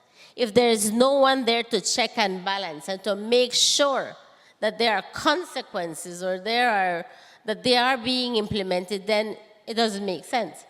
So we're at a point that we want to confirm, we want to meet the SDGs, but hello, we need resources. We not only financial, but human resources in our country. Thank you. Thank you so much. You know, it looks like I need to go through your survival courses by myself. I think it's vitally important. Lucrecia, could you please share with us any innovative approaches introduced in Guatemala to support families with children and contribute to the development of parenting skills?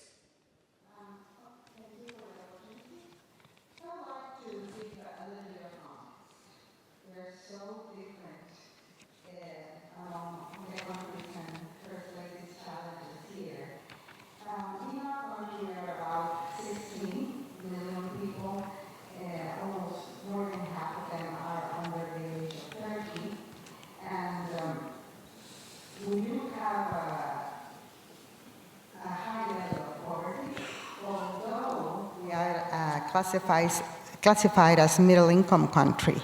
No, we have extreme poverty, and poverty at least in every 6 out of 10 people and families. As well, we have a very, very high rate of chronic malnutrition, very close to some of the worst levels in other parts of the world. Certainly the worst, very close to Haiti. We are the last in the Americas and the Caribbean, with almost 6 of every 10 children being malnourished, chronically malnourished. So it is important to know the context because of violence. We've had internal war for 30 years. That's been a couple of decades, you know, but still we have sequels from that. And also we have actual problems with early unions. We have also pregnancies in children and young adolescents, children, girls that are mothers that are 8 years old, 10 years old, 12 years old. And there is a high percentage of domestic violence. We also have an important mobility or mobilization issues related to immigration. For example, most of the immigrants that pass through the Darien, they have to pass through Central America. Just while we are in the Americas, we are below Mexico by Belize. So everybody that goes to the north passes through Guatemala, all those people from the Darien. Every moment, every day, the configuration, you know, of the people who are passing through our country has become more and more children and more girls. And when they're traveling, they are victims of violence, of abuse, and they are even given, you know, some of them already know that is the risk, and during the transit, they are given some condoms and other things just to prevent getting ill, but it's like a given. They're going to be victims of violence. And within our country, there is an expression I do not like, but that we export people, you know, our migrants. Immigration, we have one of the most important communities of Guatemalans living in the United States. The main source of income is actually the money that from our economy, the main income from the economy is the money that people living in the United States send to their families. So challenges are, you know, it's important, I think, to put in context. And we've been in government for 7 months after decades of deep corruption and a lot of faucets open, so money didn't go where it had to go to take care of children, adolescents, women, and to solve these problems that I just referred to. I'd also like to tell you about security, safety, protection in the families, because families are different. There is a variety of families, and that is also happening now in Ukraine. You know, your demographics are changing rapidly, and also your families, your conception and the reality of families are changing quickly. In our case, the most frequent composition of the family is monoparental, and mainly single mothers, yes, in poor conditions. And we have a very low coverage of education. Mostly we have improved in primary school, but there it goes down from secondary school and so on and so forth. We have very, very low, less than 9% coverage of preschool education, from primary education from 0 to 4 years old. So it doesn't happen. And why is that context important? Because, yes, there are things that we share, and maybe what I see that could be useful and comparable, applicable maybe, to the case of Ukraine is that we have very weak systems. We have weak institutions, and war weakens institutions, weakens systems. Yes, so we have families that are so diverse. We have communities, municipalities, where there are no men because they have migrated, you know, and the social, another element, the social fabric, it is called, you know, but the social network that supports these different families is not existent because it has been weakened because of migration, because of violence, because they're only single mothers. And also here in Ukraine, that is happening, you know. The social tissue and the social and cultural network, suddenly it has been broken. So in this context, we have to do something. Where can we begin? So what is it that we have and we can use?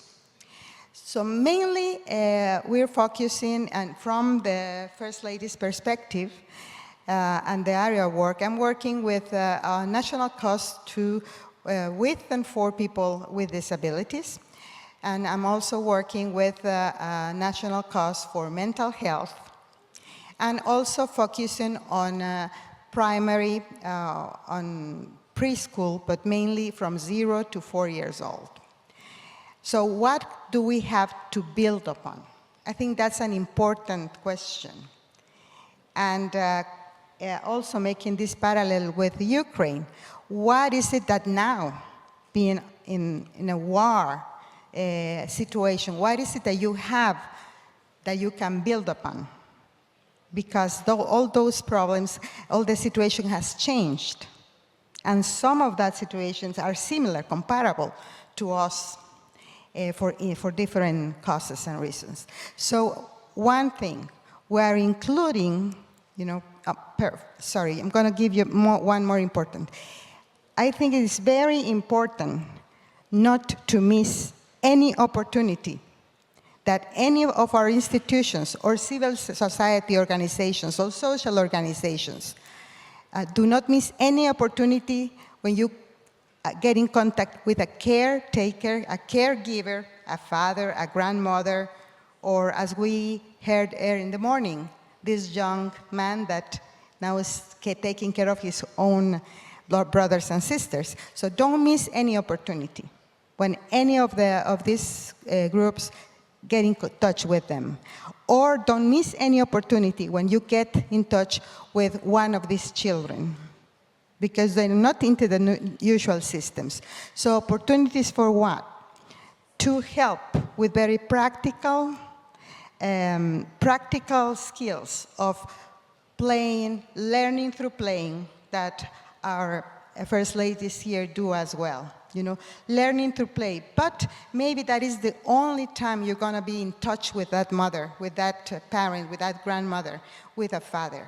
So in that moment, you give like a capsule of predetermined information and skills. So that mother goes back to the community, and until this mother can come back, maybe in a month, then you give the other option, because rural areas are very difficult to reach.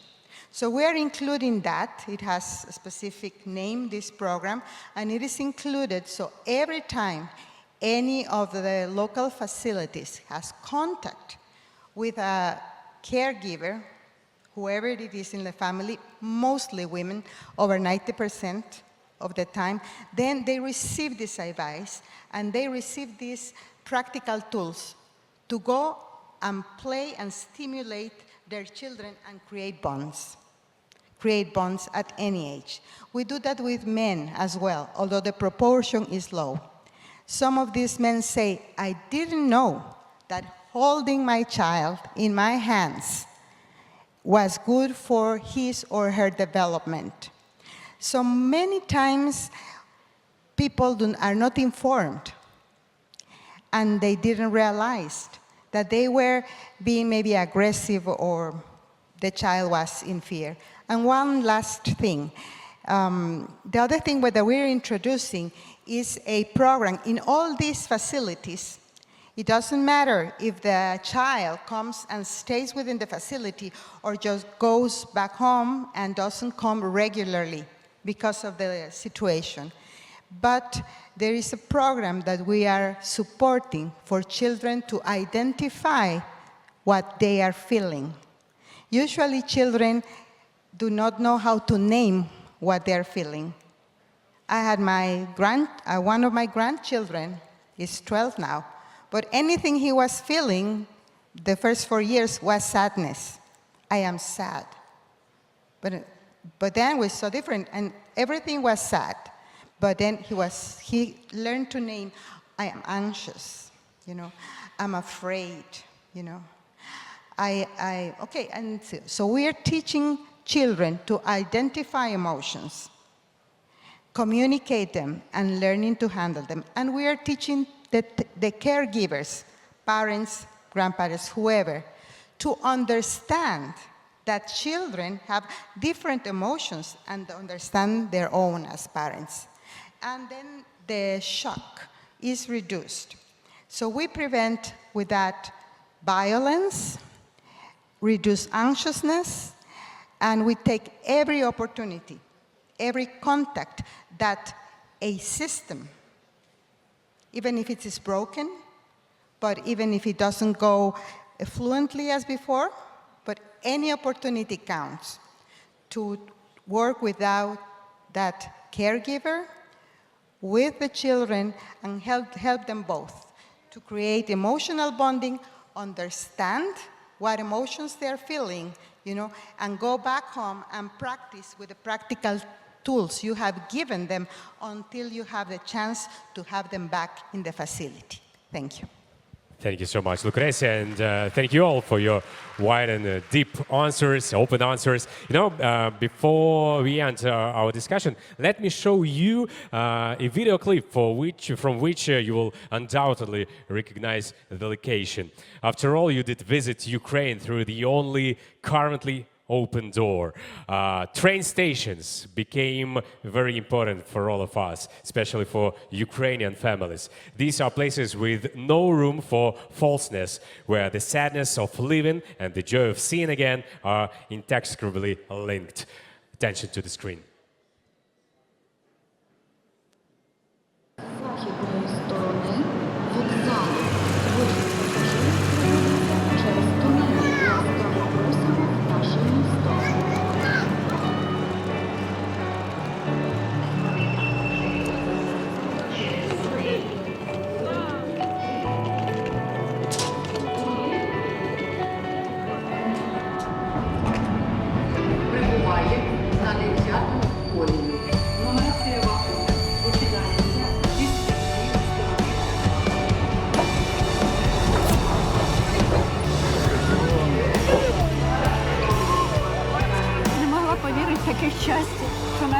I couldn't believe my happiness on the occasion of this family reunion.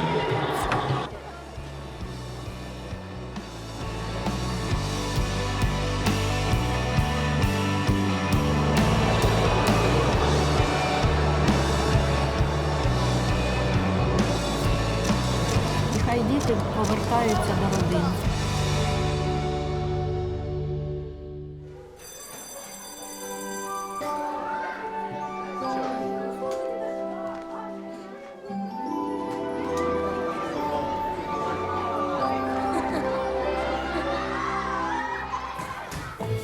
Childhood is to be happy and free of worries.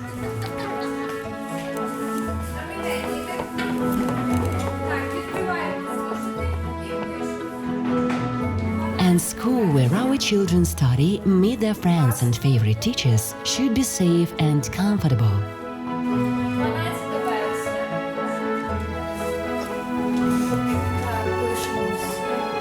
This is how it should be in a perfect world.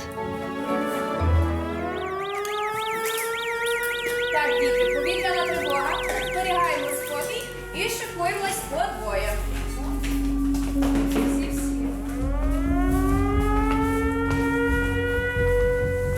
І прямуємо в укриття.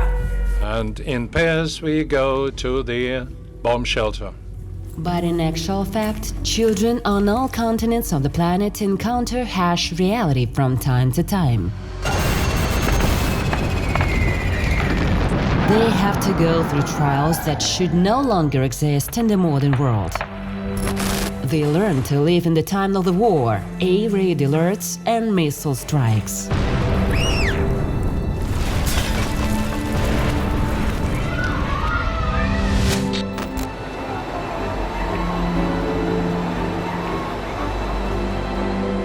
They know what a flooded school looks like after a tsunami or a flood.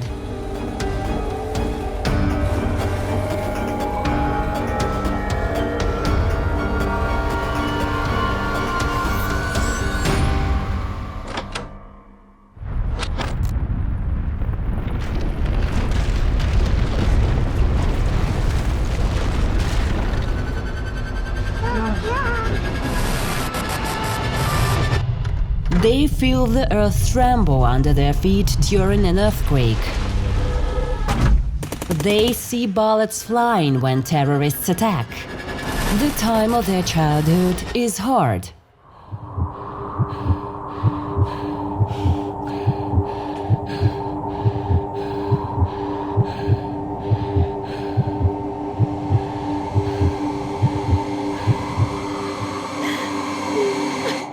All wars eventually come to an end.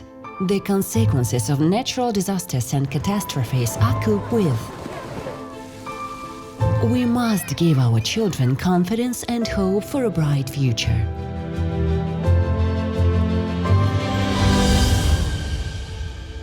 Hard times create strong people, and strong people lead to good times.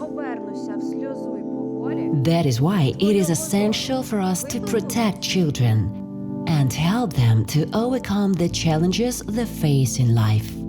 For the future generation of strong people of the light. Ladies and gentlemen, we are starting our next discussion, Child Safety at School. Please welcome Olga Budnik, the moderator of the panel, the advisor of the President of Ukraine on the affairs of the Fund of the President of Ukraine for the support of education, science and sports. Dear ladies and gentlemen, it's an honor to welcome you here today. The video we have just watched is not just a series of images, it's a look in our current reality. Children face safety challenges that simply should not exist in the modern world. Children are the most important part of our lives and our greatest responsibility. For growth, learning, and development, they need love and safety, as well as mechanisms to protect them during the crisis. whether natural, political, or even military. I would like to take this opportunity to extend a special thanks to our partners, Ajax System, for making this panel possible. We also thank UNESCO for their exceptional support of our event. We often think of school as a place where children learn, play, grow, and dream. Unfortunately, for many, the reality is different. According to UNICEF, 1 in 3 teenagers worldwide has already experienced bullying in school. These are not just statistics, they represent children who live in fear instead of enjoying their education. About 1 million children in Ukraine couldn't attend regular face-to-face school last year because it wasn't safe. We are here today with a critical mission: to highlight the importance of safety in schools. In physical safety, the only guarantee of peace of mind. Let's remember that education isn't just about grades, it's about creating safe and supportive spaces where every child can grow and succeed. Our next speaker comes from a country that has been a leader in education, showing the world the importance of focusing on the overall well-being of students. Finland is known for having one of the best education systems in the world. PISA research results prove this. The country has worked hard to make sure schools are not just places to learn, but also safe spaces for all children. Finland's journey from overcoming challenges to becoming a global leader in education showed the value of caring for students' physical and mental health. Today, we are honored to have a speaker who truly represents this commitment to child safety and quality education. She will share Finland's approach to creating safe education environment, the importance of psychological safety, and how supporting the whole child makes a big difference. It's my great pleasure to invite to the stage the spouse of the President of Republic of Finland, Mrs. Susan Ines-Stubb, to share her insights on creating a safe educational environment. Mrs. Ines-Stubb, we kindly invite you to take the stage.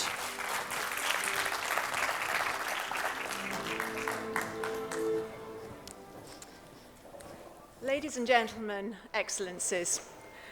Firstly, I'd like to thank the First Lady of Ukraine, Olena Zelenska, for convening this summit to discuss an issue that is important to us all, child safety, and in this panel, one of its most important elements, education. Free and equal education has a special place in my own heart and in the hearts of all Finns. It's what lifted Finland out of poverty and made us the country that we are today. It's one of the very cornerstones of our welfare model and our resilience. Finland takes a holistic approach to pupil well-being. This includes mental, physical, and social well-being, as well as physical safety. You don't need to be a sociologist or a psychologist to understand that students who feel good and safe are also more likely to exhibit good learning outcomes. And although we're not top of the charts anymore, Finland still tends to do fairly well in the PISA rankings. I see that less as a result of rigorous learning targets than as an outcome of a balanced and safe learning environment. In Finland, every pupil has by law the right to a safe learning environment. In terms of physical safety, we have long been a front runner in the field of civil defense shelters. Nationwide, we have more than 50,000 shelters, with space for a total of 4.8 million people. That's a lot for a country with a population of 5.5 million. All schools have shelters, and when constructing new school buildings, security planning is guided by national regulations.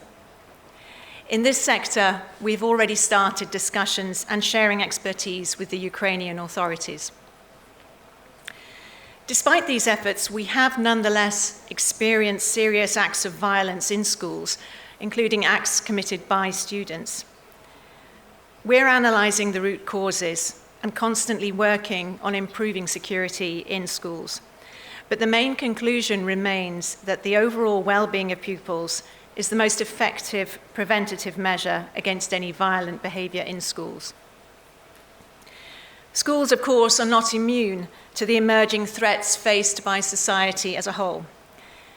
We need to pay attention to cyber threats and malign influences targeting schools and pupils, and take information security in schools very seriously. This also applies to the use of digital devices in schools. These are issues we all face, and the sharing of knowledge and experiences internationally will benefit us all. No less important than physical safety is psychological well-being, which needs to be taken into account in the everyday life of students at school. In Finland, the University of Turku has developed an anti-bullying program called Kiva Koulu that is used in over 800 schools in Finland and in over 20 countries worldwide. The program is science-based and offers a wide variety of concrete tools and materials for schools to tackle bullying. Schools and regional authorities in Finland also provide welfare services that consist of nurses and doctors, as well as school psychologists and social workers. These services must be available at schools for pupils during the school day. Prevention, early intervention, and cooperation with parents are key elements of pupil welfare. Education is also a central building block for gender equality in our country. Inclusiveness is an integral part of the educational system. Students are seen as unique individuals coming from different backgrounds with different abilities, attitudes, and knowledge. In times of crisis, schools play an important role in bringing normality into children's lives. Here, we all have a lot to learn from Ukraine. I'm very impressed by the fact that most schools here are continuing to provide education to their students one way or another. Ladies and gentlemen, education has long been a priority sector in Finland's cooperation with Ukraine. That cooperation began in 2018, and I'm very happy to tell you all today about some new initiatives that we're launching. We have just started a support program for vocational training and education that we're implementing with the Ministry of Education and Science of Ukraine. And together, we're also preparing a bilateral program to support upper secondary school reform in Ukraine. Our work will pay special attention to issues of student well-being, particularly the need for psychological support in the midst of war. To ensure that Ukrainian children can safely return to schools, Finland has joined the School Buses for Ukraine campaign. We've delivered 15 school buses and dozens of truckloads of school furniture to enable children to get to school and to facilitate teaching and learning in classrooms. And today, as we speak, a mobile kindergarten developed and built in cooperation with various Finnish and Ukrainian operators is on its way to Ukraine. In this pilot project, a bus modified as a kindergarten will provide pre-primary education and psychological support to children, both face-to-face and online. Further, Finland is participating in the Laptops for Ukraine initiative to provide children and others with the necessary tools to continue their studies. So far, almost 700 devices have been delivered from Finland, including smartphones, laptops, and screens. And another set of hundreds of devices will be delivered in the coming weeks. Children are our future. We must do our utmost to ensure the safety of children, and education plays a crucial role in this respect. Currently, there are about 9,000 Ukrainian children who've been forced to leave their home country and are now in pre-primary and primary schools in Finland. We are happy that we can support Ukraine by providing education for these children so that one day they can successfully return to a democratic, prosperous, and independent Ukraine. Slava Ukraini. Thank you. Thank you, Mrs. Ionescu, for such an insightful speech. We truly have much to learn from Finland's experience. No one knows school safety better than children themselves. It's important to listen to children to understand their feelings.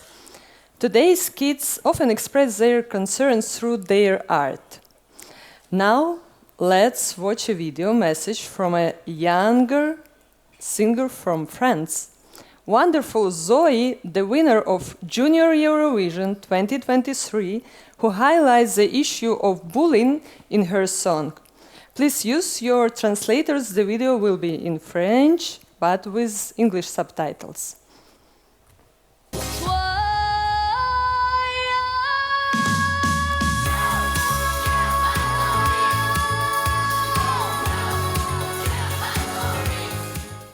Je suis chanteuse et musicienne et j'ai gagné le concours de l'Eurovision Junior avec ma chanson Cœur en novembre 2023.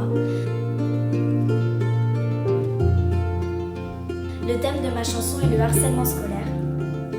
C'est moi qui ai demandé aux équipes avec qui la chanson a été créée de parler du harcèlement scolaire, car j'en ai vécu pendant 4 ans, du CM1 jusqu'à la classe de 5e. Ça a été une période très difficile de ma vie, avec des coups, des insultes, des mots de menaces de mort glissés dans ma trousse, de l'isolement et aussi du cyberharcèlement.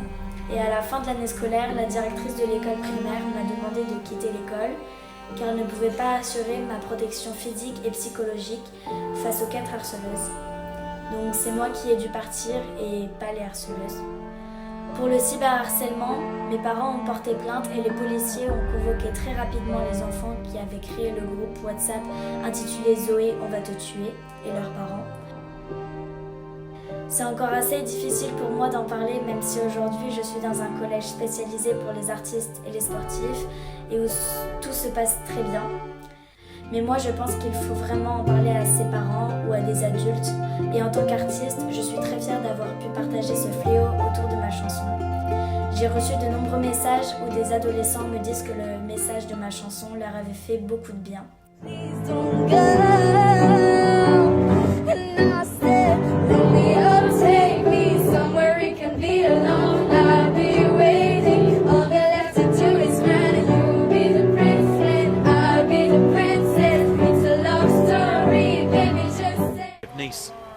This year there were 16 countries and one of them, Estonia, was participating for the first time. Mon cœur bat en rythme, il palpite si vite. Quand je chante aïe aïe aïe aïe, je veux que le monde entier nous voit exister. Quand je chante aïe aïe aïe aïe. Merci, au revoir.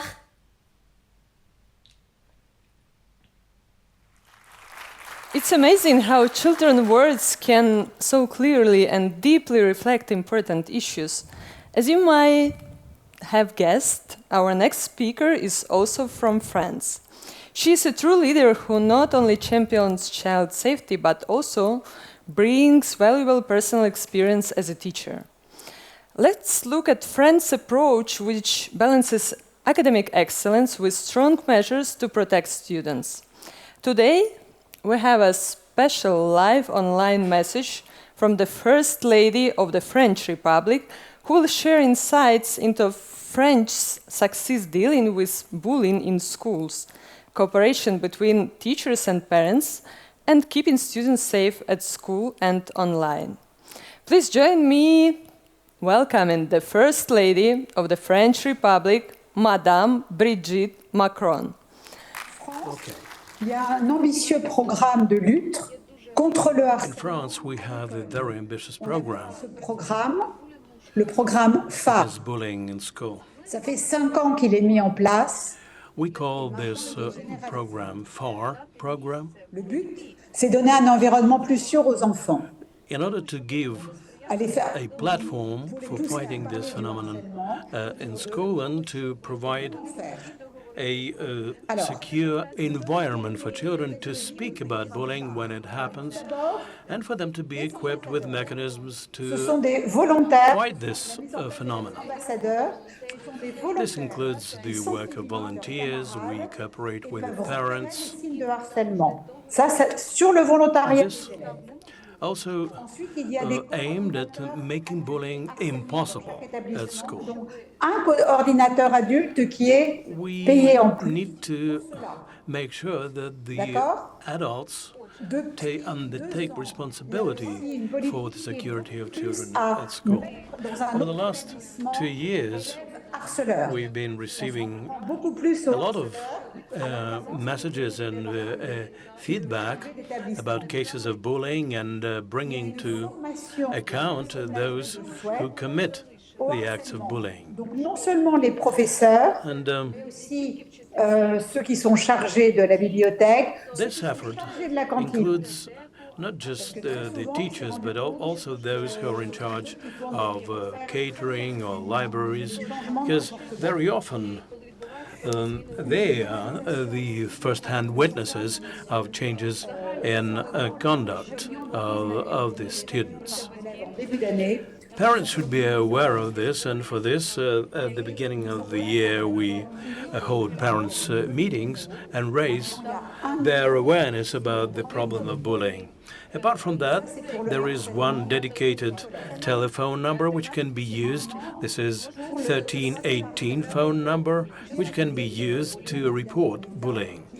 As regards cyberbullying, it also exists, and there are cases of cyberbullying in school. 3018 is a free-of-charge telephone number which can be used both by adults and children who use a special chat, and they can report about such occurrences. And by way of cyberbullying, we can talk about photographs, for instance, of objectionable nature, and therefore it's necessary to make sure that children understand that this is not a game, that this is a serious matter. We try to do some preventive measures and to make children and teenagers aware of this problem, and probably this is one of the most complicated components of this work, because we need to find the right language to reach out to our students, and we work a lot on that. There's also an annual bullying barometer which we use.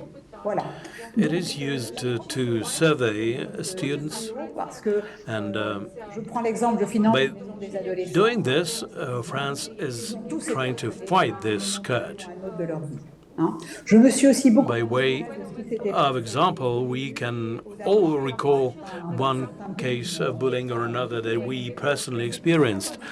And I know that in Europe and in North America, people have found innovative ways to combat this, and it's being used quite actively. But there's a lot to learn for us. We have to talk to each other. We have to share best practices, what works and what doesn't work, and so on.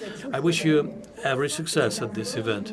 You have sunshine, but we have rain in France, and it's a great pleasure for me to see you all there. For your speech, best greetings from Paris. Understanding of the challenges faced as children as educators. So we move forward, and we want to go to the Estonia experience. Estonia has changed its education system to be one of the most forward-thinking in the world. Since the 1990s, the focus has been on digital learning, putting students at the center and ensuring equal access for all. Estonia also ranks among the top in global PISA tests. This success comes from a commitment to fairness, data-driven decisions, and regular updates to the curriculum that combine different subjects and skills. By creating personalized and innovative learning environments, Estonia has built a flexible and strong education system, preparing students well for the future. It is my great pleasure to invite to the stage the First Lady of the Republic of Estonia, Mrs. Sirje Karis.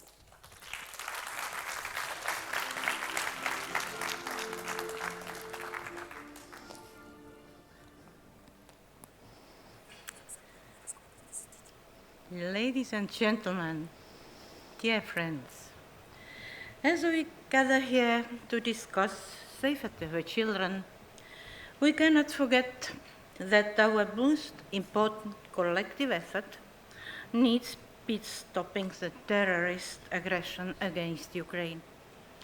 We witness almost every day the war crimes when Russia is bombing schools, playgrounds, and hospitals. We cannot rest until the children deported to Russia are returned to their families. Our next task is building a future where such aggression is impossible. I believe that the key is in education that builds empathy and emotional resilience. Therefore, I will focus today on psychological safety in education. In Estonia, with its excellent results in education, we have noticed that the outcomes on being happy at school are more modest. Mental health issues among young people are on the rise, and we recognize it has the biggest challenge for our societies. We take it seriously to give our children a safe learning environment because this supports everything else. A brain that is anxious and stressed is not capable of learning new things. We have strong initiatives that reduce bullying. We strive to give better access to psychological help. Our startup companies, for example, Triumph Health and Clampede, have developed new technological tools that also support mental well-being of young people. We explore the potential of mindfulness in reducing stress and anxiety. The program Vaikuse Minutit, it is in Estonian language, has trained many classes to hold a minute of silence. This simple thing will help students to relax and gain focus before starting the important work of learning. Teachers, and more importantly, parents, are being trained to be able to notice mental health issues and provide support. We cannot rely on single initiatives, but we need to have a systematic approach, which is a number of evidence-based programs. All these help to develop psychosocial skills, managing emotions, and understanding ourselves and other people better. These are part of the new leadership skills. We also want to offer all of this to the Ukrainian students in Estonia. There are over 9,000 Ukrainian students who attend school in Estonia. Our policy has been to make them part of the local community from the day one. The sense of support and belonging will make them feel safe. This way, they also have access to all benefits that our own children have, including informal education, which I consider very important. Playing football or playing music together helps to cope with trauma. Naturally, there are also more specific initiatives. Already on September the 1st, 2022, 2 new schools for war refugees opened their doors in Tallinn. We have set up a Ukrainian language school, psychologist helpline, supported children, and youth camps where Ukrainian children can build up connections to their peers from Estonia. The children we educate today are the future of Ukraine. We know they are eager to go back home and rebuild their country, and we fully respect and do our best to support that. We also want to reduce stress of students and parents by assuring that their studies are recognized when they return. Let me also confirm that Estonia is dedicated to support the rebuilding of the education system in Ukraine. We have already started to do so in Zhytomyr region, and we are ready to contribute with our experiences of education reforms. But let us now hear directly from one of the students who came to Estonia. Here he is from Kiev and is currently studying in Tartu University. My name is Georgi Pasternak, and I come from Ukraine.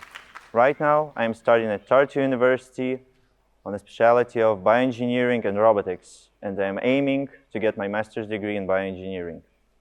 So, we often talk about safety in terms of policies and procedures, but what does it actually mean to the children themselves? To them, feeling safe at school is not just about physical security. It's about knowing that they are protected, valued, and free to be themselves. When a child feels safe, it can focus on learning, explore their potential, and build the confidence they need to succeed, both academically and personally. When we prioritize their safety, we are not just preventing harm, we are creating an environment where they can truly flourish. As for me, I was lucky to go through my secondary education years in wonderful societies of both Ukrainian and Estonian schools. There, I felt myself as a part of a big and friendly family where teachers behave equally towards every child so that no one felt out of place. That is how it should be in every school around the world, and I hope that we will achieve that soon.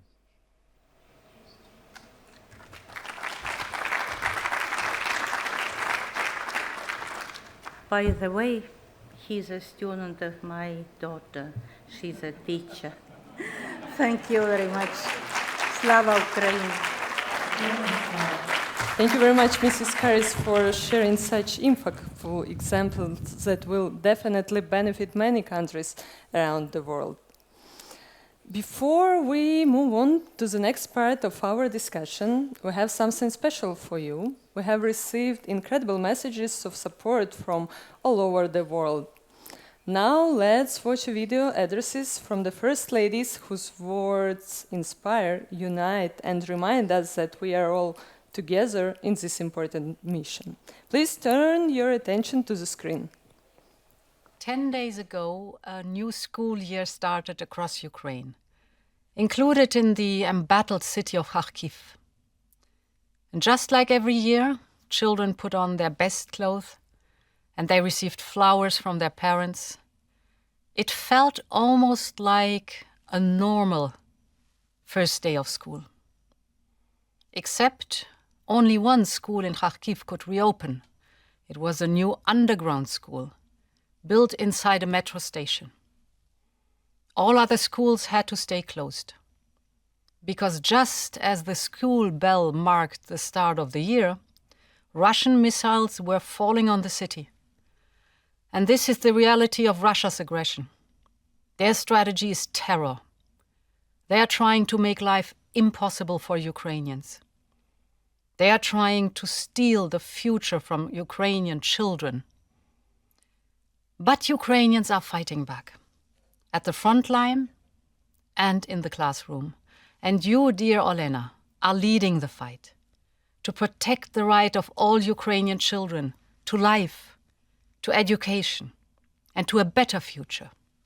We, therefore, value education in disaster prevention at home, at school, as well as in local communities. Our efforts in disaster preparedness education can lead children to take immediate action to protect themselves in the event of a real disaster. More than 13,000 Ukrainian children have found refuge and are going to school here. Children should receive all the support they need to unleash their full potential. It's our job to equip them with the skills and knowledge to make informed decisions, to set boundaries, to live independent and successful lives. And for many children in Ukraine, their education is in jeopardy. Going to a school, however, means so much more than just entering a building and taking science or arts classes. A school is a place where children do not only learn academically. It's a place of social interaction, of friendship, and of stability. Those personal encounters cannot be replaced by lessons in virtual space. That is something we all learned during the COVID pandemic. Education is not only the right of every child, it is a safeguard. A good, safe education empowers children to imagine a future free from violence, poverty, and exclusion. We must ensure that every child, no matter where they are born, has access to quality education. Schools must be sanctuaries, not targets for bombs. They must be free from threats and fear, where children can dream, explore, and prepare for their future. Dzieci, by rozwijać swój potencjał, powinny mieć możliwość edukacji oraz realizacji swoich zainteresowań artystycznych czy sportowych. Zaledwie kilka dni temu edukację w polskich szkołach rozpoczęło blisko 200 000 ukraińskich uczniów. Pragnąc przeciwdziałać negatywnym skutkom traumatycznych wydarzeń, w których uczestniczyli, zapewniono im kompleksowe wsparcie psychologiczne i pedagogiczne. Wielokrotnie miałam możliwość spotykania się z ukraińskimi uczniami, którzy wspólnie z polskimi kolegami uczestniczyli m.in. w projektach edukacyjnych organizowanych w Pałacu Prezydenckim. Każde z tych spotkań było świadectwem wartości, jaką dla dzieci i młodzieży stanowi integracja z rówieśnikami oraz możliwość realizacji swoich pasji poprzez wspieranie edukacji zgodnie z potrzebami uczniów. Thank you to all of the First Ladies for these inspiring words that remind us the importance of our collective efforts for the safety of the children. Now, before we move on to the discussion, I would like to share some key facts that reveal the real picture of school safety. So, these are not just numbers, they reflect the voices of children from around the world. A global research called Safety and Well-being at School was conducted in 15 countries, what it means to feel safe at school. Please turn your attention to screen. Our study showed that 76% of parents worry about their children's safety at school. In Ukraine and Brazil, parents are twice as likely to be concerned compared to the global average. In Ukraine, 55% of parents frequently express these worries. In the US, it's 35%, for example. Parents from different countries have varying views on safety. In the UK, they feel better when children enjoy going to school. In the US, clear safety rules and mental health support are important. In Ukraine, parents feel safer when there are no air raids. The study found that 8 out of 10 children globally face situations that affect their safety at school. Common issues include troublemaking behavior, physical bullying, and seeing violence against friends or teachers. In Ukraine, children say air raid alarms interrupt their learning, while in Iraq, feel unsafe due to war-damaged schools. Children also share their feelings about safety. In Denmark, safety is fostered by friendships and anti-bullying programs. In France and the US, children are often concerned about violence and the presence of weapons at school. In Ukraine, content air raid alerts increase children's fears. Safety and well-being issues directly impact school attendance. In Ukraine, 51% of children have missed school at least once in the last 6 months because of safety issues or other difficulties, with a small difference followed by Qatar and Lithuania. This highlights the importance of creating a safe environment where children can learn without fear. Despite these challenges, there are reasons for optimism. Both children and parents highlighted schools as a safe place. 87% of children globally feel safe at school. This shows we are moving in the right direction, but challenges still exist, especially in countries dealing with crises and conflicts. Now, we are ready to move on to our panel discussion, which will be divided into 3 sections. We will explore very different but equally important aspects of children's safety in school, from physical, psychological, and leadership skills in raising the next generation. These topics reflects the challenges highlighted in the speeches of the First Ladies, and together in our discussions we will work finding solutions. But first, let me introduce our panelists. It is my great honor to invite to the stage Oksen Lisovy, Minister of Education and Science of Ukraine.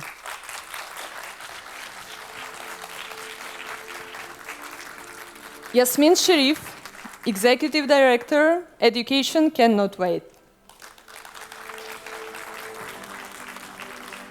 Bob Saum, Regional Country Director for Eastern Europe, World Bank. Andreas Schleicher, Director for Education and Skills at the Organization for Economic Cooperation and Development.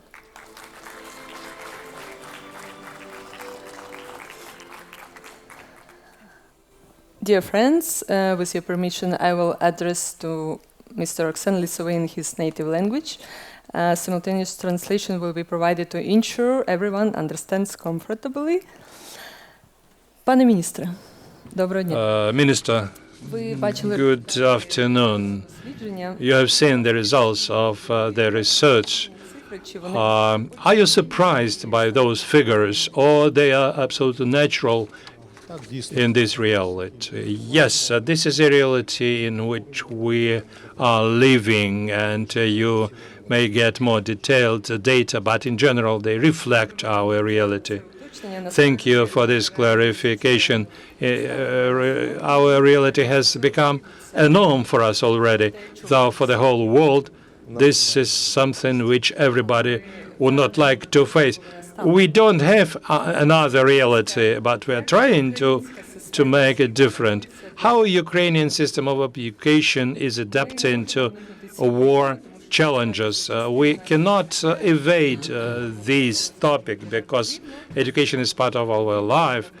And when we are talking about school, it may sound strange that we are talking about school in the context of military changes, but it's important to know what we can learn from international experience. We've heard that new system of safety is being introduced in other educational institutions in many countries. What can you say about it? First, I want to thank our partners, first of all, who have been supporting us in this struggle and this everyday looking for solutions, and we're very grateful to them, because sometimes governmental institutions cannot react as quickly as NGOs and civil society react, and this support is extremely important for us, and together with them we are learning. The war itself is getting different. Since 2022, at the beginning of summer 2022, it was one kind of war, and then in winter time it changed, and now it is yet another kind of a war. The war is changing, and the challenges to our education get varied. The enemy changes its capabilities, the technologies of psychological and technological attacks against Ukraine. They seek to break us mentally, psychologically, to disorganize our systems, and as an ultimate goal, to ruin us altogether with all our educational system and otherwise. In the meantime, we oppose and fight against all those manifestations of terror. We try to be creative here, and we do it as we go along. This morning we have one kind of reality, and in the evening it can be another one. So what we have to do in education is basically about the experience which can be used and shared with the rest of the world. This is our unique expertise, which we as a nation can share with the civilized world, and it costs us very dearly. It shows a high level of our adaptivity. We push forward, trying to teach our children in a most challenging environment, which is far from normality. We try to bring the children back to schools, to switch from online to offline learning. But we understand that we are at risk of losing a lot of children who will not have sufficient number of soft skills that they require if we do not do this. We try to set up small-scale educational centers and hubs. We try to cover as many students as possible by these innovative measures. We try to develop engineering solutions, developing them together with the Ministry of the Interior and the Service for the State Service for Emergency Situations. We try to create safe environments within the schools so that we could switch to offline learning.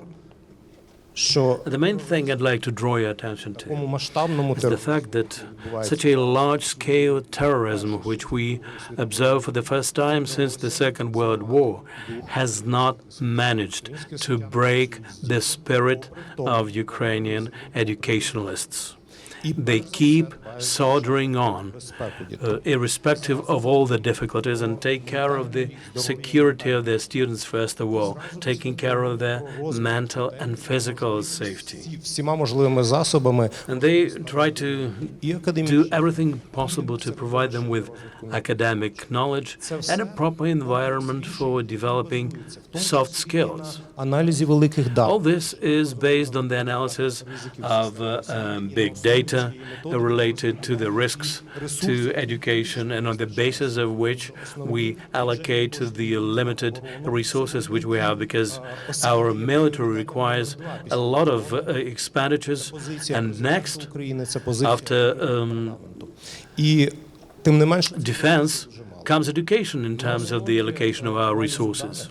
On the basis of the analysis of our data in terms of the varied risks that we encounter, we use differentiated approach to creating safe environments and different engineering solutions, ranging from full-scale underground schools with all the facilities for catering, hygiene, recreation, social recreation, concentration environment, like in cities of Kharkiv, Zaporizhia, Kherson, all the way to individual module educational buildings somewhere in the highlands of the Carpathians or elsewhere, because unfortunately no place in Ukraine can be 100% safe.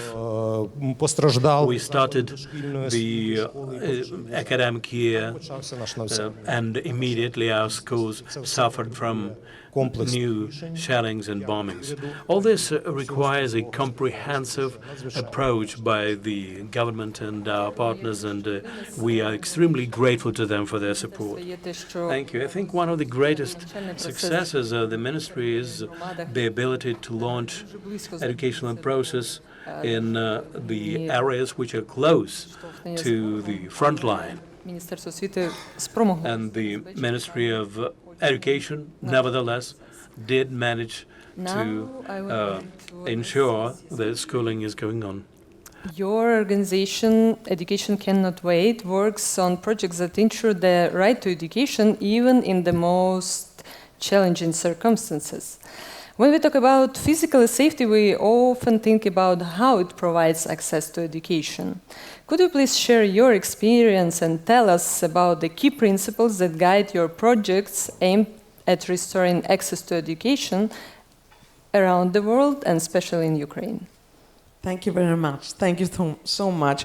Before I start, first of all, thanks to you. You're such a wonderful catalyst for running this session.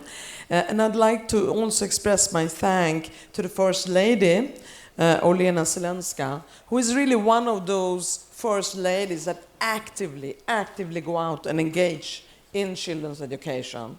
So I think I really bow to her for that. And also to thank His Excellency the Minister of Education. We recently launched a program for Ukraine together at the United Nations in New York. And I cannot not thank his first deputy, who is in the audience, he's doing such a great job for Ukraine whenever he travels and get us all engaged in Ukraine and education of children. There's so many wonderful people in this country.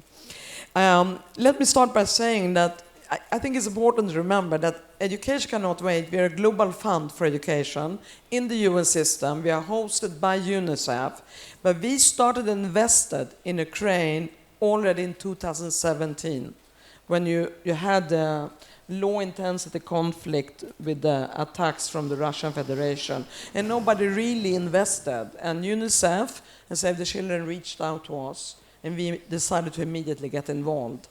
Now, when it comes to protection, to safety, protection, which is both physical safety, but also emotional and psychological safety, we treat that as a top priority when we mobilize resources and then distribute them to agencies on the ground under the leadership of the Ministry of Education.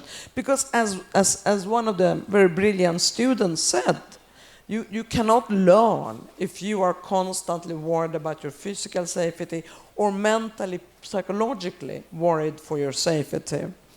And so feeling that emotional, psychological safety is just as important as the physical safety, and to create a sense of normalcy. And I have to tell you a story before I give you an example of a school we visited in Kiev yesterday. I was discussing with the resident humanitarian coordinator of the UN here this morning over breakfast. And he told me this horrible story about a young girl, 14 years old, who fled from Kupiansk in search for safety as they were attacking. The Russian Federation was attacking Kupiansk. So she fled for her safety so that she could go into one of these shelters and continue her education, underground shelter. But as she was fleeing, she was killed. So instead of going underground in a shelter for learning and safety, she actually ended up in a grave underground. So we are speaking about life and death here. And in the school that we visited in Kiev yesterday, and I will not name it for security reasons, but they have over 1,000 students. And in order to logistically manage that with a shelter that only has capacity of 500. They have a first shift for primary students and a second shift in the morning and second shift in the afternoon so that everyone can access that shelter. But what I have seen is that there is such an investment, and I know it comes from the education reform and the leadership of the Minister of Education and the Minister himself, very strong emphasis on mental health and psychosocial services, very strong emphasis on children that are, what's the matter that's raining? It's okay. Could be raining bombs, even worse, you know. I think Ukrainians can take the rain, we can take it, because it's been so many alarms. I think it's Iraq. a part of our resilience, even under the rain. Know. Yeah. It's an incredible resilience in this country. That's why I have so much hope in Ukraine. Anyway, so he was telling me about this girl who had, I told you that story. But then we were in Moldova as well, because we are investing in refugees fleeing to Moldova, and the children who had fled from Ukraine to Moldova, here we can speak about deep, deep trauma. One mother came with her 2 daughters. She left her husband behind, her mother behind, as they were being attacked in southeast, and the girls were absolutely traumatized. And so we supported the Moldovan government there through UNICEF. In the school we went to yesterday, there was a boy who had been so traumatized from the war and the attacks that he stopped speaking altogether. That's this disability. But the resources put in by the Ukrainian psychologists, by the teachers, by parents, and it's a strong community cohesion. She was with him all the way through. He eventually started speaking again. So it's possible. And there's an enormous strong resilience amongst the Ukrainians. So I want to take this opportunity. We did launch a program. Education Cannot Wait has invested 18 million in that program. UNICEF is implementing it with Caritas under the leadership of the government, but an additional 17 million is required, 17. So for all of the strategic donor partners who are present, and we will continue to advocate when we leave Ukraine, 17 million at the minimum to keep up the high standard of mental health, psychosocial service, and academic training that Ukrainian teachers, psychologists, and parents have proven to deliver to provide physical, mental, emotional protection. Thank you very much.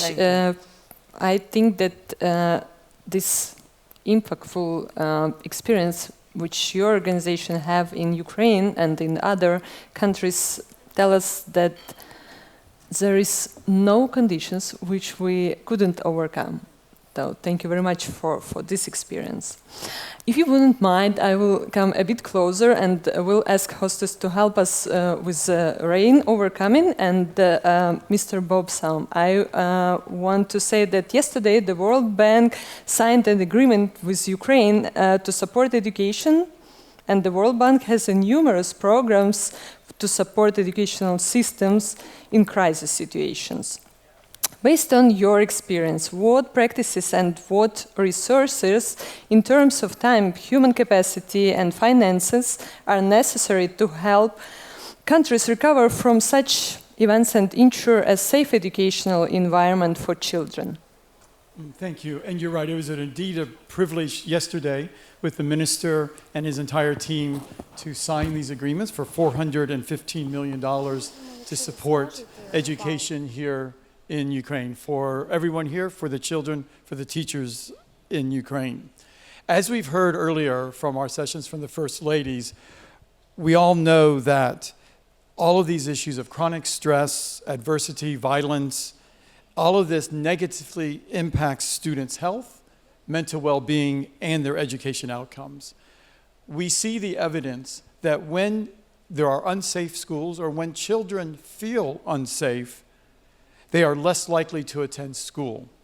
Those who have felt unsafe, 15% of them report that they just stay at home or find something else to do rather than going to school. For children who otherwise feel safe, it's 5 times less than this. So it has a direct impact. And to your question, while there's many elements and practices for safe schools, I think there's 3 that we can focus on. Firstly, is putting children first in all decision making. Second, is to then direct the resources to make a reality of those child-centered decisions. And third is to align with local context and needs. So what do we mean by putting children first? You need to know your children, and we've heard a lot about that today. As we know here in Ukraine, there's 5 million children who have been displaced and are within and outside of Ukraine. There's 1 million children who cannot attend schools due to security situation. So then what is the response to that? You design the programs, you make schools safe, you ensure that they have transport, you have the virtual classrooms, and unfortunately, we need to finance bomb shelters for schools. But that's part of responding and knowing the needs of the children. That's also putting the children first. You finance and you support remediation, catch up, mental health programs. The second item, as I mentioned, is you need to then direct the resources towards those. And here in Ukraine, the minister works very closely with the Minister of Finance, with development partners, with ourselves, to make sure that the monies that are being spent are directed towards that. And the agreement that we signed yesterday is a results-based program. This is very bold on behalf of Ukraine because they are confident and they know that the results will be achieved, and thus when the funds are dispersed, so that the children and the parents know that by achieving results, that financing becomes even more. And so that's one way that you direct resources to child-centric decisions. And then finally is that you align with local context and needs. And this varies around the world. Global experience has shown us that local contexts truly matter. And that's, in some places, it's the #1 issue in order to get children to school and to learn. For example, if in a country girls feel safer if there's a fence around the school, then build a fence. If girls need special transport to school, then provide that special transport. Here in Ukraine, that local context, unfortunately, with the reality of the full-scale invasion, is that it's constructing classrooms in metro stations in Kharkiv or in building bomb shelters. Also part of that local context is relying on local organizations. And there's many here in Ukraine. For example, Voices of Children here in Ukraine has helped more than 65,000 children and parents since the invasion. And finally, quality matters. In all that we do, quality matters. So to reiterate, what can be done? Put children first in your decision-making. Direct the resources to those child-centric decisions, and then align with local context and needs. Thanks. Thank you very much, Mr. Song, for your very deep analysis and explanation of the economic impacts of educational crisis. And I think when we talk about the general safety, it should be in our approach. So a small technical pause just to get seats a bit closer and to be in safe environment even during our panel. Please, just 2 minutes. Okay? Yeah, just... No, we can be here, but the host will help us to become a bit closer to all of the audience and to feel more comfortable during our discussion, not to be under the rain.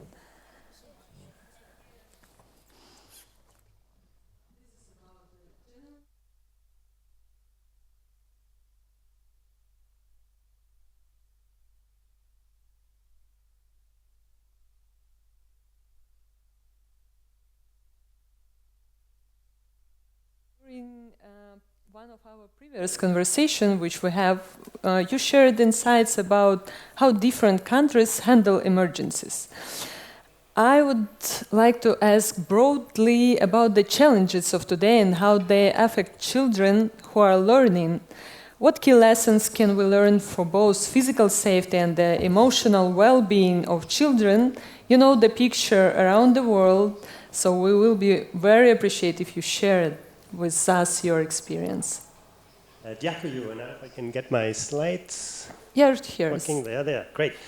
Yeah, when you think about Ukraine these days, you first, of course, worry about the physical safety of children, but the social and emotional safety of children is as important. It will become even more important when all the physical scars are healed from this war. And actually there is a lot, you asked me to talk about the world, but I do think there's a lot the world can learn from Ukraine in this field. I want to show you some really interesting data. The OECD surveyed 15-year-olds in 80 countries and on their sense of safety, the feeling of safety.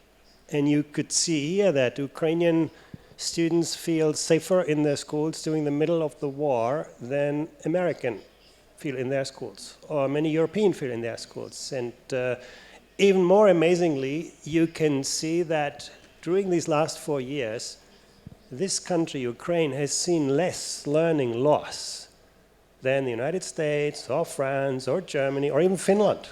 No? And I think this is an incredible tribute to the education system. And a lot has to do, I mean, you can ask yourself, how do you explain that, implausible outcome? And a lot comes down to the power of education in this country, really. The teachers who are not only good instructors, but who have become good coaches, good mentors, good social workers. I think this is an emergence of a kind of new phenomenon that I think is very, very important. And of course, as a teacher, you cannot guarantee the physical safety of students, and teachers are very well aware of this. But you can address that social emotional safety, and you can really change that picture. And Ukrainian students also display a growth mindset, this kind of can-do attitude. I can overcome challenges whenever, they arise. And actually, even more so than when we surveyed them back in 2018. So that actually sense of, growth and can-do attitude has improved even. And that, attention of educators to the social emotional needs of children is not only an important investment in itself in the middle of a war like this, but it's actually also a good investment in the academic results. You can see on this chart that academic success and growth mindset are very, very closely connected. So education systems that are doing well in empowering learners, giving them that sense of agency, also tend to be very successful academically. Equally as important that students feel a sense of identity and belonging. We can see that is very, very highly correlated. And again, it's an area where you find lots of differences across countries. Now, you can see Austria and Switzerland at the top of the scale, where school is a place where, students feel a sense of purpose, a sense of identity. They make friends easily. You see other countries where students go to school, but they feel isolated, they feel lonely, they feel disconnected from society. And again, the power of education to change this. So why do I show you this data? Because our data show that where students do not have that sense of safety, they are less happy with their life. They feel a lower sense of belonging and less capacity for self-directed learning.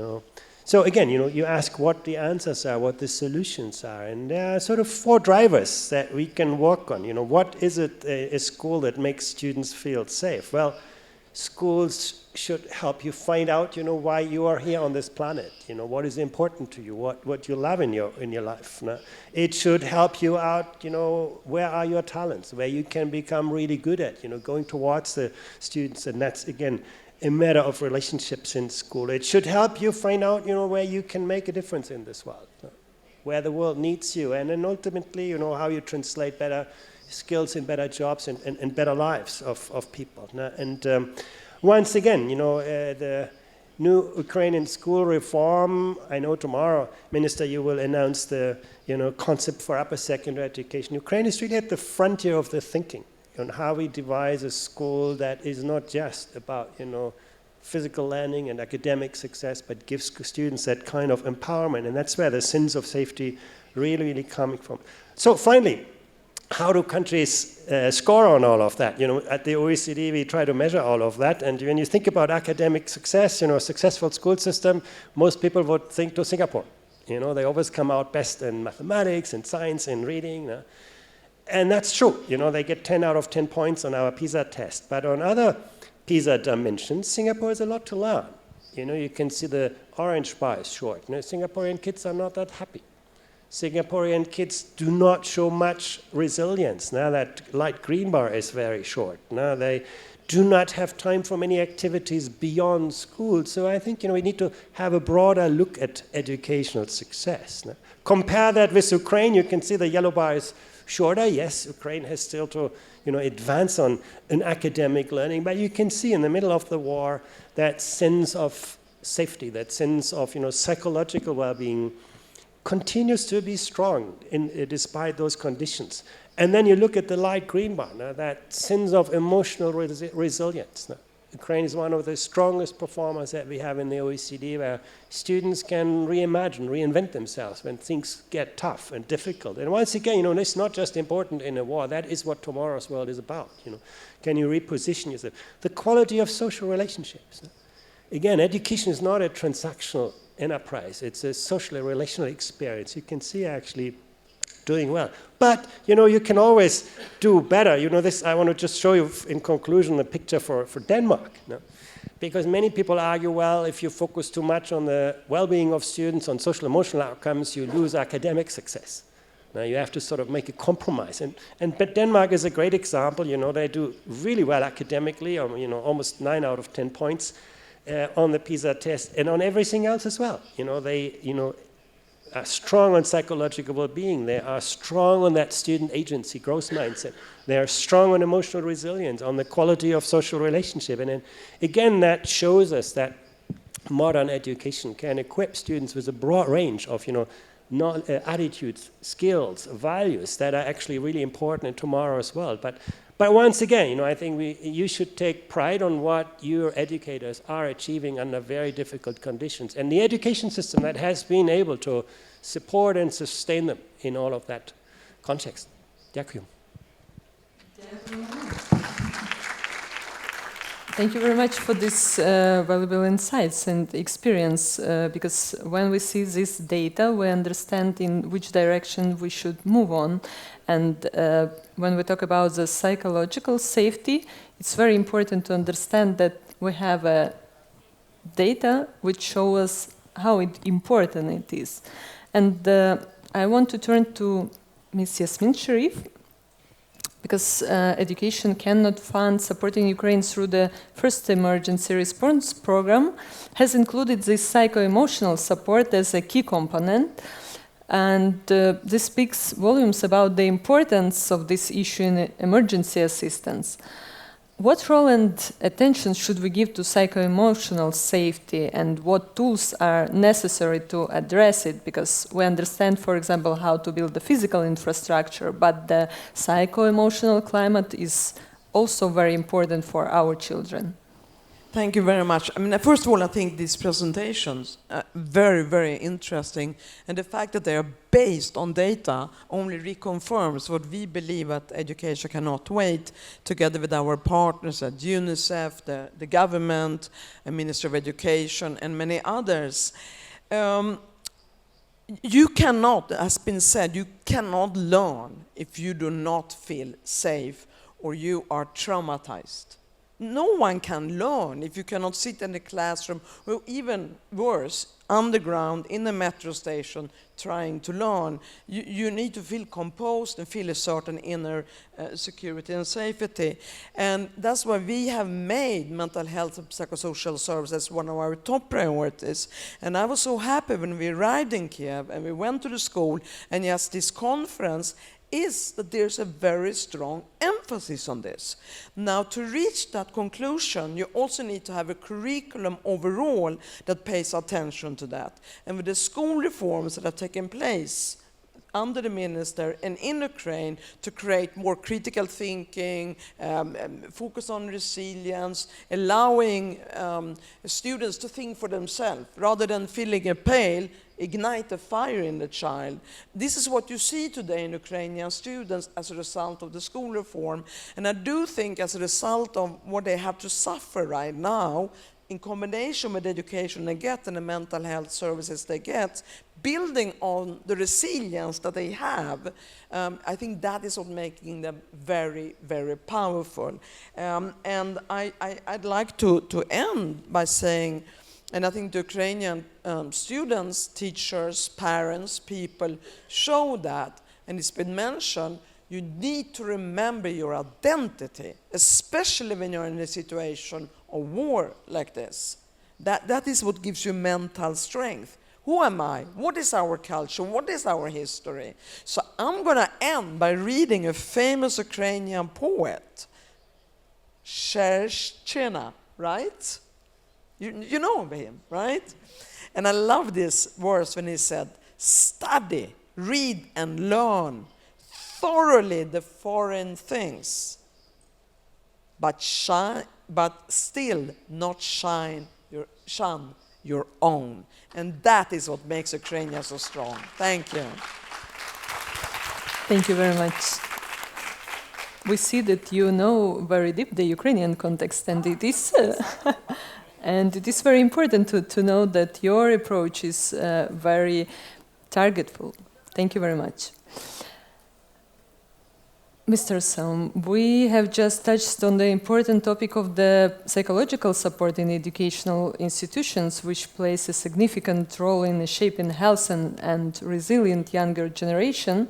However, besides emotional safety, it's also crucial to develop skills that help children confidently move forward and make a positive impact on the world. So I would like to move on discussing development of leadership and resilience skills with you. In your opinion, if we start teaching these skills from kindergarten, continue in schools, and strengthen them in universities, what impact could this have on the global economy? Thank you. I think firstly, this connection between those skills of resilience and leadership in the economy, that's very critical. As an organization committed to a world free of poverty on a livable planet, it's exactly this focus of having children who become adults who are able to be resilient, who are able to exert the leadership. Today's global economy requires all of that and obviously more. Technical skills, while a critical part of education, is not enough. And I think as we're hearing today, there's the critical need for these areas you're talking about.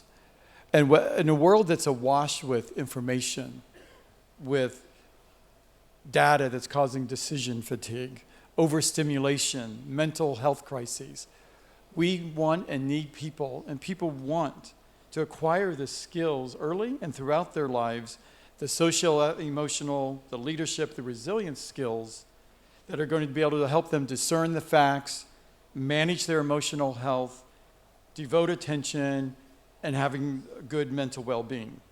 So if you're able to do this, this is positively going to impact how we work together, certainly with significant impacts on the global economy, especially in a world where the global workforce is becoming more and more mobile, collaborative, and leadership skills are critical in addition to these technical skills. In the World Bank, we've been referring to for a number of years the learning crisis to highlight that despite the increase in enrollment globally, learning outcomes are not keeping pace with that. The loss of these learning results are definitely impacting human capital, and they are costing the economy significantly. A recent study has found that the world faces an economic loss amounting to $10 trillion from children and youth not learning these broad sets of skills. But the positive sign is that globally, and as we're hearing today, there's an increased understanding of the importance of developing and supporting children and youth to become adults with strong leadership skills and starting that education early. It's also widely acknowledged that the part of being a strong leader is having good social, emotional skills as well. And clearly, when we're talking about safety and well-being and resilience, this is all critical to students developing that. Research shows that there's a direct link between these socio-emotional skills and effective leadership, and that we can build systems where these skills are being developed at each level of education. And there's a growing body of evidence that the important impact that these life skills can have on the overall functioning, resilience, and leadership of people in their local and global economy. So these are all very important from an economic perspective for Ukraine and for all countries of the world. We need leaders. We need people who are able to, within their own chosen field, to develop themselves and to develop the people around those. And even though some people may think with automation that less human contact is necessary, I think the fact that we are all here in person here today demonstrates that even though we can connect virtually, there's nothing that is going to replace the socio-emotional leadership skills of human connection. And we know that from an impact on an economy, that those type of skills foster entrepreneurial mindsets, driving innovation and job creation. It enhances the workplace productivity so that individuals are better equipped to navigate changing market demands. That it can improve decision-making, reducing risks, and improving economic outcomes. That these skills can improve and increase global competitiveness, enhancing a country's global competitiveness. And most importantly, that these skills are critical to supporting sustainable economic development and the green transition. That all of this is critical for the future of the people and the planet. Thank you. Thank you very much. It's not so obvious that the link between the social-emotional support and the economic growth so direct, and we are really grateful for your deep insights. Пане міністре, насправді, коли ми говоримо про Minister, when we speak about developing security-related and leadership and resilience skills, all these things sometimes appear not that obvious as regards how the educational system can make a difference here, so that this become part and parcel of each and every student. What can we offer our children to make sure that they grow up developing these skills? Знаєте, найбільший виклик, який перед нами стоїть зараз, the biggest challenge confronting us and which will confront us after the end of the war will be the demographic challenge. Ukraine is in a deep demographic crisis, which is going to get even deeper. This is characteristic not just of Ukraine, but for many European countries. This is something which should be addressed. If we manage to address this successfully, we will emerge victorious and we will build a country which we all are fighting for now. We have depopulation, lowering birth rates, we lose people because of migrations, we lose people on battleground, people get disabled and all the rest. And understanding that there will be fewer of us and seeking to build a modern, technologically developed country, we should understand that the quality of each and every citizen should be up to standard, and the system of education should work towards that. We should take a fundamental look at all this. What ensures productivity? Within what system of values should we bring up our children to make them successful? Because individual success and individual happiness results in global happiness for all members of the society. So we speak about a collective system of values within which a person can be as productive as possible. So this brings us back to the European system of values, something which should be implemented and built in our system of education. When we speak about the development of creativity, this is about freedom.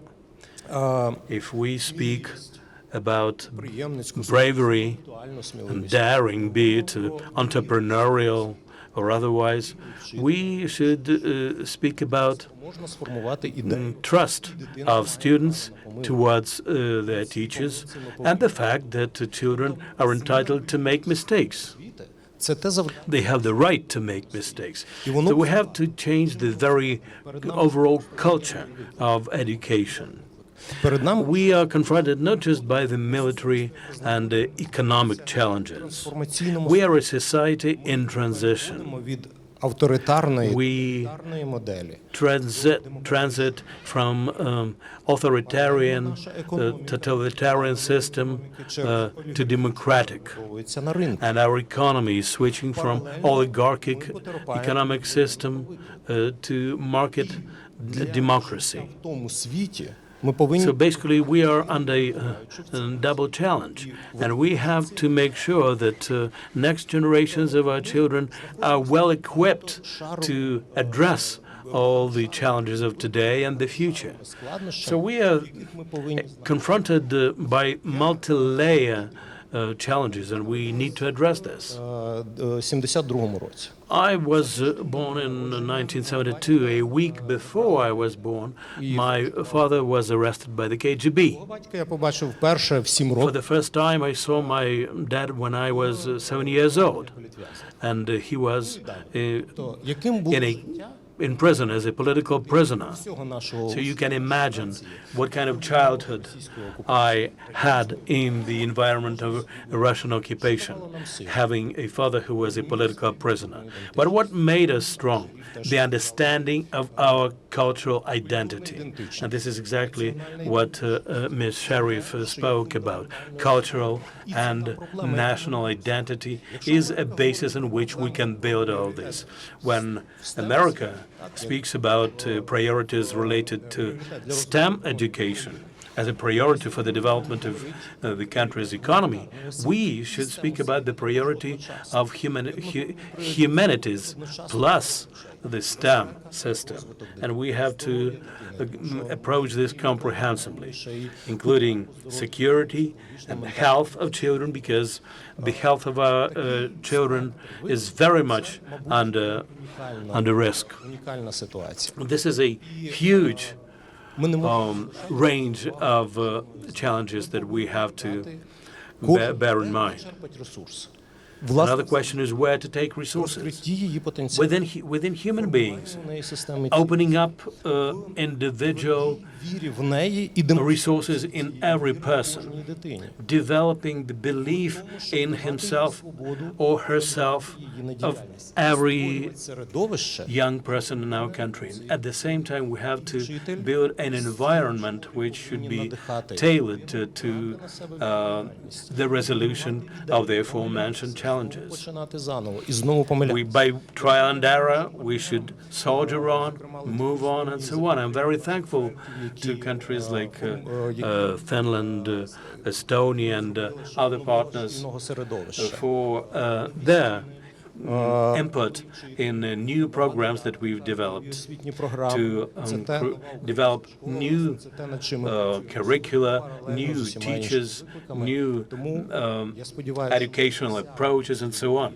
This is absolutely key, and I'm very confident that we will reach this goal. And today, the First Lady, as she spoke, she recalled some stories about the families of the Ukrainian people who leave Ukraine, and sometimes conflicts arise among them because children want to come back to Ukraine. I know that you have your own anecdotal evidence of this. Maybe you can explain us why children are so eager to come back to Ukraine, even though in terms of security, Ukraine is far from perfect. Well, this phenomenon which we've seen in the survey shown by Mr. Andres shows that here children sometimes feel more secure than elsewhere, than abroad. This is phenomenal. More than 1 million young children of Ukrainians left Ukraine. 400,000 of them remain within the educational system of Ukraine. And most of those children did not make that decision themselves. That was their parents' decision. They took their children abroad, and the children remaining in the information space of Ukraine observe history in the making here. They see the heroic deeds of their military. They see all the emotional experiences which are going on in Ukraine on a daily basis, and they want to be here. They feel attracted to this land. The daughter of my niece basically fled Poland and came back to Ukraine and refused to go back to her mother. This is a big conflict within the family. Even though there was no bullying there, the conditions in Poland were wonderful and everything. She returned to Ukraine because she wants to find a mission, a role for herself. For the teenager, it's extremely important. This wants to form her identity as an adult person. She wants to be a part of something important. And here in Ukraine, they find this. They see this struggle, this fight, and they feel that they can be useful. I know lots of such examples. I've worked with teenagers, and I'm in contact with them. But for young people, it's very important to find their mission. So beginning with 12, 13 years old, they start their active search for their place in the society, active social self-identification, and to provide them with this role to push towards the constructive way. It's the mission of our system of education, because in any case, this young person will find some identity, but it's not always will be positive identity. That's why this is one of yet another task for us. All of the panelists today, because we really understand that the safe educational environment, it's one of the crucial things which we have to do here in Ukraine, and our great gratitude for all of you, for your support and for your great insights according to this discussion. Thank you very much, and take a place in the audience.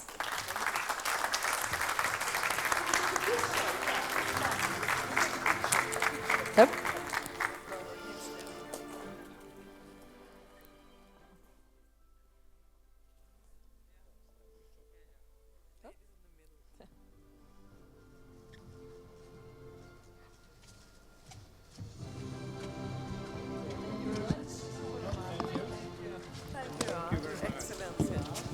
Thank you. Thank you. Yeah, but it's not the end. It's not the end. Up next, we have a special message from someone who several years has shown incredible courage and has even secretly traveled to Donbass and other conflict zones to see how Ukrainian students are learning and living during the war. Please welcome a message from a Hollywood actor and UNICEF Goodwill Ambassador, Orlando Bloom. Your Excellencies, dear guests and fellow supporters of children's rights. Today, children around the world have many opportunities to grow and develop. However, millions of children today don't have these opportunities because of many challenges, such as war and conflict. This isn't right. Every child has the right to grow up in a family environment that is loving, caring, and nurturing. This provides a solid foundation for a child's development. Every child has the right to learn, develop skills, and socialize with peers in a safe environment. This support will pay dividends far into their future.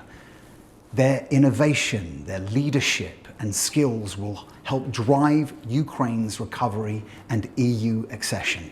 This year, we celebrate 35 years of Convention on the Rights of the Child. This historic global commitment sets the basic rights that every child must have today so that they can grow, develop, and become successful adults tomorrow. Please keep this in mind as you participate in this summit. please help ensure that every policy and every decision made by us adults are child-centered and in the best interest of every child in Ukraine and across the world. Our gratitude to Orlando, such a powerful message, and we know that even Hollywood was us. Dear friends, do you like dream? Honestly, I'm sure you do. We Ukrainians have one big common dream, and you definitely know what it is. It is victory, that we know is on its way. But recently we have gained another dream, one that inspires learning and helps us find our place in the modern world. It's the first national educational application for students, parents, and teachers, simply called Mria, which means dream. And I know that maybe you heard it, or maybe you want to be a part of this success story. And now I invite one of its key visionaries to the stage. Ladies and gentlemen, please welcome the Deputy Prime Minister for Innovations, Education Development, Science and Technology, and Minister of Digital Transformation of Ukraine, Mikhailo Fedorov.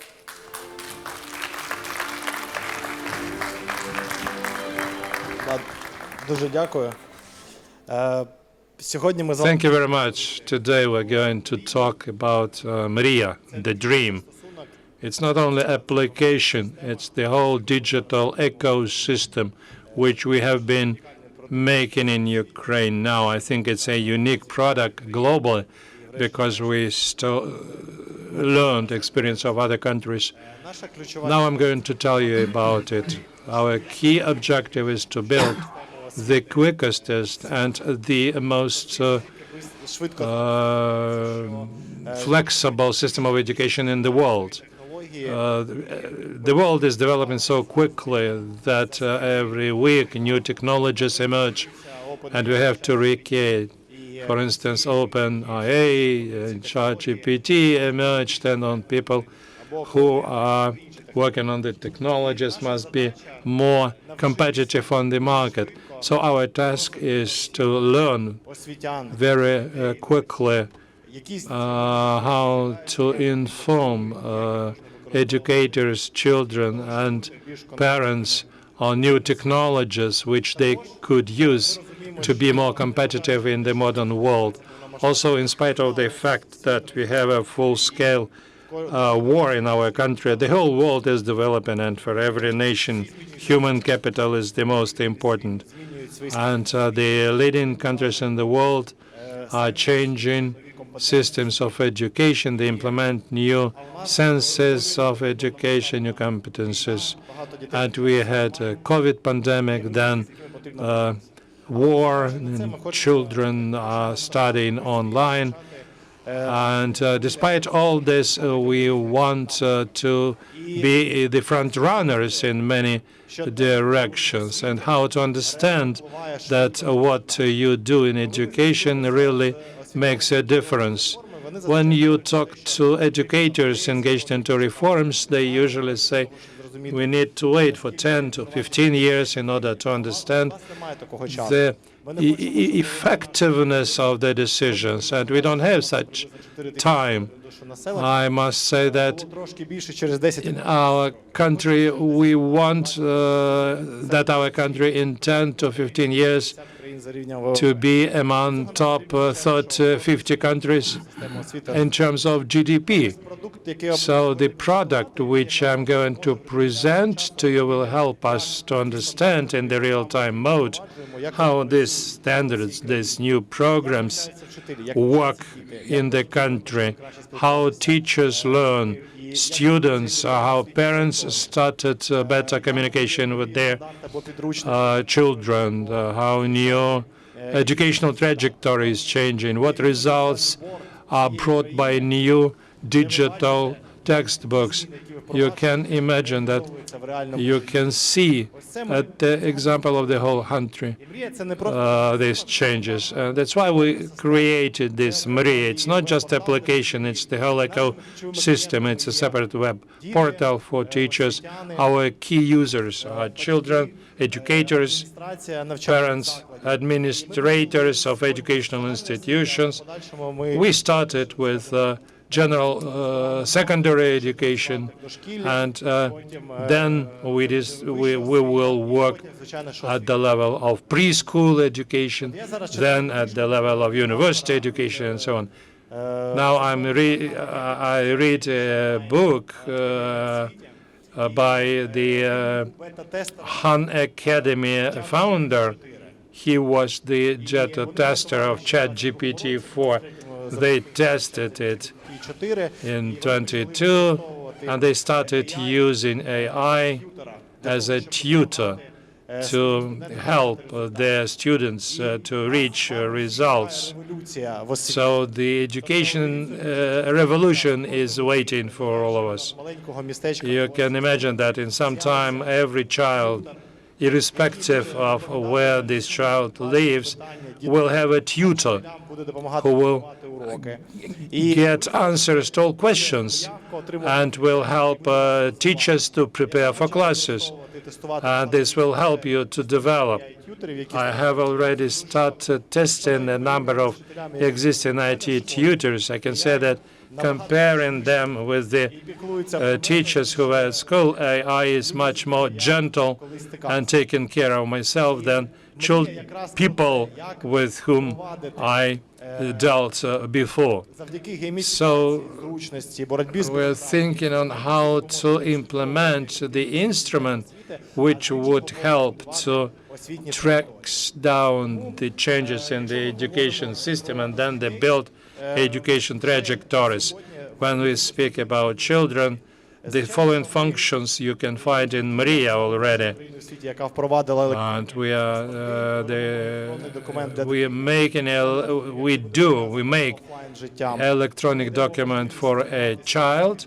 We allow them to formulate their own schedule of studies, put forward tasks, homework into this schedule, and on the basis of user experience, we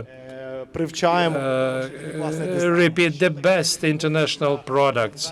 We teach children on what is the best design, what is the technology of time management. So we help them understand these new technologies. There is a separate content library where we tell about modern trends. This could be materials related to a specific discipline, for example. And now we have been testing this among 100,000 students. Speaking about Maria for parents, maybe the most important function alongside with the content which is useful for parents. I think that thanks to Maria, parents will better understand children. We will not put emphasis on tracking down how well the child studies, learns, but we will help parents to understand how active their child is in a classroom.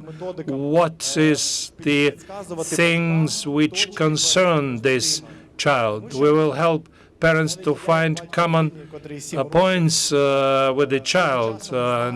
I have a child who is 7 years old, and very often I don't know what are her interests, what lessons she likes, and I don't have enough information, and the child often doesn't want to share it. And thanks to special methodologies and technologies, we'll help to find common points between parents and children. Speaking about the teachers, naturally teachers should be engaged into work with children. They should not get into bureaucracies. They should not make any formal reports which always are required from them. The most important that the teachers want to work with the children and to teach them and to strike fire into their hearts. And we want to help teachers to better organize their work, to form schedules in order to automatically generate reports, and that might help them to better work with the children.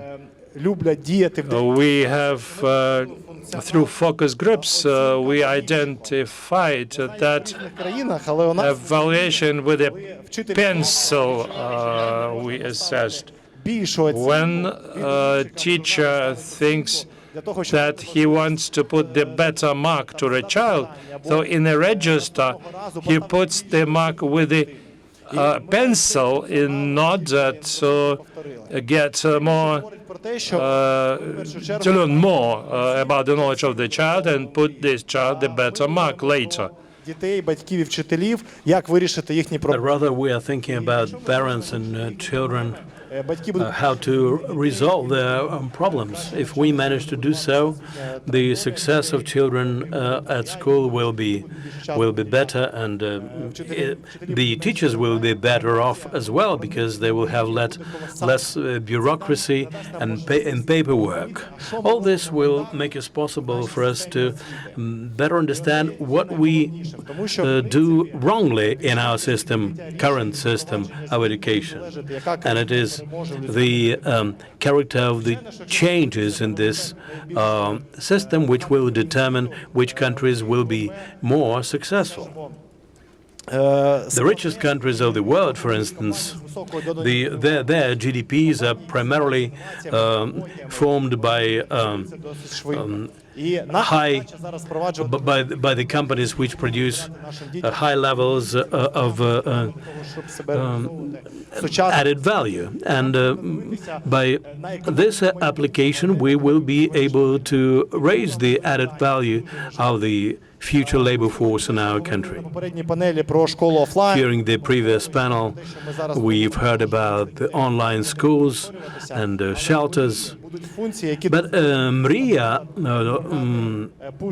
app will, for instance, send push messages to the parents informing them that their children are in shelter.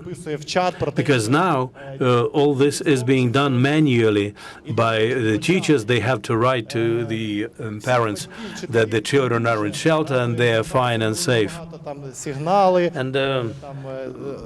parents sometimes are not very happy with this endless inflow of messages and notices, notifications, and so on.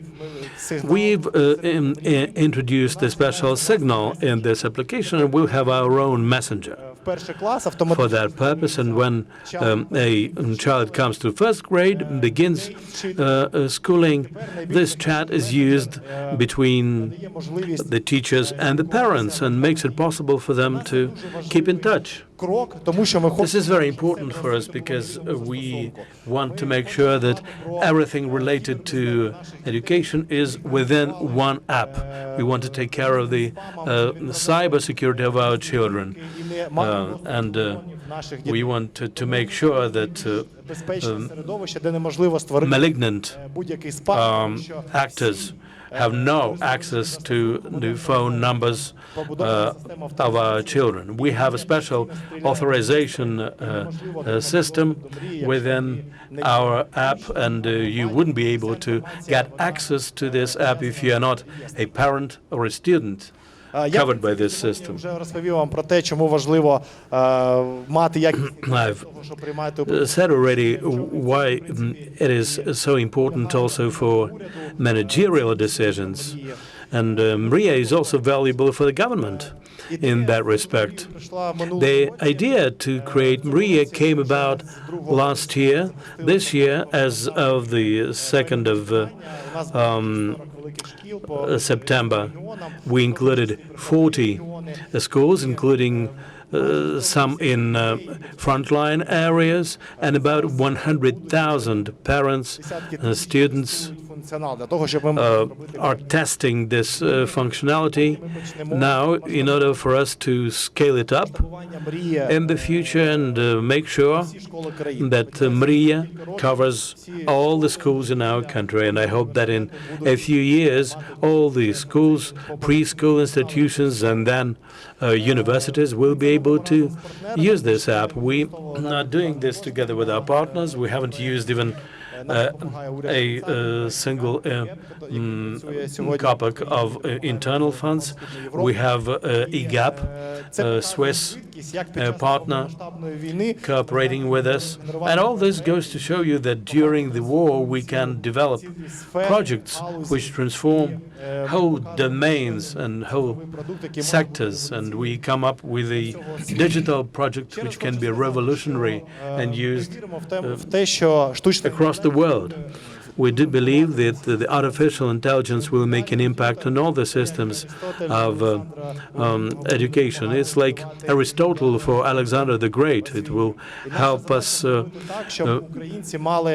chart an individual trajectory for the development of our education. And we do hope that our educational system develops fast and we manage to create an economy of a rich country in Ukraine. Everything depends on the people, and the development of human capital depends on our educational system. Educationalists, the values we proceed from, and the changes and innovations that we introduce. And all that should be done on the basis of high-quality data. So our future depends on today's decisions, and in spite of the war, we do go ahead taking them. Mr. Deputy Prime Minister, I think that we can say that you are like a rock star in the digital transformation of Ukraine. Thank you very much for this inspiring presentation. This summit has once again shown that when we are united by common values, we can make great changes. Let's live today with the thought that only we, the adults, can provide a sense of safety for our children. Only we can teach them to be strong in facing today's challenge. And only we can give them confidence in a happy future. Dear friends, I officially declare our discussion panel, Children's Safety in Schools, closed. See you at the summit's closing, and thank you very much for your attention.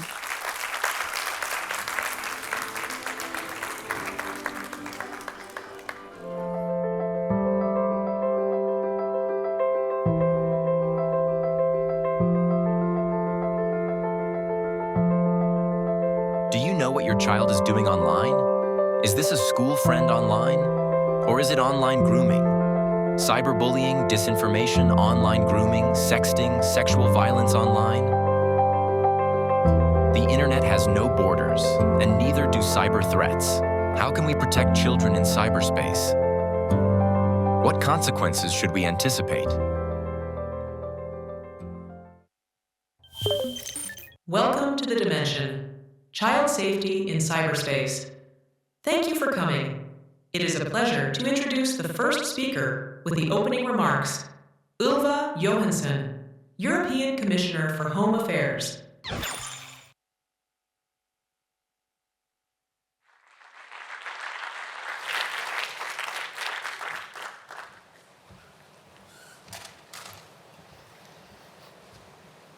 Thank you. When I crossed the border into Ukraine, something changes after the 24th of February 2022. War is no longer something I read in the news. It's a reality right here. The air raid alarms, the threat of dangers, family members at the front. For many of us taking part in this conference, we are only here for a few days. For the people of Ukraine, it's a reality every day for more than 2.5 years now. I admire you, the Ukrainian people, for your incredible bravery at home and on the front lines.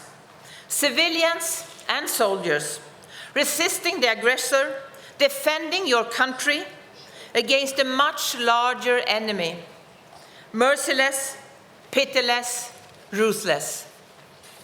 The European Union has stood by Ukraine from day one of the full-scale invasion, and we will continue to support Ukraine as long as it takes. Ukrainian children pay the price for Russian aggression. I think of Sofia, 14 years old, sitting on a park bench in Kharkiv, killed by a Russian rocket. War brings new threat, but old threats don't go away. So I applaud Ukraine. In the middle of a war for your survival as a nation, you are dedicating time, resources, and efforts to fighting sexual abuse. A reality all over Europe, all over the world, also here in Ukraine.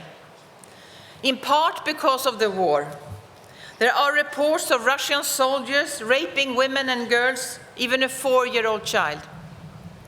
But also because of the internet. Just last week, a media report from Poltava Oblast, the arrest of 2 men suspecting of raping a 12-year-old boy with a stick and sharing the video online. The threat of child sexual abuse is huge.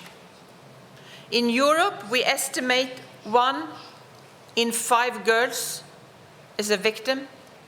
1 in 10 boys is a victim. That means we all know someone who has been abused. And it's getting worse because of the internet. Only online can adults pretend they are children and trick children into sexual acts. Data shows an exponential increase of online grooming, reports linked to the European Union. More than 300% increase compared to the year before. More than 300% increase of grooming online in just 1 year in Europe. A predator needs just 8 minutes to build a relationship with a child, a British university study showed. Only online can people share abuse in an instant, thousands of times, millions of times. 15 years ago, internet companies who do the detection reported 1 million videos and pictures of child sexual abuse worldwide. Last year, the figure was 36 million reports. And these pictures shows rapes of often very young children. Internet Watch Foundation are classifying the different content in different categories. Category A is the worst content with the most horrific violence. This content, the category A, doubled in a year, up to 20%. When it comes to children under the age of 2 years, the category A content is 80%. And that's what Europol reports. The younger the child, the worse the violence. And these pictures and videos of young children, even newborn babies sometimes. I met with a father. A neighbor had raped his daughter again and again, from the age of 1 year until she was 3 years old. The perpetrator tied this little girl down with tape and raped her and shared the videos online. It's hard to talk about this. And I can tell you it's hard for you to listen to this. But we must do it, because 1 in 3 victims will never talk about their abuse. They will have this experience by themselves. Someone has to speak for the children. And I ask you to speak for the children. And I ask myself, why does the crime of child sexual abuse fill us with such horror? Is it because we cannot imagine anyone wanting to harm a child in this way? Is it because a child is so powerless and the abuser so powerful, so calculating? There are even pedophile handbooks with tips and tricks for catching children, with chapters like hunting season, sex with kids, with clear instructions on how far you can penetrate a 2-year-old or a 4-year-old girl before they start bleeding. We will put a stop to these pedo handbooks. Earlier this year, I proposed an EU-wide ban as part of an update of our criminal rules against child sexual abuse. I also proposed to criminalize new forms of child sexual abuse, including the use of artificial intelligence. We need to catch abusers and rescue children.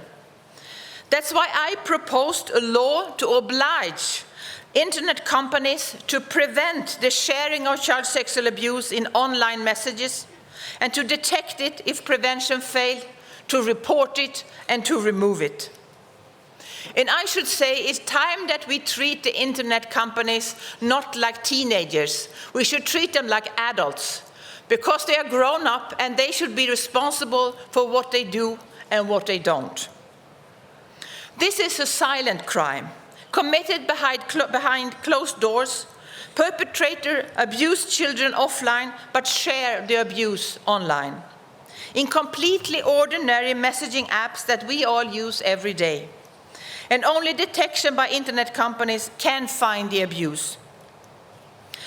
In my view, it's our obligation to protect the children, our obligation as parents, as adults, and as politicians.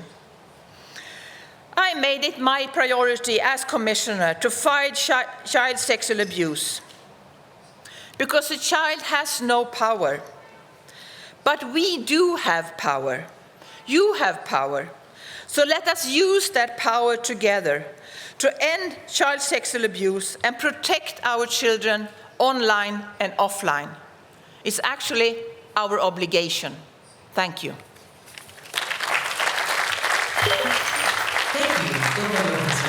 European Commissioner for Home Affairs. Child safety in cyberspace is a challenge faced by countries worldwide on a daily basis. The increasing threats in the digital space require a united effort and shared resources to protect the most vulnerable. It is a privilege to welcome each speaker and guest to the 4th Summit of First Ladies and Gentlemen today. Childhood is meant to be a time of freedom and joy, and through collective action, it can be made safer and more secure in the digital era. The first block, Best Practices Regional Response to Global Threats, can begin. Please welcome the moderator, Lucas Ilves, former government CIO of Estonia. The speakers are Igor Klimenko, Minister of Internal Affairs of Ukraine, Aleš Musar, First Gentleman of Slovenia, and Bo Tengberg, First Gentleman of Denmark.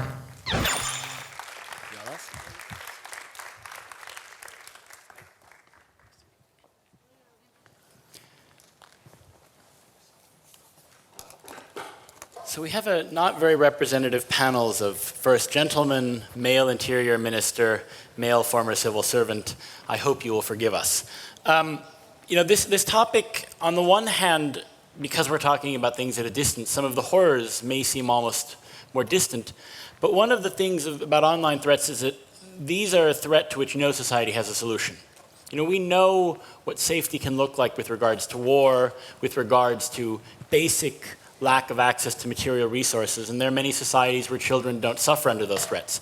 But nobody has a solution to online threats, and it is something that we collectively have to find an answer to. I want to start off by showing you a little bit more data from the survey that was conducted in advance of the summit. It really is fascinating. So 3 very brief slides. First of all, if you can show the next slide, please. Unsurprisingly, children really want to be online. And while parents also think it's important that they use devices and use technology, children think it's more important. So next slide, please. And parents already do a fair bit to deal with what their children are doing. Whereby if you look into the numbers a little bit, there isn't a clear correlation between a country's level of development or technological savvy and how active parents are. So for instance, if we look at the first number, the number of parents already using parental controls, we see that in Kenya, it's almost twice as much as in France. But in general, parents are quite active. What's a little bit more polarizing is the question of whether it's the job of social media platforms to keep children safe. So about half of parents think it is. Now, if we go to the next slide, what is, however, interesting is that there is broad support both among parents and children to take some steps to really make the internet safer. As you're looking at this, I want to make a methodological note. The columns on the right, that is net support. So for instance, you see that at the very bottom, the question of banning the use of mobile phones in schools. Now, parents seem to be very much in favor of this. The plus 26, though, that doesn't mean that 26% of children want to ban mobile phones. It means 26 percentage points of children more want to ban than don't want to ban. So even a majority of children support banning mobile phones in schools, which is quite remarkable. But there are some other measures that have almost universal support, like asking for proof of age before using certain sites or services, and increasing the responsibility of social media sites, of technology providers, and maybe even banning some unsafe social media sites. So I think this is an important message to politicians, which is that actually your voters, and your future voters even, support you taking action on this. But with this, I want to start off with our three distinguished panelists, and first of all, to ask Mr. Ihor, I should say Dr. Ihor Klimenko, who is Minister of Internal Affairs of Ukraine, but also has a PhD in psychology, so also an academic view on this topic. What new challenges have emerged for child safety since the beginning of Russia's full-scale invasion in the last 2 years?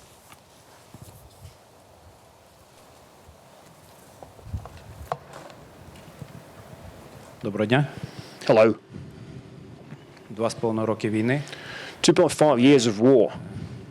Оцінюємо, що ми встигли зробити. And we're trying to assess what we've been doing to assess the situation, how it affects our children, how it affects their childhood.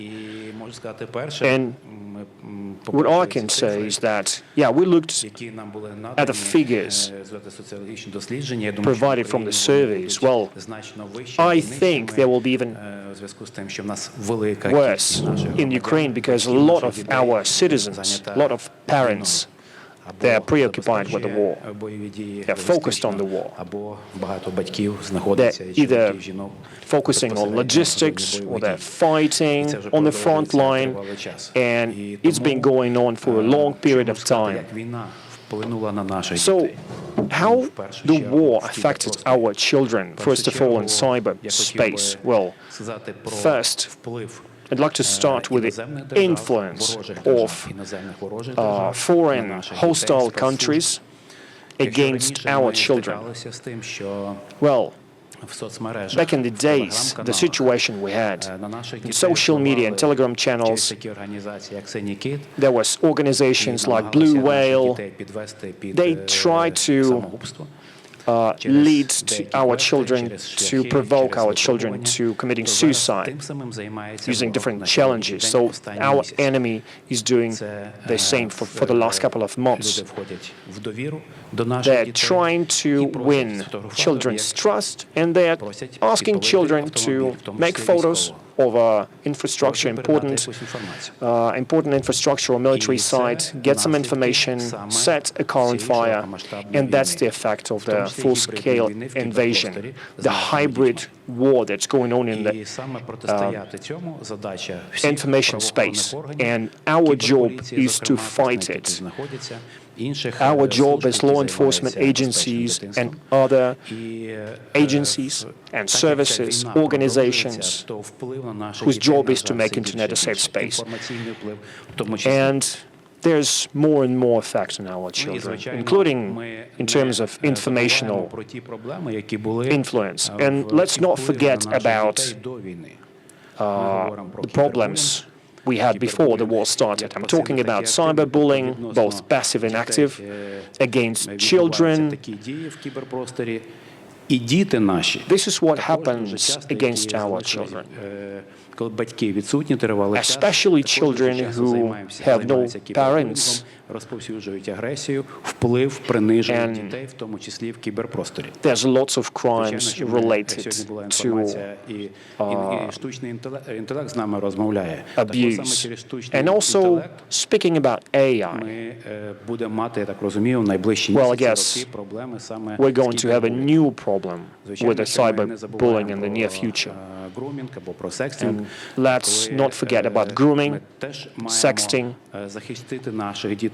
This is why we need to protect our children from that. For the last couple of months, we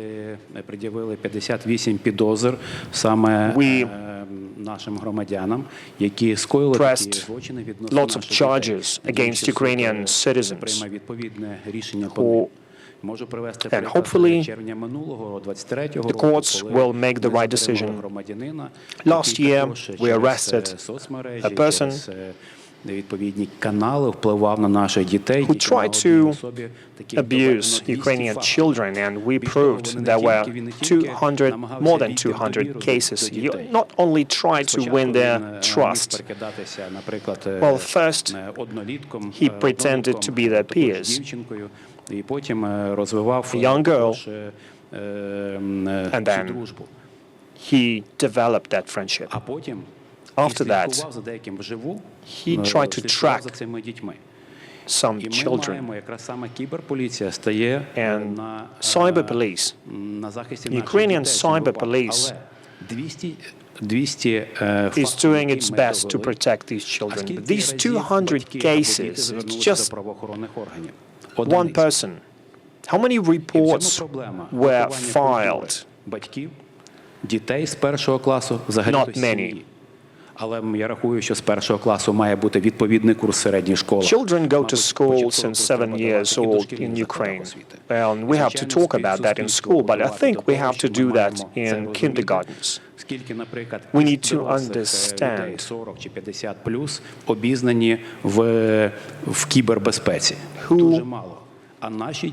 what people have awareness, informational awareness, or cyber awareness.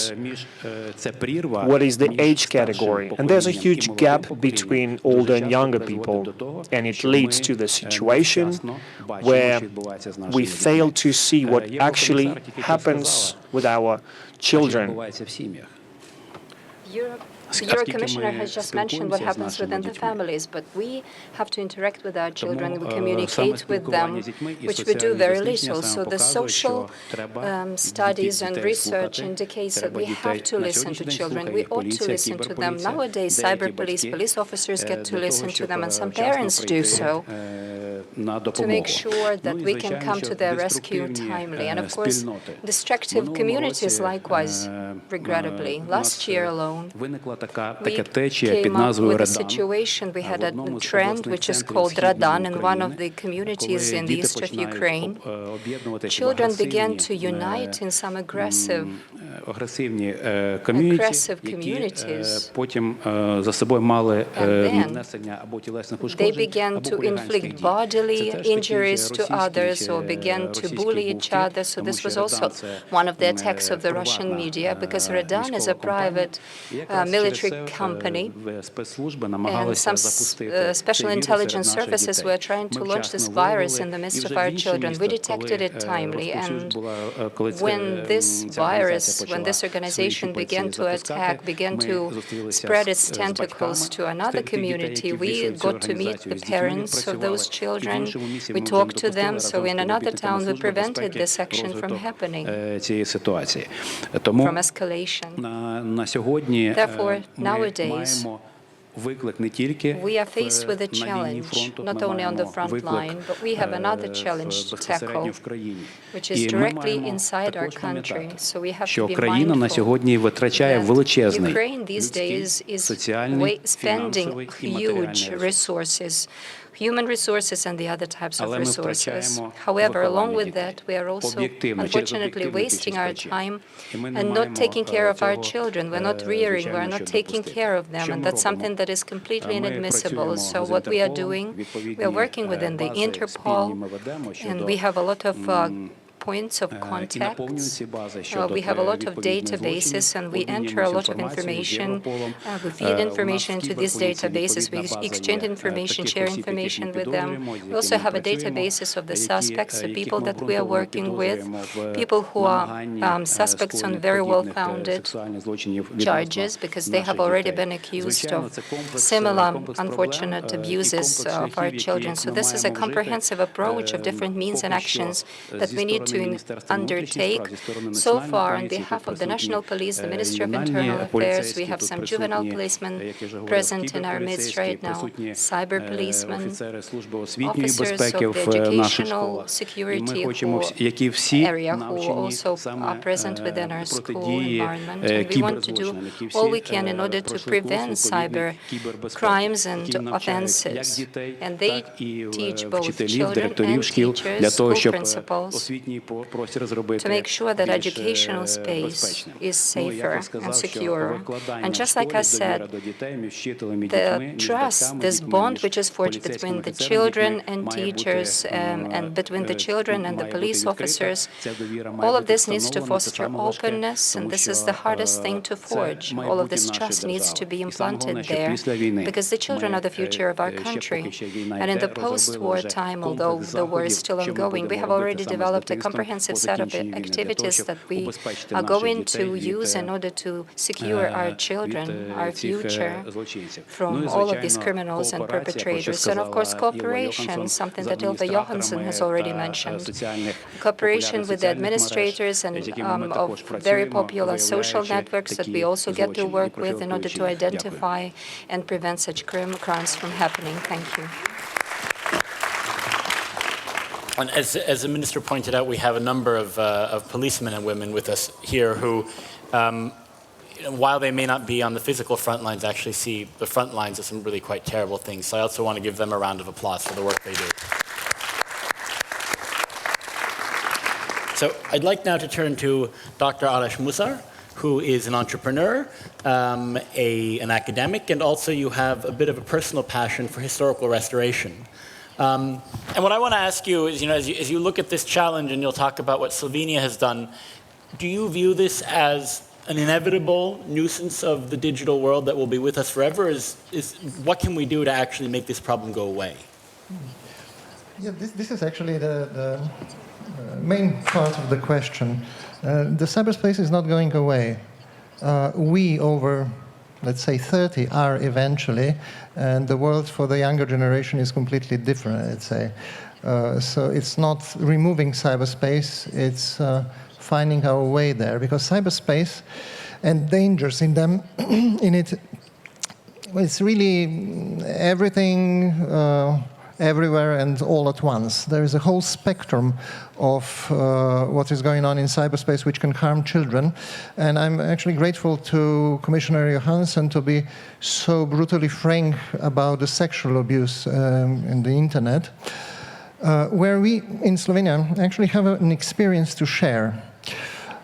This also refers to what the minister said about the sexual abuse online. We have grooming, we have sexting, we have production and distribution of children pornography, which are all classified as criminal offenses. In Slovenia, in 2011, we introduced new penal code where mere possession of pornographic children pornography on a computer is already a criminal offense.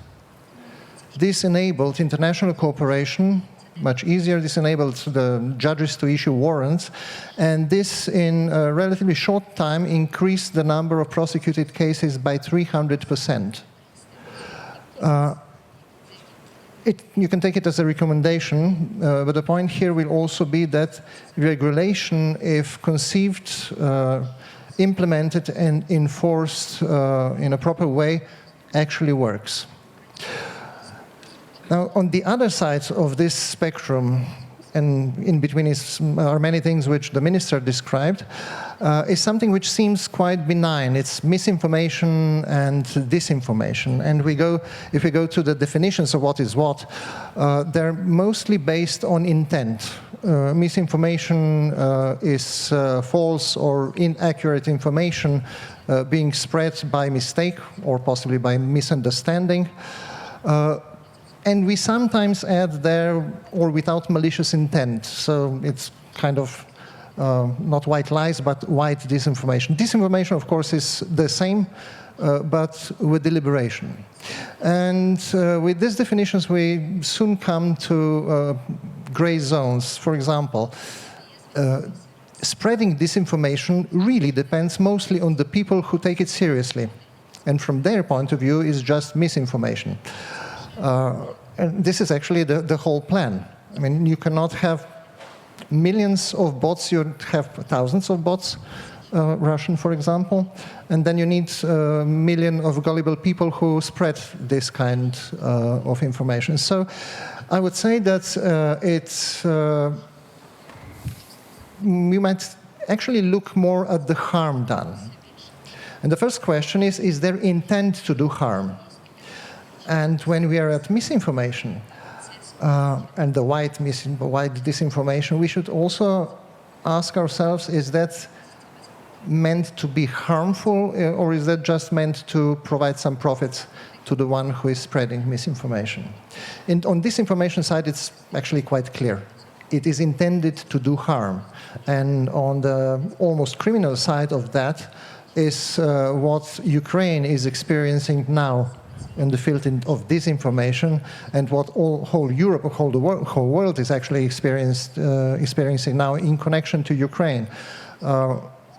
We have it in our country. You have it here. I mean, disinformation can be entirely ridiculous. There was an incident in July which was quite, directly related to Madame Zelenska, accusing her of spending millions of euros for a new Bugatti, which was completely false, even with a falsified invoice from a non-existing Paris shop. But it spread around the internet. And if we look at what is the actual harm which is done, we should look a bit more carefully at the so-called misinformation.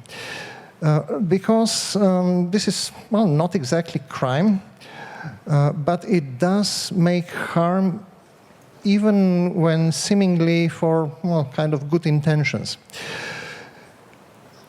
You have software freely available. You can download it now on your phones to beautify your pictures. Because children, and not only children, want to look as beautiful as the others online. And those others, have already beautified their picture, so it's fake. They are following the lifestyle and images which do not actually exist. And this makes harm to children's health, in fact.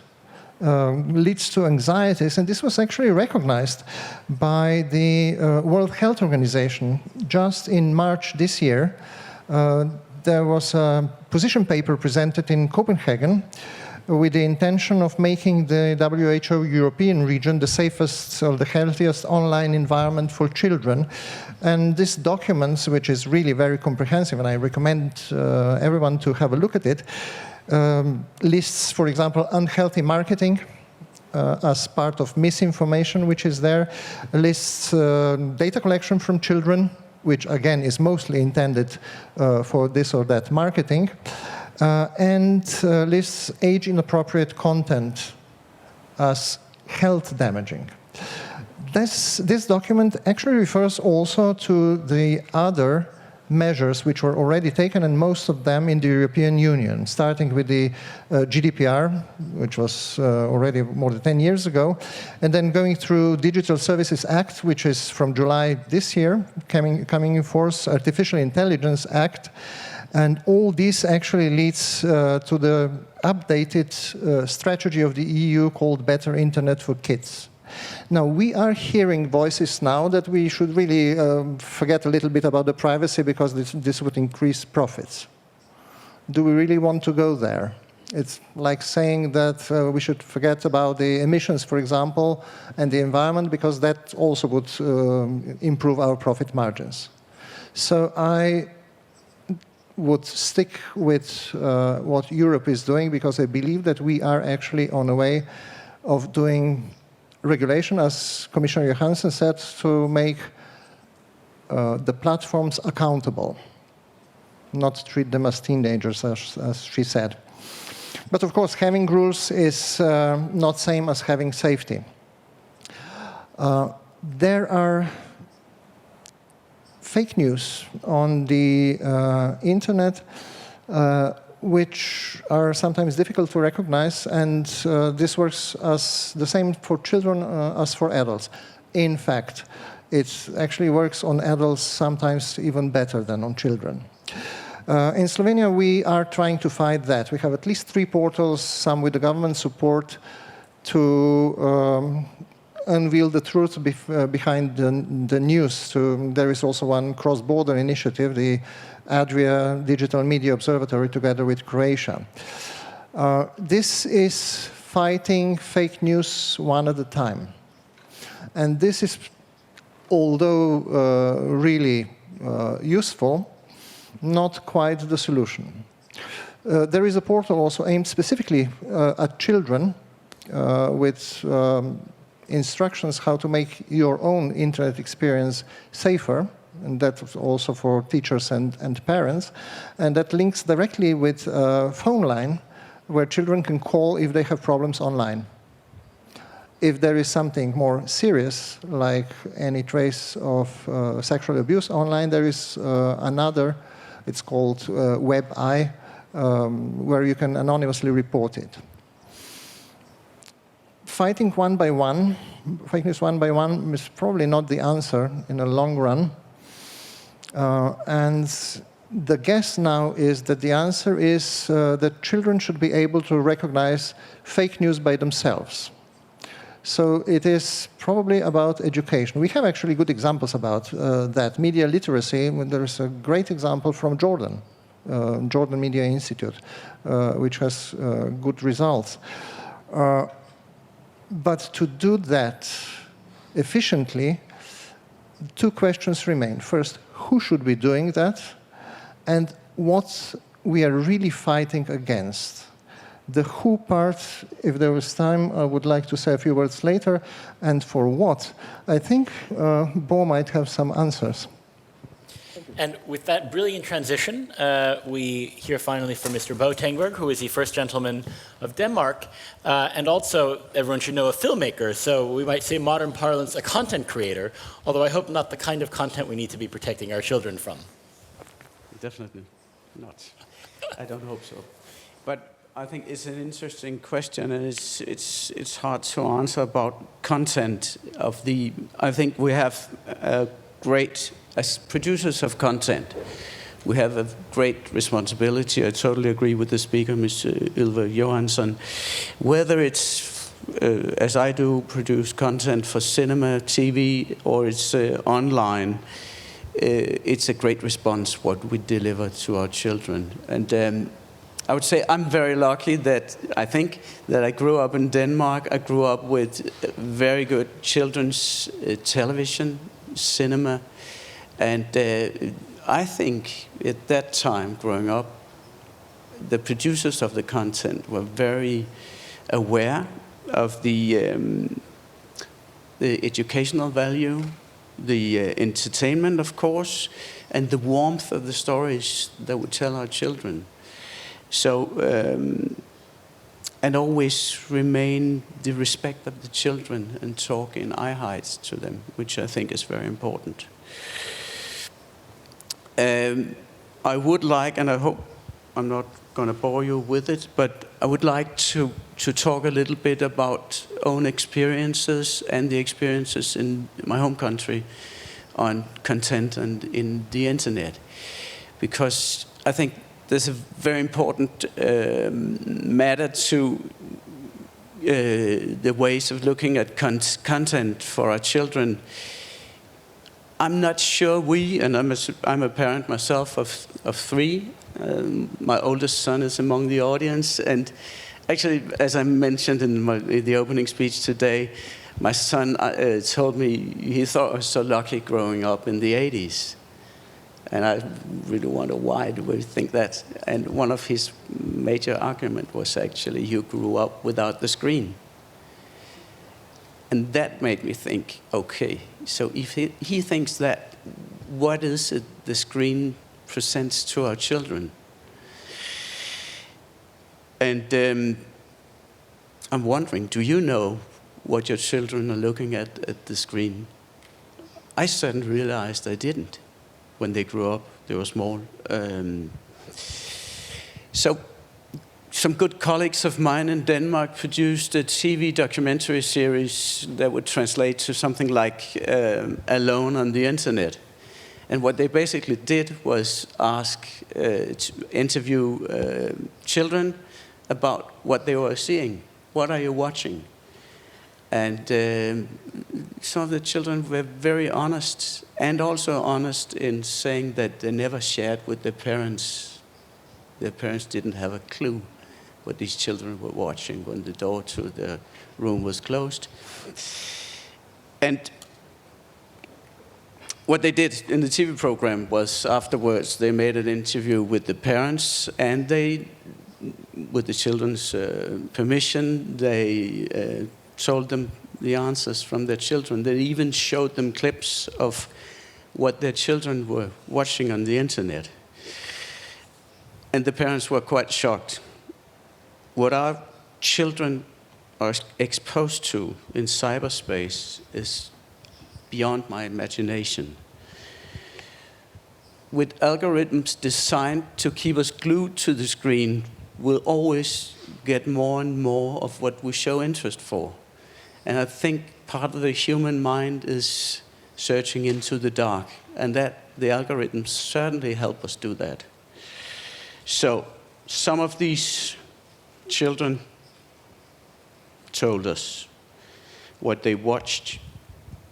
They were exposed to beheadings, men bowling with human heads, people getting their limbs torn off, car accidents, a man killing himself online by shooting himself in the head, and the list continues. It's already mentioned some of these terrible things they are watching.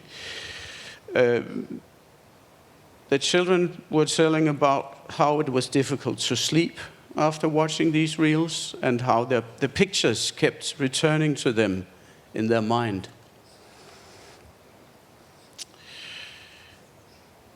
And therefore, one of my points is we got to be very, very attentive to content and to. I think we have a huge responsibility to not let our children, young children, enter the internet unprepared and unprotected. Of course, we're not the only ones with the responsibility. I would like to turn a little from my homeland to some American data. I just read, and I would highly recommend it, a book by American psychologist Jonathan Haidt called The Anxious Generation. And this professor of psychology is analyzing and looking at people's youth and children's use of social media. And the mental health and the effect on mental health. So, from the 80s, if you see the figures, the curve of, you could say, numbers of different kind of mental challenges to children is more or less flat. and something happens around the year 2010. Between 2010 and 2015, the curve goes straight up. And it's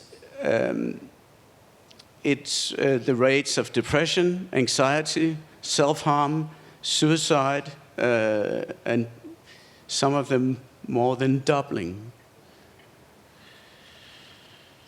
Major depression among teens, girls, would, in this short time span of 5 years, would raise, major depression among teen girls would raise with 145%. With boys, it's 161%.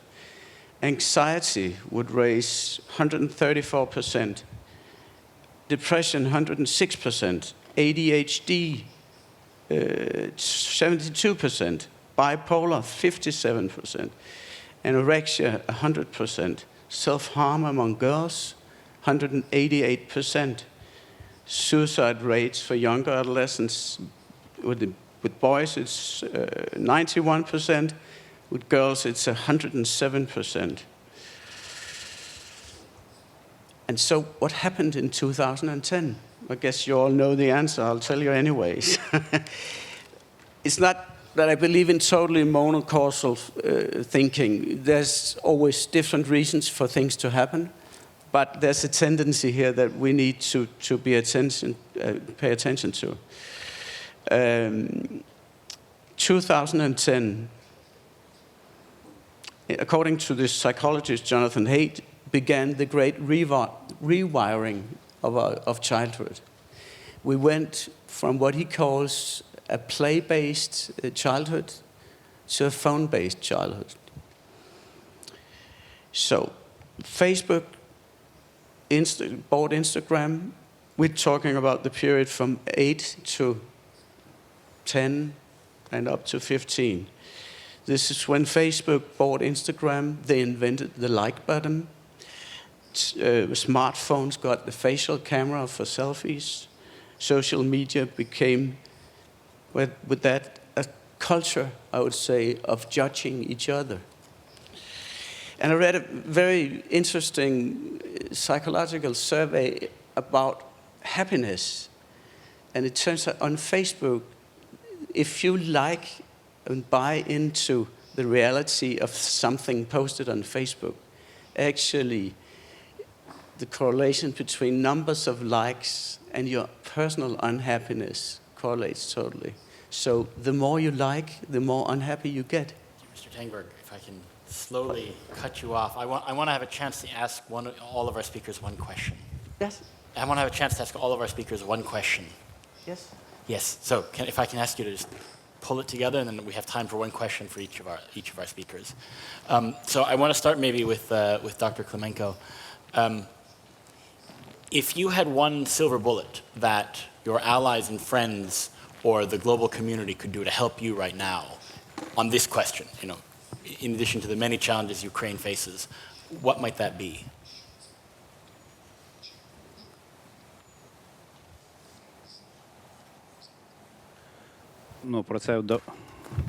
Про це ми вже багато говорили. Well, we talked about that. We have to end the war first. And that's the first thing. And then we have to be engaged in a peaceful life. We have to pay more attention to our children and their childhood, because this is our future. We need to restore the country, and it's impossible without the children and without their safe future. Thank you. Dr. Musar, you wanted to say something about the who. Yeah, it's actually about the perception of reality. In Harry Potter, you have a quote, is this real or is this just happening in my head? And the answer is, of course it is happening in your head, but why would you think that it is not real? And this is something where we, over 30, I'm sorry you included, have a different perception of the world. As, for example, my son, who is 23, or your son, who is sitting there. They know consciously that there was time before internet. They also know consciously there were dinosaurs roaming the world, and it's about there. And we are from that time. For them, the world is different. The boundary between digital and real doesn't exist that much. And the trusted one on the internet are not authorities, are peers. We have to ask that generation to do the work in the cyberspace. That's my opinion. Good. And Mr. Tengberg, what tools do we need in the future to do? What do we need in the future to do a better job? Like, what are the tools we have to be developing? It's very difficult to talk about the tools, and I think there's hope for the future. I think it might be so that history will judge us quite hard for being a generation who let our children let them loose on the internet without any control. But also, I think there's a great hope for the future. I mean, I had the luck of traveling on the night train here to Kiev with the two youngsters, one of them my son, and the other one was the young Dylan Douglas. And having this long night talk with these guys, I mean, we have to remember that the internet provides them with information. They're extremely smart, clever, much more knowing than I was at that age. So also, there's a lot of positive sides.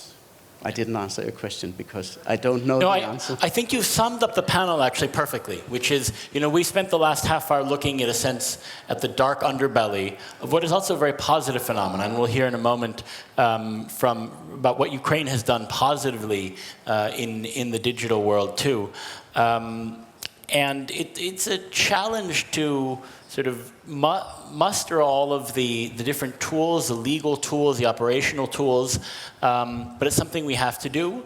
And it's also something where we can have successes. So I think if there's one takeaway from this discussion, it's that we also shouldn't get depressed as we look at all of these challenges. These problems, these terrible things that our children can encounter, they should goad us to action. And they should goad, as we will hear in the next discussion, our international institutions and our digital platforms to action. And I want to thank all three of our distinguished panelists for laying out the challenges, talking about some of the solutions. Thank you very much.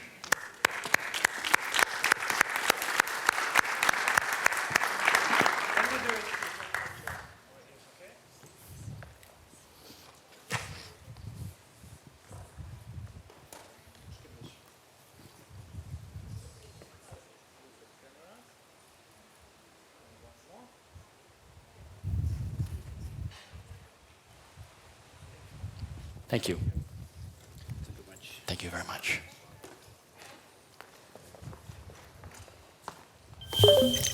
We are ready to start the second block. International collaborative efforts, industry and organizations.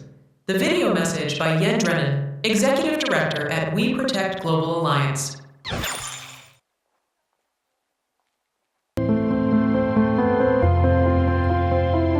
It is an honor for We Protect Global Alliance to take part in the Kyiv Summit of First Ladies and Gentlemen. As many children in Ukraine face disruptions to their lives, the digital world must be a safe space, free from exploitation and abuse.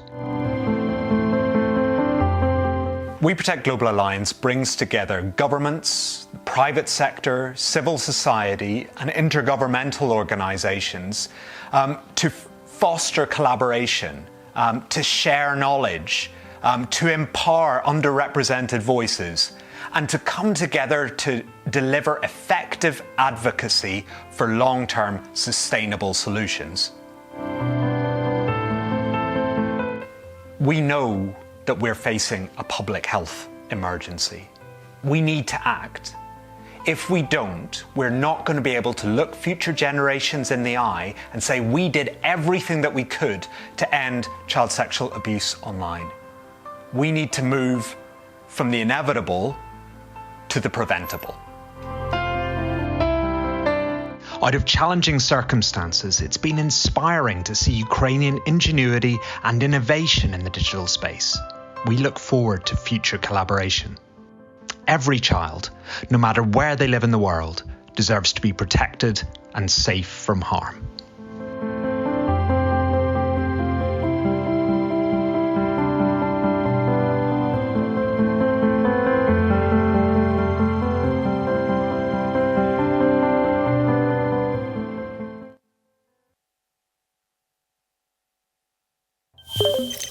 The speakers are warmly welcome to take the stage. Moderator, Lucas Ilves, Annette Kruger-Reel, Vice President of Government Affairs and Public Policy at Google in Europe. Katarina Kruk, Regional Public Policy Lead Central and Eastern Europe at Meta. Thomas Davin, Global Innovation Director at UNICEF Office of Innovation in Sweden. And a special video message by Stefan Mergenthaler, Head of Strategic Intelligence and member of the Executive Committee at the World Economic Forum. So this is where it gets interesting. I think the discussion we just had, in a way, threw down the gauntlet. And it threw down the gauntlet for our technology companies, who do a great deal of good. And I also want to say, you've been recognized many times for this, but have also done a great amount to support Ukraine in the last 2.5 years, but who also are the purveyors of a lot of what we've been talking about. You clearly are not responsible for creating some of the nastiest content, but it does reach people through your platforms. And then there is the broader question of mental health and how, more broadly, we continue to live flourishing lives also with the dangers of digital addiction. So, but we also have another institution here, UNICEF, which has been working to protect the children since the end of the Second World War. And so you face the challenge of taking this mandate, which is, shall we say, unchanging in time, and updating it for this new era. And so I think we have a wonderful chance to hear from all three of these institutions on how they're all well-intentioned, how they're doing their work. And also I hope you can reflect, frankly, on the challenges, because it isn't easy for many of the positions that you're in. So we're going to start with Google, or I should say with Alphabet and Google. So Annette Kruger-Reel is the Vice President of Government Affairs and Public Policy for Google in Europe. Annette, please, the floor is yours. So thank you, first of all, for having me for this panel and for the invitation to speak at the summit. And I would also love to start by saying I hugely admire the courage and the resilience of Ukrainians. It is impressive, even if you're just here for a couple of days, to witness the resilience of the people here is inspiring. So obviously, and this is the reason why we have dedicated this summit to children. The children are, in particular in times of war, the most vulnerable. So I think, as you pointed out, and as we have heard before, tech companies play a huge have a huge responsibility. And I wanted to maybe walk you through what we are doing, and then obviously also address some points we already heard. So when we, next slide, please. When we think through our responsibility, we look at 3 keywords in particular. It's protect, respect, and empower. And obviously this all starts, next slide please, with the baseline protections that we have built in our product. In our products, and I just named 2, it's safe search and search, that is filtering for children. And then we have very strict guidelines on YouTube. So, and you see the other protections for the other tools on the slides. But up, next slide, please. I knew this is going to. Tech is obviously only as safe as the way we use it. And therefore, we want and respect families to decide how their children accessing the platform. Bo Tengberg just mentioned, well, it also takes the parents and the families to engage on the topic and to understand what the children are doing. So this is why, and that's a very important point for us, and that's why we have family link and parental controls. Next slide, please.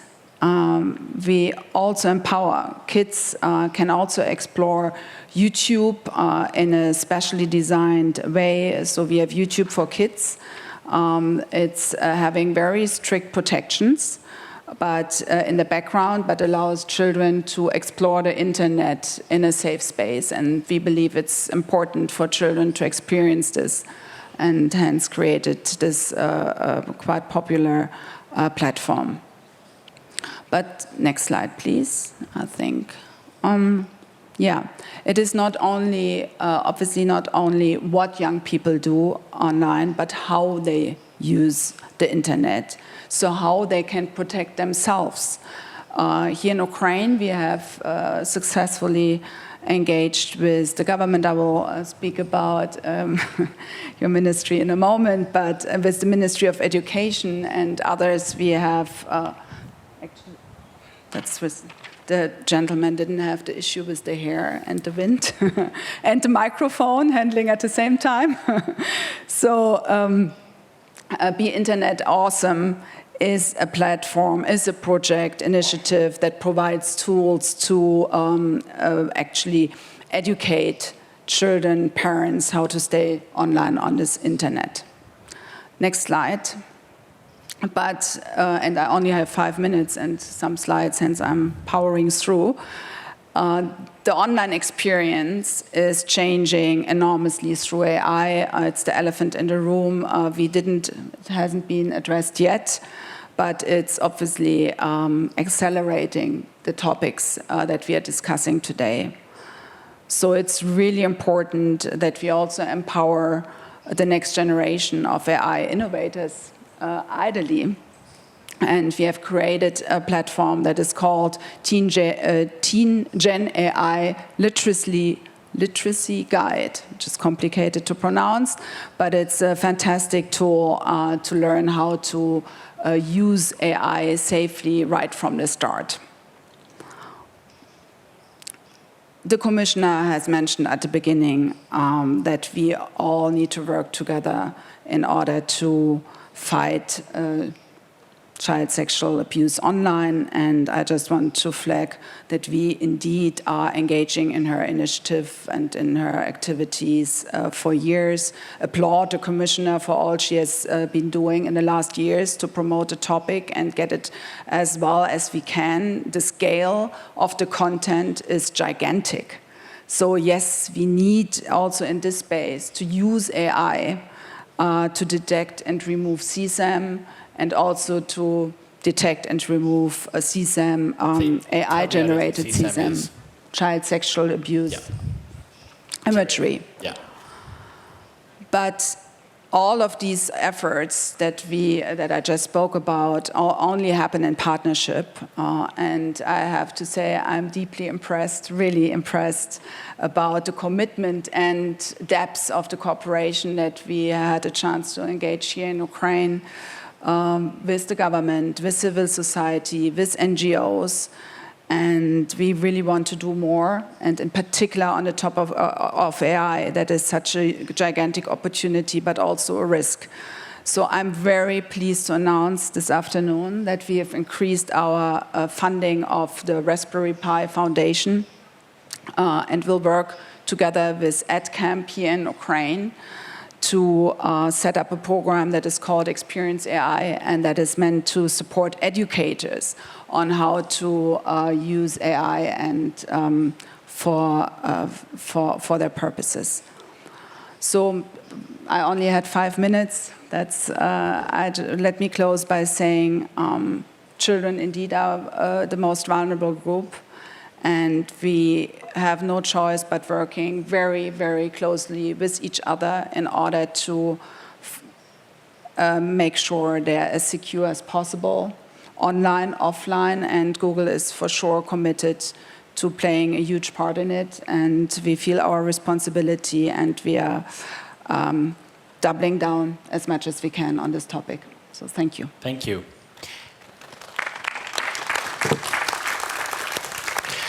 So we're next going to hear from Katarina Kruk, who is the Regional Public Policy Lead for Central and Eastern Europe at Meta, better known as Facebook, WhatsApp, Instagram. You have the tools that many of us use to communicate with each other, although both of your platforms are losing out to TikTok these days with the youth. But anyways, I won't comment to that statement. It would require a totally different panel. Yes, but we also want to hear from you on what Meta is doing and how you're protecting our kids from the evil that's lurking out there. Sure. let me start again with thanking to this distinguished audience and to have an opportunity to discuss this incredibly important topic, not only from the perspective of the challenges, quadruple challenges that Ukraine is facing, but also overall how our platforms are dealing with the topics of safety and well-being of youngsters online. And when we were discussing the potential angles for this panel, and knowing that we'll also have our colleagues from Google who in many cases would have the similar approach of how we're approaching teens, the responsibility of platform, we actually discussed that it will be probably best you spend time if we will be focusing more or less on the specific tools. There are lots of parents in the audience, there are lots of people who are working with children and with child organizations, and there is lots of important information which is not only about ideological, how we approach the topic of safety and well-being of teens, but what specifically we're doing in this realm. To start it point blank, obviously we are incredibly aware of the challenges that our platforms are posing. It has been named a couple of times on the previous panels, and while we are very incredibly proud that Instagram is one of the still very much used and popular among the teens, together with this pride comes a sense of incredible responsibility, because we know the youngsters out there, and even though we have the policy that prevents creating accounts below the age of 13, we know that unfortunately this rule is not very often respected, both by kids but also by parents who aren't always thoroughly following what their kids are doing online.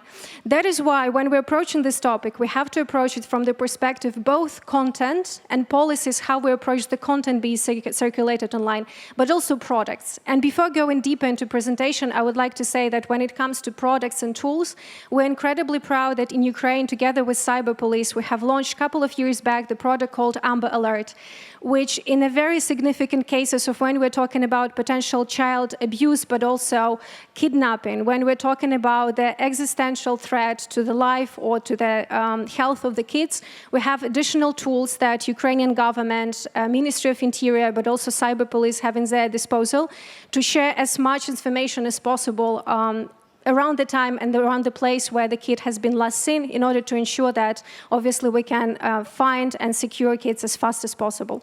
So when it talks about content, we have very strict guidelines overall, which are being based on our community standards, but we have additional guidelines also for the accounts of kids below 16 or 18, depending on the local regulation and how the youth and the teens have been defined.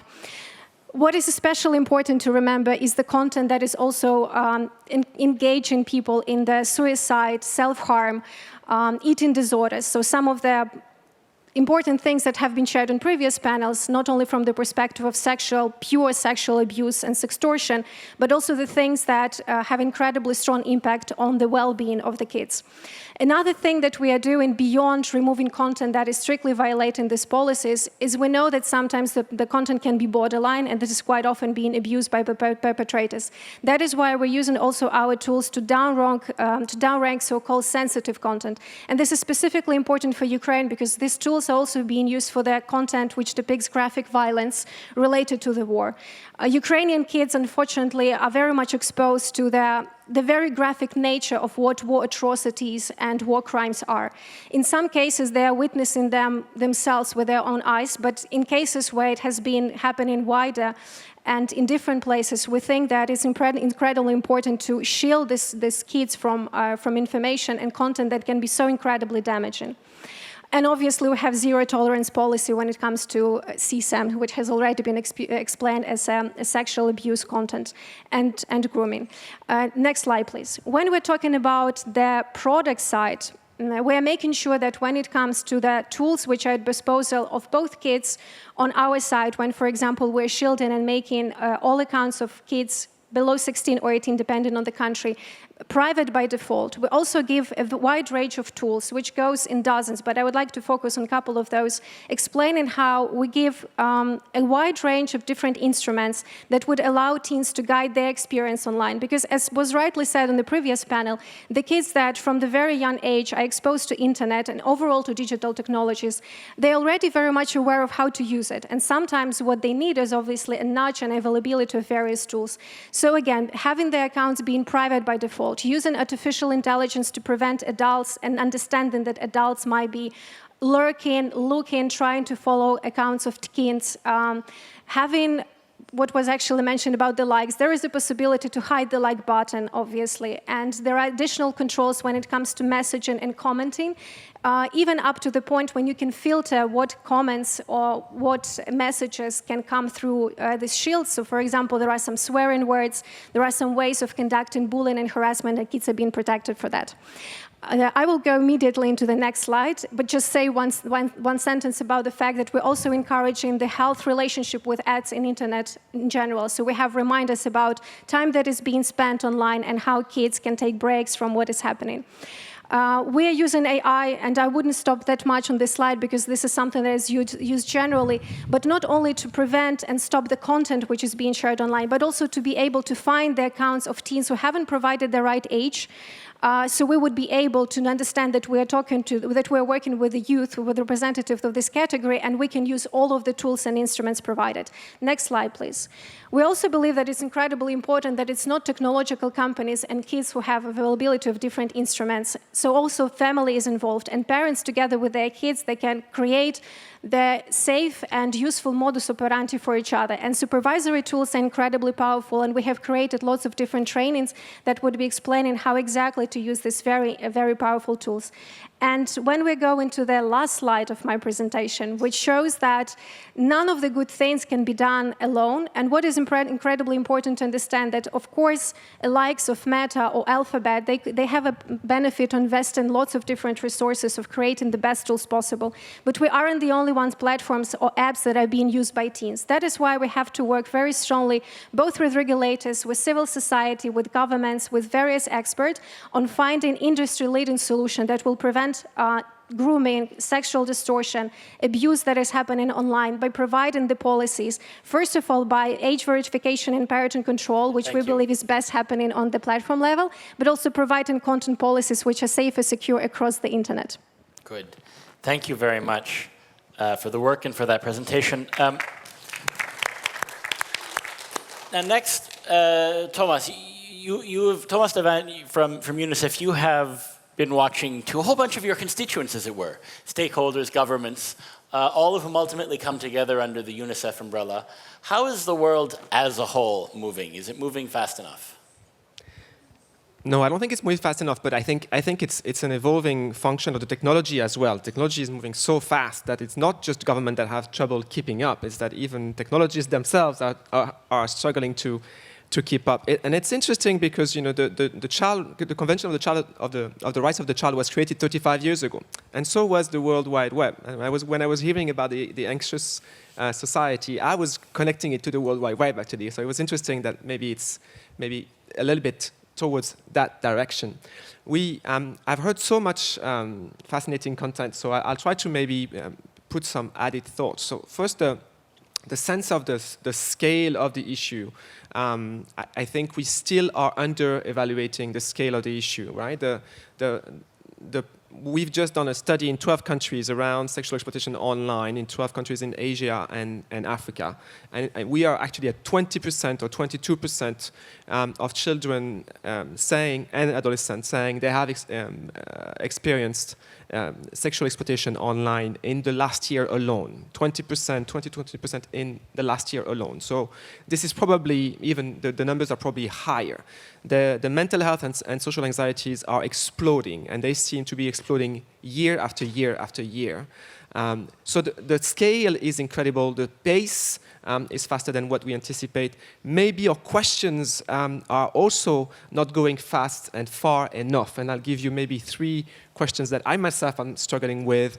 The first one is, are we, through what's happening right now and the addiction that is being created, seeing a progressive retranscription of how the brain plasticity of the children and next generation is actually being reformatted in some ways. I know I'm struggling to read, and I'm not under 20, and I think that we should, as a society, ask ourselves that question about what is going to happen to the brains. Is that good, bad? Can we live with it? We can, of course, live with it, but maybe taking those questions. Are we in the algorithm that we use creating a society where we're going to have smaller and smaller bubbles of people who are going to look at the content of people they care about and trust, and we're going going to lose that sense of society, community, equity?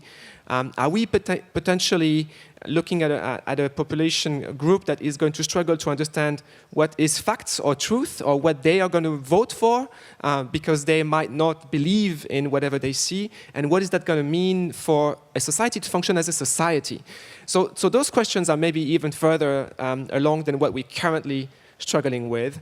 I think a lot of efforts are being made, really, not just by the industry and by government, but parents are starting to also understand, really connecting with children. Adolescents and young people are online. The creators of the likes are coming together. A number of the software engineers that are working in those large organizations are creating their own foundation to say, okay, we need to look at different ways. We are probably also going to need to ask ourselves, how far do we take that? So you were talking about young people like internet. But a couple of years ago, you would have asked a lot of adults, do you like smoking? And the answer was, yeah, I love smoking. Do you like drinking? Yes. Do you like sugar? Yes. And we are maybe not courageous enough in saying, how far do we take that, right? We know that there is a TikTok for China and a TikTok for the world. Should that ask us questions as society? So maybe those elements, we are still, I think, acting mostly on what we see and what exists, and maybe not trying to anticipate what will that mean longer term. But the technology is also an incredible tool, and I really want to end with that. Not just on managing mental health, we're connecting. I'm sorry, I haven't followed the presentation at all. For whoever is managing the slides, thank you. We are working with companies to try to understand, can we use music and Spotify to reach children with psychological support and mental health in Ukraine and elsewhere. We are working with chatbots to help children feel safe, and they don't have to be judged by whoever adults they don't want to talk to. So technology is there to help us. We are starting to use that more and more intelligently. And across so many sectors, technology is a game changer. When we look at the ability to use machine learning and AI for personalized training and teaching and skills, this is potentially going to change the way for millions of kids. So I want to also join the fact that this is not just a dark side that we're looking at. There's many, many positives, and we should not forget that. Thank you. Thank you very much. Last but not least, we're going to hear from Stefan Morgenthaler, who is Head of Strategic Intelligence and a member of the Executive Committee at the World Economic Forum, in a pre-recorded video. Distinguished guests, ladies and gentlemen, the World Economic Forum is pleased to have a long-standing relationship with Ukraine, including both with the government and its private sector. We are particularly honored to welcome First Lady Zelenska to our annual meeting 2023 in Davos, and value her contribution to the CEOs for Ukraine session and press conference, where she highlighted the work of her foundation. Today, it's my privilege to share this video message with you, aimed at fostering an important discussion on ensuring the safety of children in the digital age. While digital progress brings remarkable opportunities, it also introduces new risks, particularly for children. As the youngest and most vulnerable users of technology, children face too many and increasing threats, including harmful online content, misinformation, addiction, privacy breaches, and fraud. In response to these challenges, the World Economic Forum has launched the Global Coalition for Digital Safety, which aims to accelerate public-private cooperation to combat harmful content online. The coalition brings together leaders from industry, government, civil society, and academia to develop innovative solutions that address these digital threats. By fostering collaboration, the coalition seeks to exchange best practices for online safety regulation, take coordinated action to mitigate online harms, and drive forward programs that enhance digital media literacy. We're pleased to have Mr. Mikhailo Fedorov, Vice Prime Minister of Ukraine, as a valuable member of this initiative, and thanks for his leadership in this regard. A key component of the Global Coalition for Digital Safety's efforts is the Digital Safety Risk Assessment Framework. This framework provides a systematic and collaborative approach to identifying and mitigating risks in the digital environment. It offers a comprehensive method for assessing online safety risks, enabling stakeholders to evaluate potential harms on digital platforms and implement effective safety measures. Another important work stream of the World Economic Forum on digital safety is the Media Information Literacy for Tackling Disinformation initiative that focuses on equipping individuals with the skills and knowledge to identify disinformation. An upcoming report under this initiative is dedicated to identifying the best tools and practices needed to critically evaluate media content. By equipping young people with essential skills, we can empower them to differentiate between trustworthy information and dangerous disinformation. At the heart of the mission of the World Economic Forum is the commitment to improving the world through trust and cooperation. These principles are essential for creating a safe digital environment for children. Protecting the youngest and most vulnerable citizens required shared responsibility and proactive measures. Let us come together in this effort, taking bold collective action to safeguard children in the ever-evolving digital landscape. Ladies and gentlemen, there's no doubt that Ukraine has emerged as a global leader in digital transformation, setting an example of how innovation can strengthen the relationship between citizens and government. In order to leverage Ukraine's strengths and capabilities in government technologies and create new global partnerships, the World Economic Forum and the government of Ukraine have embarked on a new and exciting collaboration. The Global GovTech Center in Kiev, the second of its kind in the Forum's network of centers for the Fourth Industrial Revolution, will serve as a hub for developing cutting-edge governance solutions in the digital space, helping to advance shared objectives such as fostering inclusive technological opportunities and strengthening Ukraine's leadership in digital transformation. We're truly excited about this new partnership and confident that it will play an important role in improving digital safety. Thank you very much for your attention and have a good meeting. I want to try and summarize in 60 seconds what we've discussed over two panels. Because the lip syncing and the sound were not really... You should ask him next time you see him. So I'm going to try and summarize in 60 seconds. I think the big theme, the meta theme in all of this, is that frankly, we did a little bit too little too late in the last decade and a half, collectively. Governments and platforms, international institutions have made a strong effort, and I think we're now getting to the point where maybe the tide is turning. And the challenge we face as we enter this next stage of the digital revolution with AI, which many of our speakers have alluded to, is that we not repeat that pattern, that we build on the momentum we have, the awareness that governments have, the efforts we're making, the efforts that platforms are making, the foundation that legislation now gives us to act on some of these dangers, to be a bit more proactive as the next round of digital threats emerges, both the bad guys and perhaps the more pervasive threats of addiction and dependence. I have confidence that we can do it, but that's going to require goodwill and cooperation on everyone's part, and it's going to require new innovations that we're going to hear about in a moment from my former Ukrainian colleague. But first, I want to ask everyone here to give a big round of applause both to our three wonderful speakers now,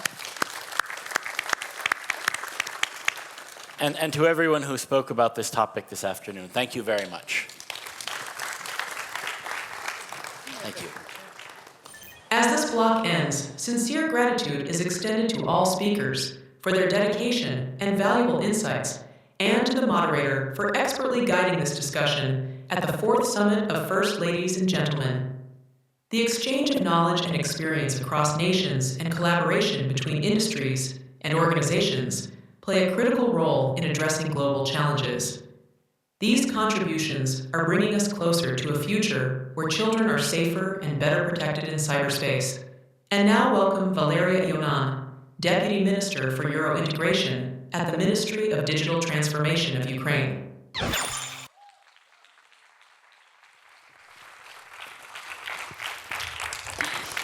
Hello, dear ladies and gentlemen, and welcome to Ukraine.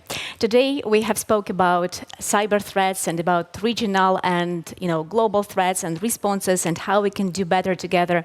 But today I would like to end this panel with telling you a little bit more about what we are doing here in Ukraine with digital transformation, how we are thinking about it, and speaking a little bit more about digital literacy. Well, first of all, we have the big vision. We want to build the most convenient digital state in the world. And we are very proud that Ukraine has been called a European digital transformation tiger. For the past 5 years, we have implemented a huge number of digital reforms, and probably one of the most prominent and efficient ones is our DIA ecosystem, which has 6 different projects.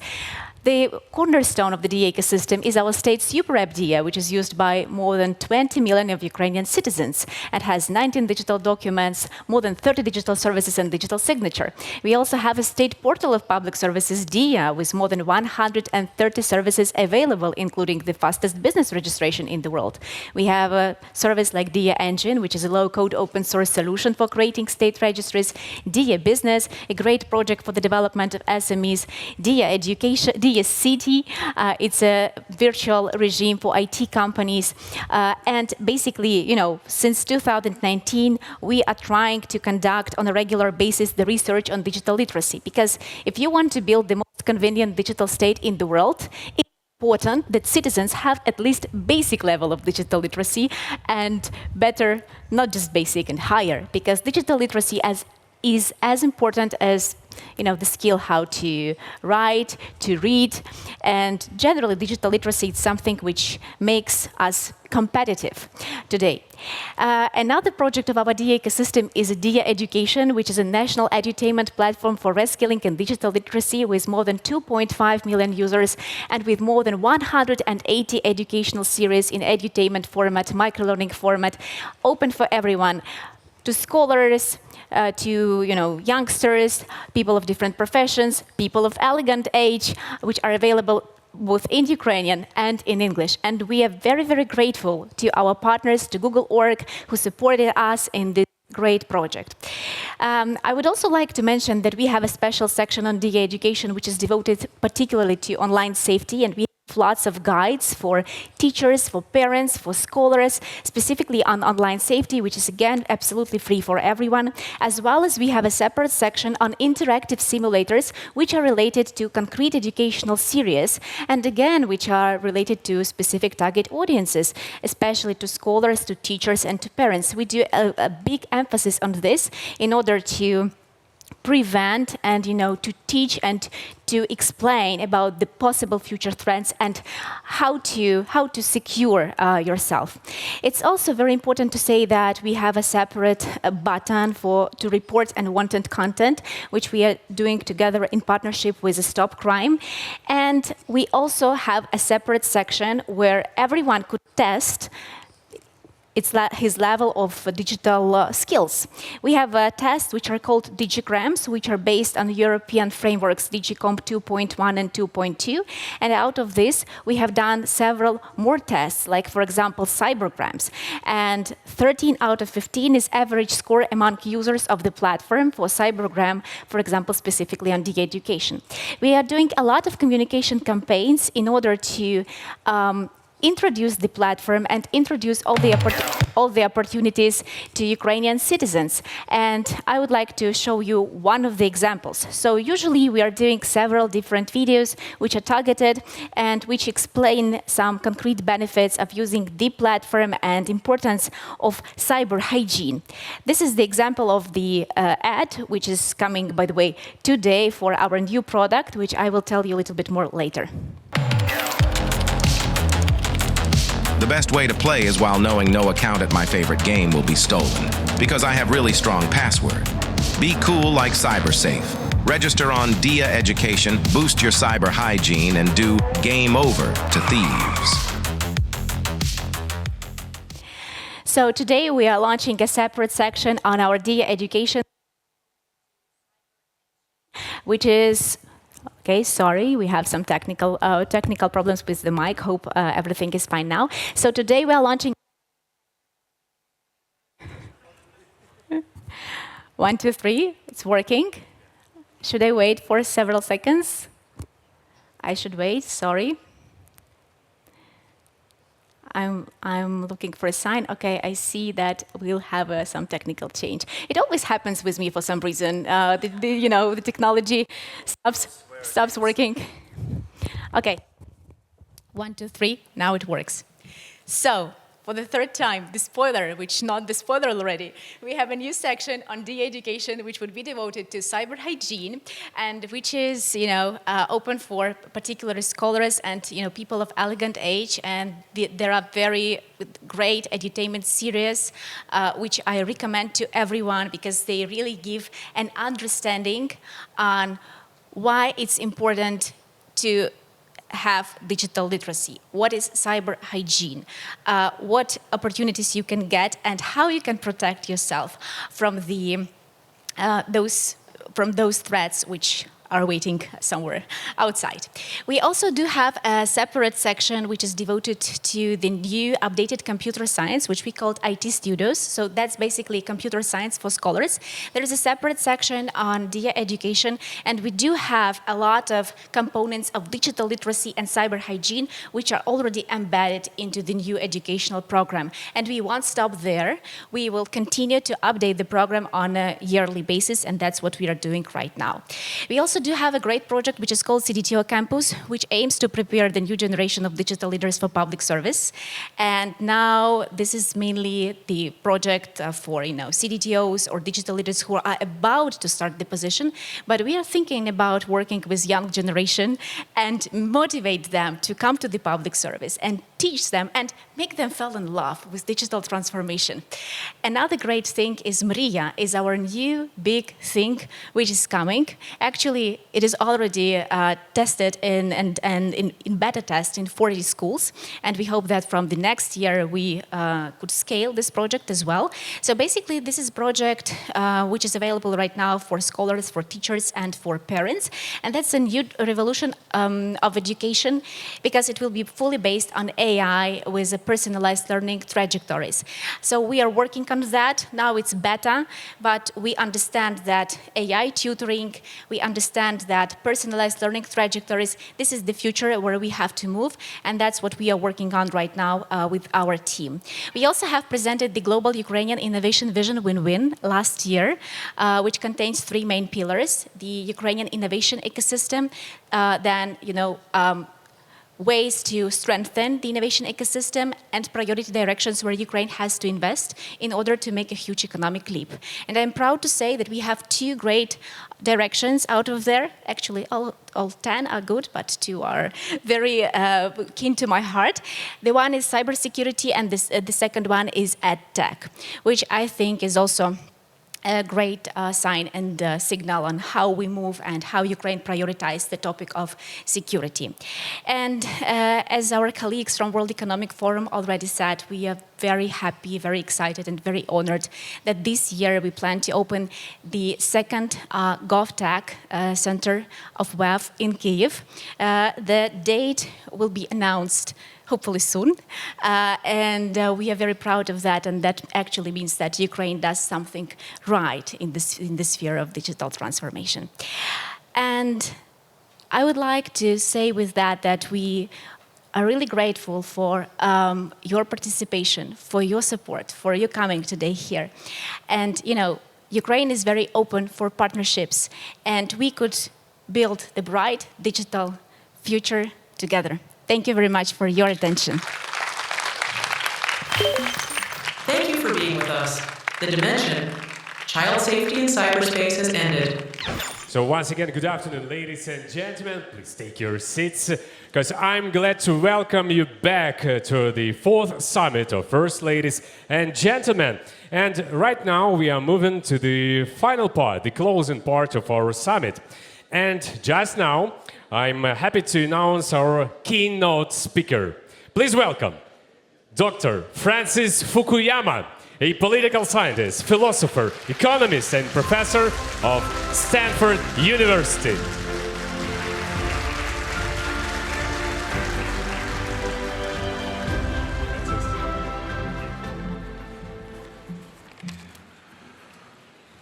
So, ladies and gentlemen, distinguished guests, international and Ukrainian experts, and representatives of youth associations that are represented here at this summit, I'm extremely honored to be able to participate in this very important meeting with you.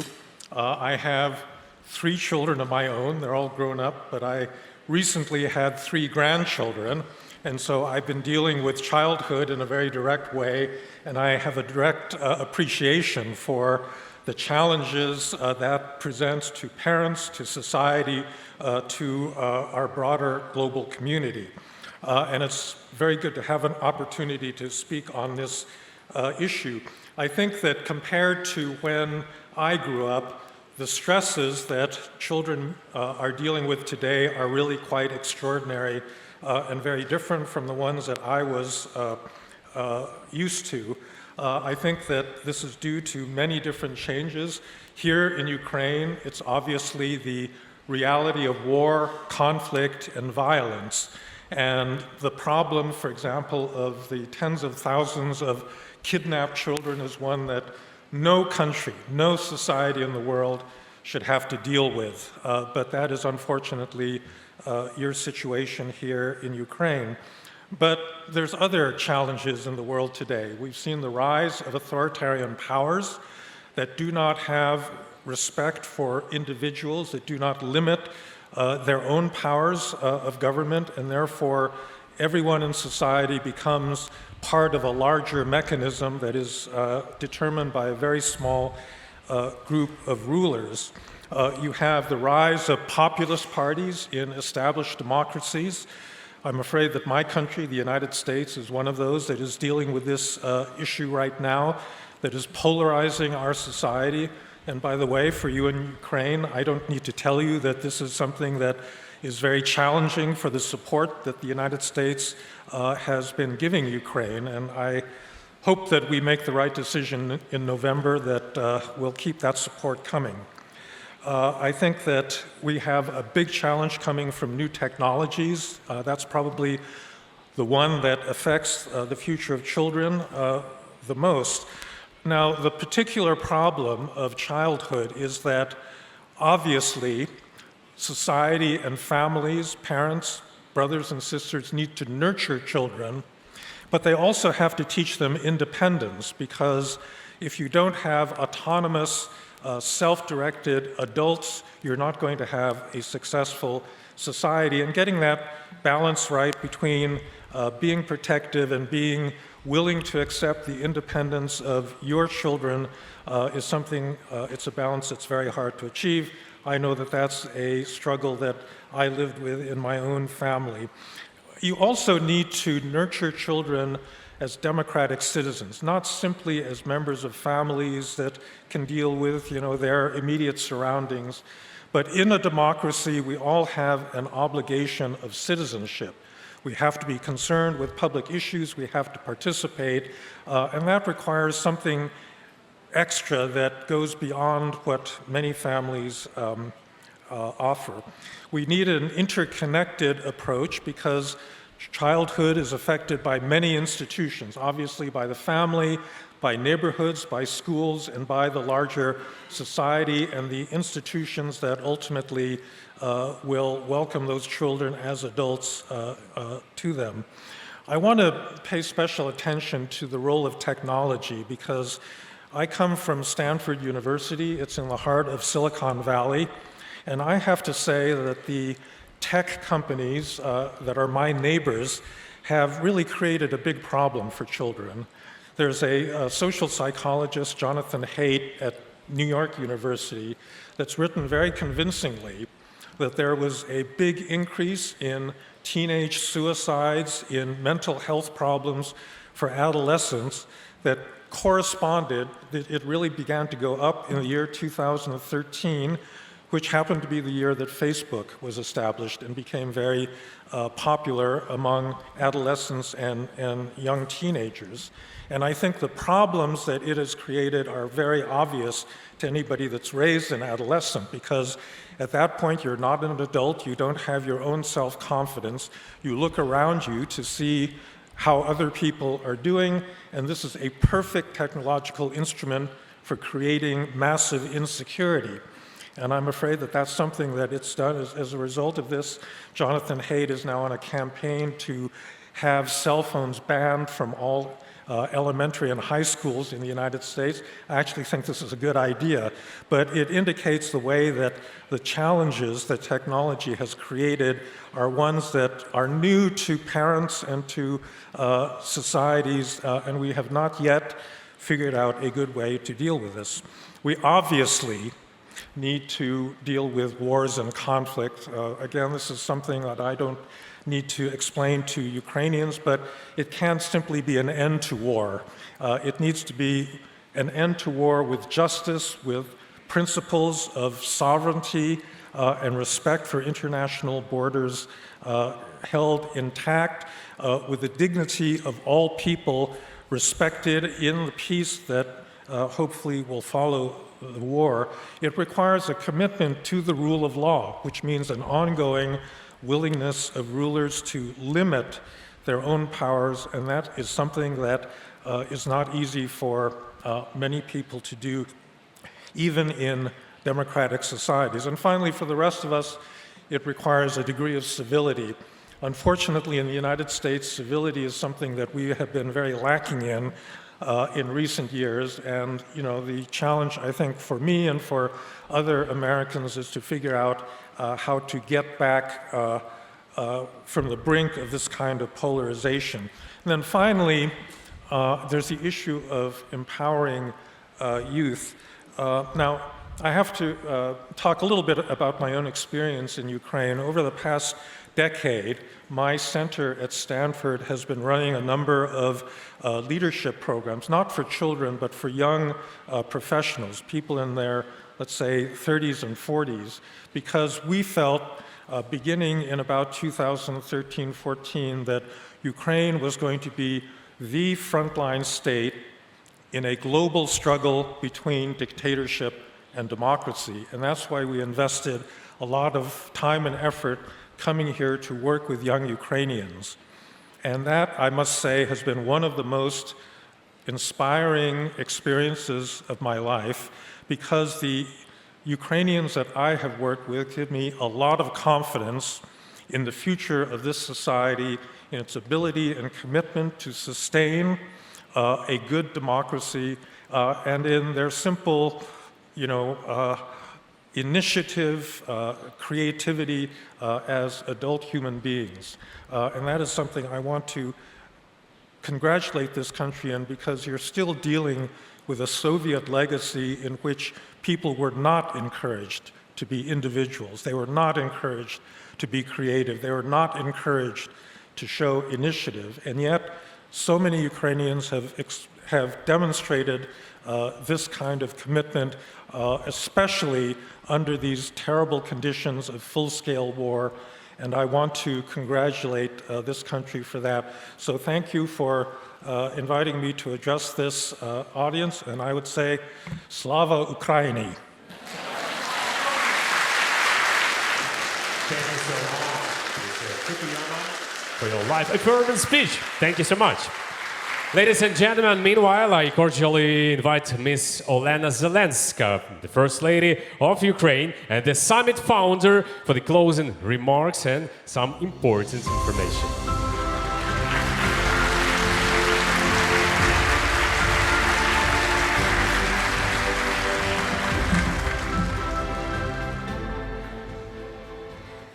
Пані та панове, дякую. Ladies and gentlemen, thank you. Thank you so much for this day. Thank you. I am convinced that it's important to discuss the results of the summit, because we've decided for ourselves that no summit can be finished without the practical result. And I am convinced that today we have to do exactly the same. At the beginning of our meeting, I said that in the modern world, we don't have the hazard that is not about everyone. If children die somewhere, if they are kidnapped, abducted, tortured. That is a challenge to the entire legal system of child protection, to all the principles and numerous agreements. Unfortunately, many of these international agreements, constructions, which were created with good intentions, they turned out to be not ready to respond to the real tragedies. However, Ukraine has the experience of such response. It is dramatic, painful, but it's there, and it allows to develop effective mechanisms which any country of the world can use. Unfortunately, anyone, any country can face the military threat today. So the result of the summit, of this today's event, is a joint declaration of the summit. This joint declaration agrees the key priorities for the future: protecting children's rights and ensuring a safe future, ensuring the safety of children in the family, school, cyberspace, and in armed conflicts for the international community, including Ukraine. It's important to focus on implementing projects in the following areas: search and return of children, medical care and child rehabilitation, provision of comprehensive psychological and social support to children, evacuation of minors from war zones, and ensuring the right of every child to grow up in a family. That's exactly what is said in the declaration of the 4th Summit of First Ladies and Gentlemen. This is an important joint agreement to prioritize children's policy at all the levels, both nationally and by combining efforts in the international arena. But it shouldn't just be a declarative document. That's why the second outcome of the summit will be the commitment that Ukraine takes to develop an expert document. In this expert document, it will contain our experience and effective mechanisms for responding to military challenges that any country of the world can use. This document will be presented at a separate event of the summit at the UN General Assembly, which will happen in September, where representatives of key international organizations, diplomatic and political circles will be there. In fact, adults whose duty is to take care of the safety and rights of every child in the world. I'd like at this summit to inspire the whole world to make the right decisions to protect the lives and development of children, because their child well-being ensures a sustainable future for the entire world. Dear friends, experts, colleagues, thank you. Once again, thank you. And I'm looking forward to seeing you at our next summit. Thank you so much. We thank First Lady and invite all countries participating in our summit, as well as those who were unable to be here in person in Kyiv, of course, to sign this declaration, which we believe will be a valuable contribution from Ukraine to the issue of child safety and protection during armed conflicts. And now, ladies and gentlemen, I have the honor of announcing our event's honored speaker. Ladies and gentlemen, please welcome the President of Ukraine, Volodymyr Zelensky.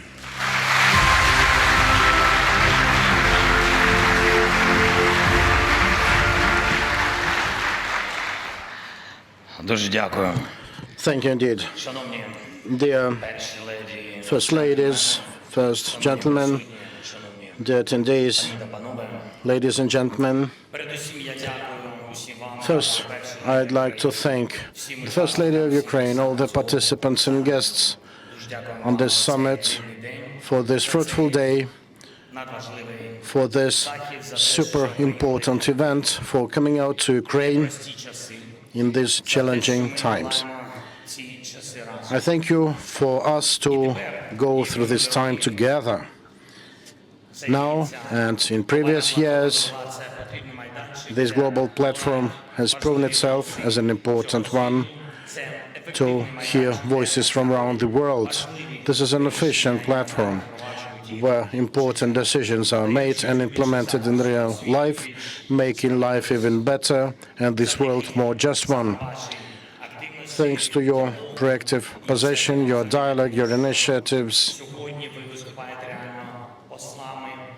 these days You're acting as ambassadors of the light sides of history, promoters of humane values, ambassadors of life, and I congratulate you with this already fourth summit. Congratulations.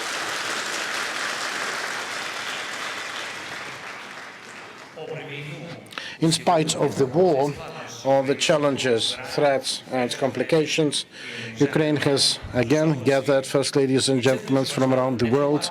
This is really important, not to hide from challenges, not draw your eyes away. Be open when talking to threats, openly speaking about problems, look for answers, find them, focus your attention on Ukraine, which is important, and not letting the world forget that not only Ukraine, but also values and freedoms of the world are under threat today. The topic of today is extremely important. It's about children's safety.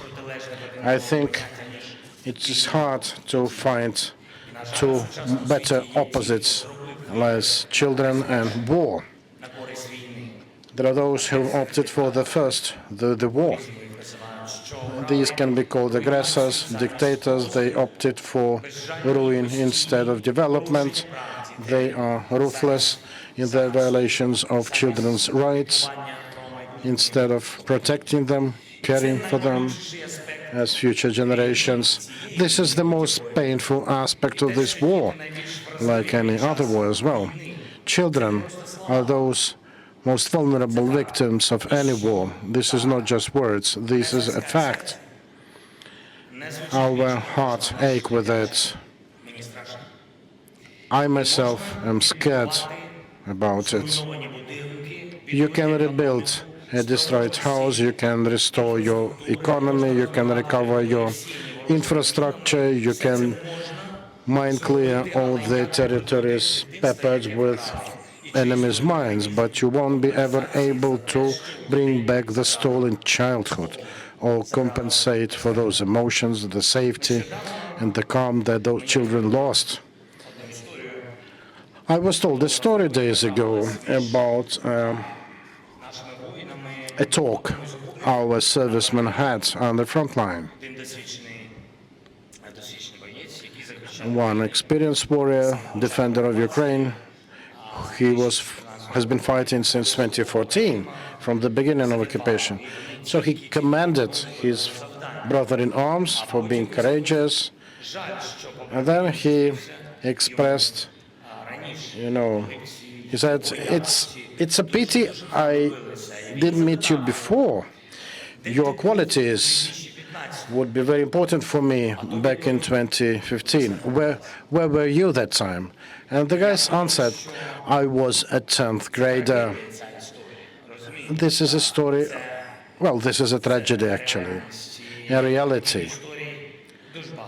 And I think there are many more stories like that circulating here on the front line in real life, unfortunately, because of the war brought by Putin here. Children yesterday, warriors today, when they're defending the motherland, when they give their life. Some go to school, some go to university, some are being left without their life, their youth, part of their life. It happens when the evil is not put in the place it belongs to. This is what happens when the world spends years thinking about red lines not to be crossed, thinking about diplomatic channels to deal with someone who goes completely in an undiplomatic way, raising everything to the ground, annexing lands, launching wars when it pleases him. He will continue doing that until the world remains asleep, until the world stops allowing him doing this, until the world tries to put a brave face, strongly believing in some narratives that Putin is fighting Nazism, in Ukraine, what kind of Nazism it is about. You know that this day in Kiev, they've been bidding for lost honors to one of our fallen servicemen, the son of Moshe Asman, the chief rabbi of Ukraine. What kind of Nazism this is about? I'd like to express my deepest condolences to the father of the soldier, to everyone who lost his next of kin in this war. This war has touched practically every one of us in Ukraine, probably also in Europe. All of us, our men, women, and primarily our children. 10 days ago, Ukraine commemorated the so-called Knowledge Day, when they normally welcome a new academic year. That was another yet year when the war has brought completely and entirely different knowledge to our children. You know, going to your first grade under air raid alert and start your learning at school with some short, fast routes to nearby shelter, or having to adapt to realities of studies in another country, not in Ukraine. Some of those kids are not able to see their parents. Some will never see them ever. This tragedy is going for almost 3 years. Those who were born after the 24th of February 2022, they are already toddlers, knowing how to talk, well, babble, how to walk. They already know such words as raid alert, missile, shelling, strike, danger. Not quite suitable for kids. And it is because of that our kids would pepper you with quite adult questions. What is coming onto our city?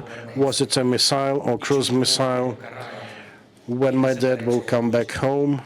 Well, the God never punishes Putin. And the most complex question, when will this war end? These are the questions you can hear from every children here. This is a question to all of us, adults of the world. These are the questions that require a very discreet, open answers. We have to be frank and open with us ourselves. It's all too easy to put the blame on the Russian missile coming at our school. This is a fact, and yes, it goes. But recognizing the fact that this missile will be having components from the United States, Asia, Europe, from around the world, not sure if it will be translated correctly, but the devil is in detail, and really detail when it comes to component, the devil is there, in every sense of it.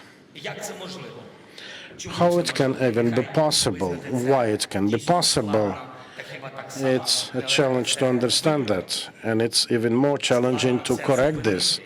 It's increasingly complex to stop it. But really, is it so hard to resolve the matter? The summit uniting our friends and allies is a proof that the safety of our children is about every one of us. It must unite us. And it does unite everyone, regardless of political levels, national leaders, first ladies and gentlemen, international organizations, those who are courageous, brave, proactively working, the adults ready to overcome not so children-like challenges. Ukraine also wants to resolve these matters. Ukraine knows solutions to them. Ukraine is offering its variants of solutions. We are offering our peace formula with all those responses in there, leading to a just ending of this war. This is how it should end. Those who have encroached our children, their safety, will have to respond to what they did. And it won't be possible to repeat it any time in the future, because the children across the world deserve happy future. They should not be separated from their families. They should never face this horrible war unleashed by Russia.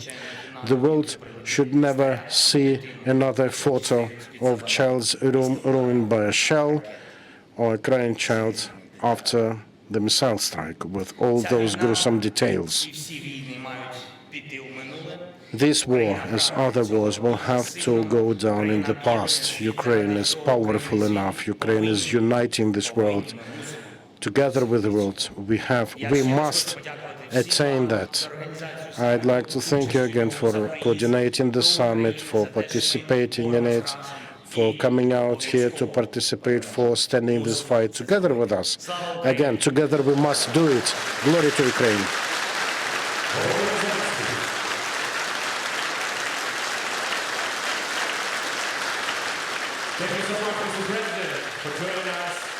Thank you so much, Mrs. Olena Zelenska, for gathering us here. Thank you to all the first ladies and gentlemen and distinguished guests who gathered here in Kyiv today. Thank you so much. It's really priceless. Once again, I'd like to I'm extremely grateful to our general partners, UNICEF, USAID, and Universal Bank, whose generous support made it possible for this summit to take place. Today it has been an extraordinary and impactful day, filled with meaningful insights and important discussions. Thank you for being with us and for your commitment to exploring every dimension of children's safety. More to come, and of course, we are looking forward to meet you all again just in a year here in the same place. Thank you so much. Slava Ukraini! And one more important moment, dear friends, on your badges you can find a QR code. Just in an hour or two you'll find there all the official photos from our official photographers. So then feel free to share this on a social media. Thank you so much!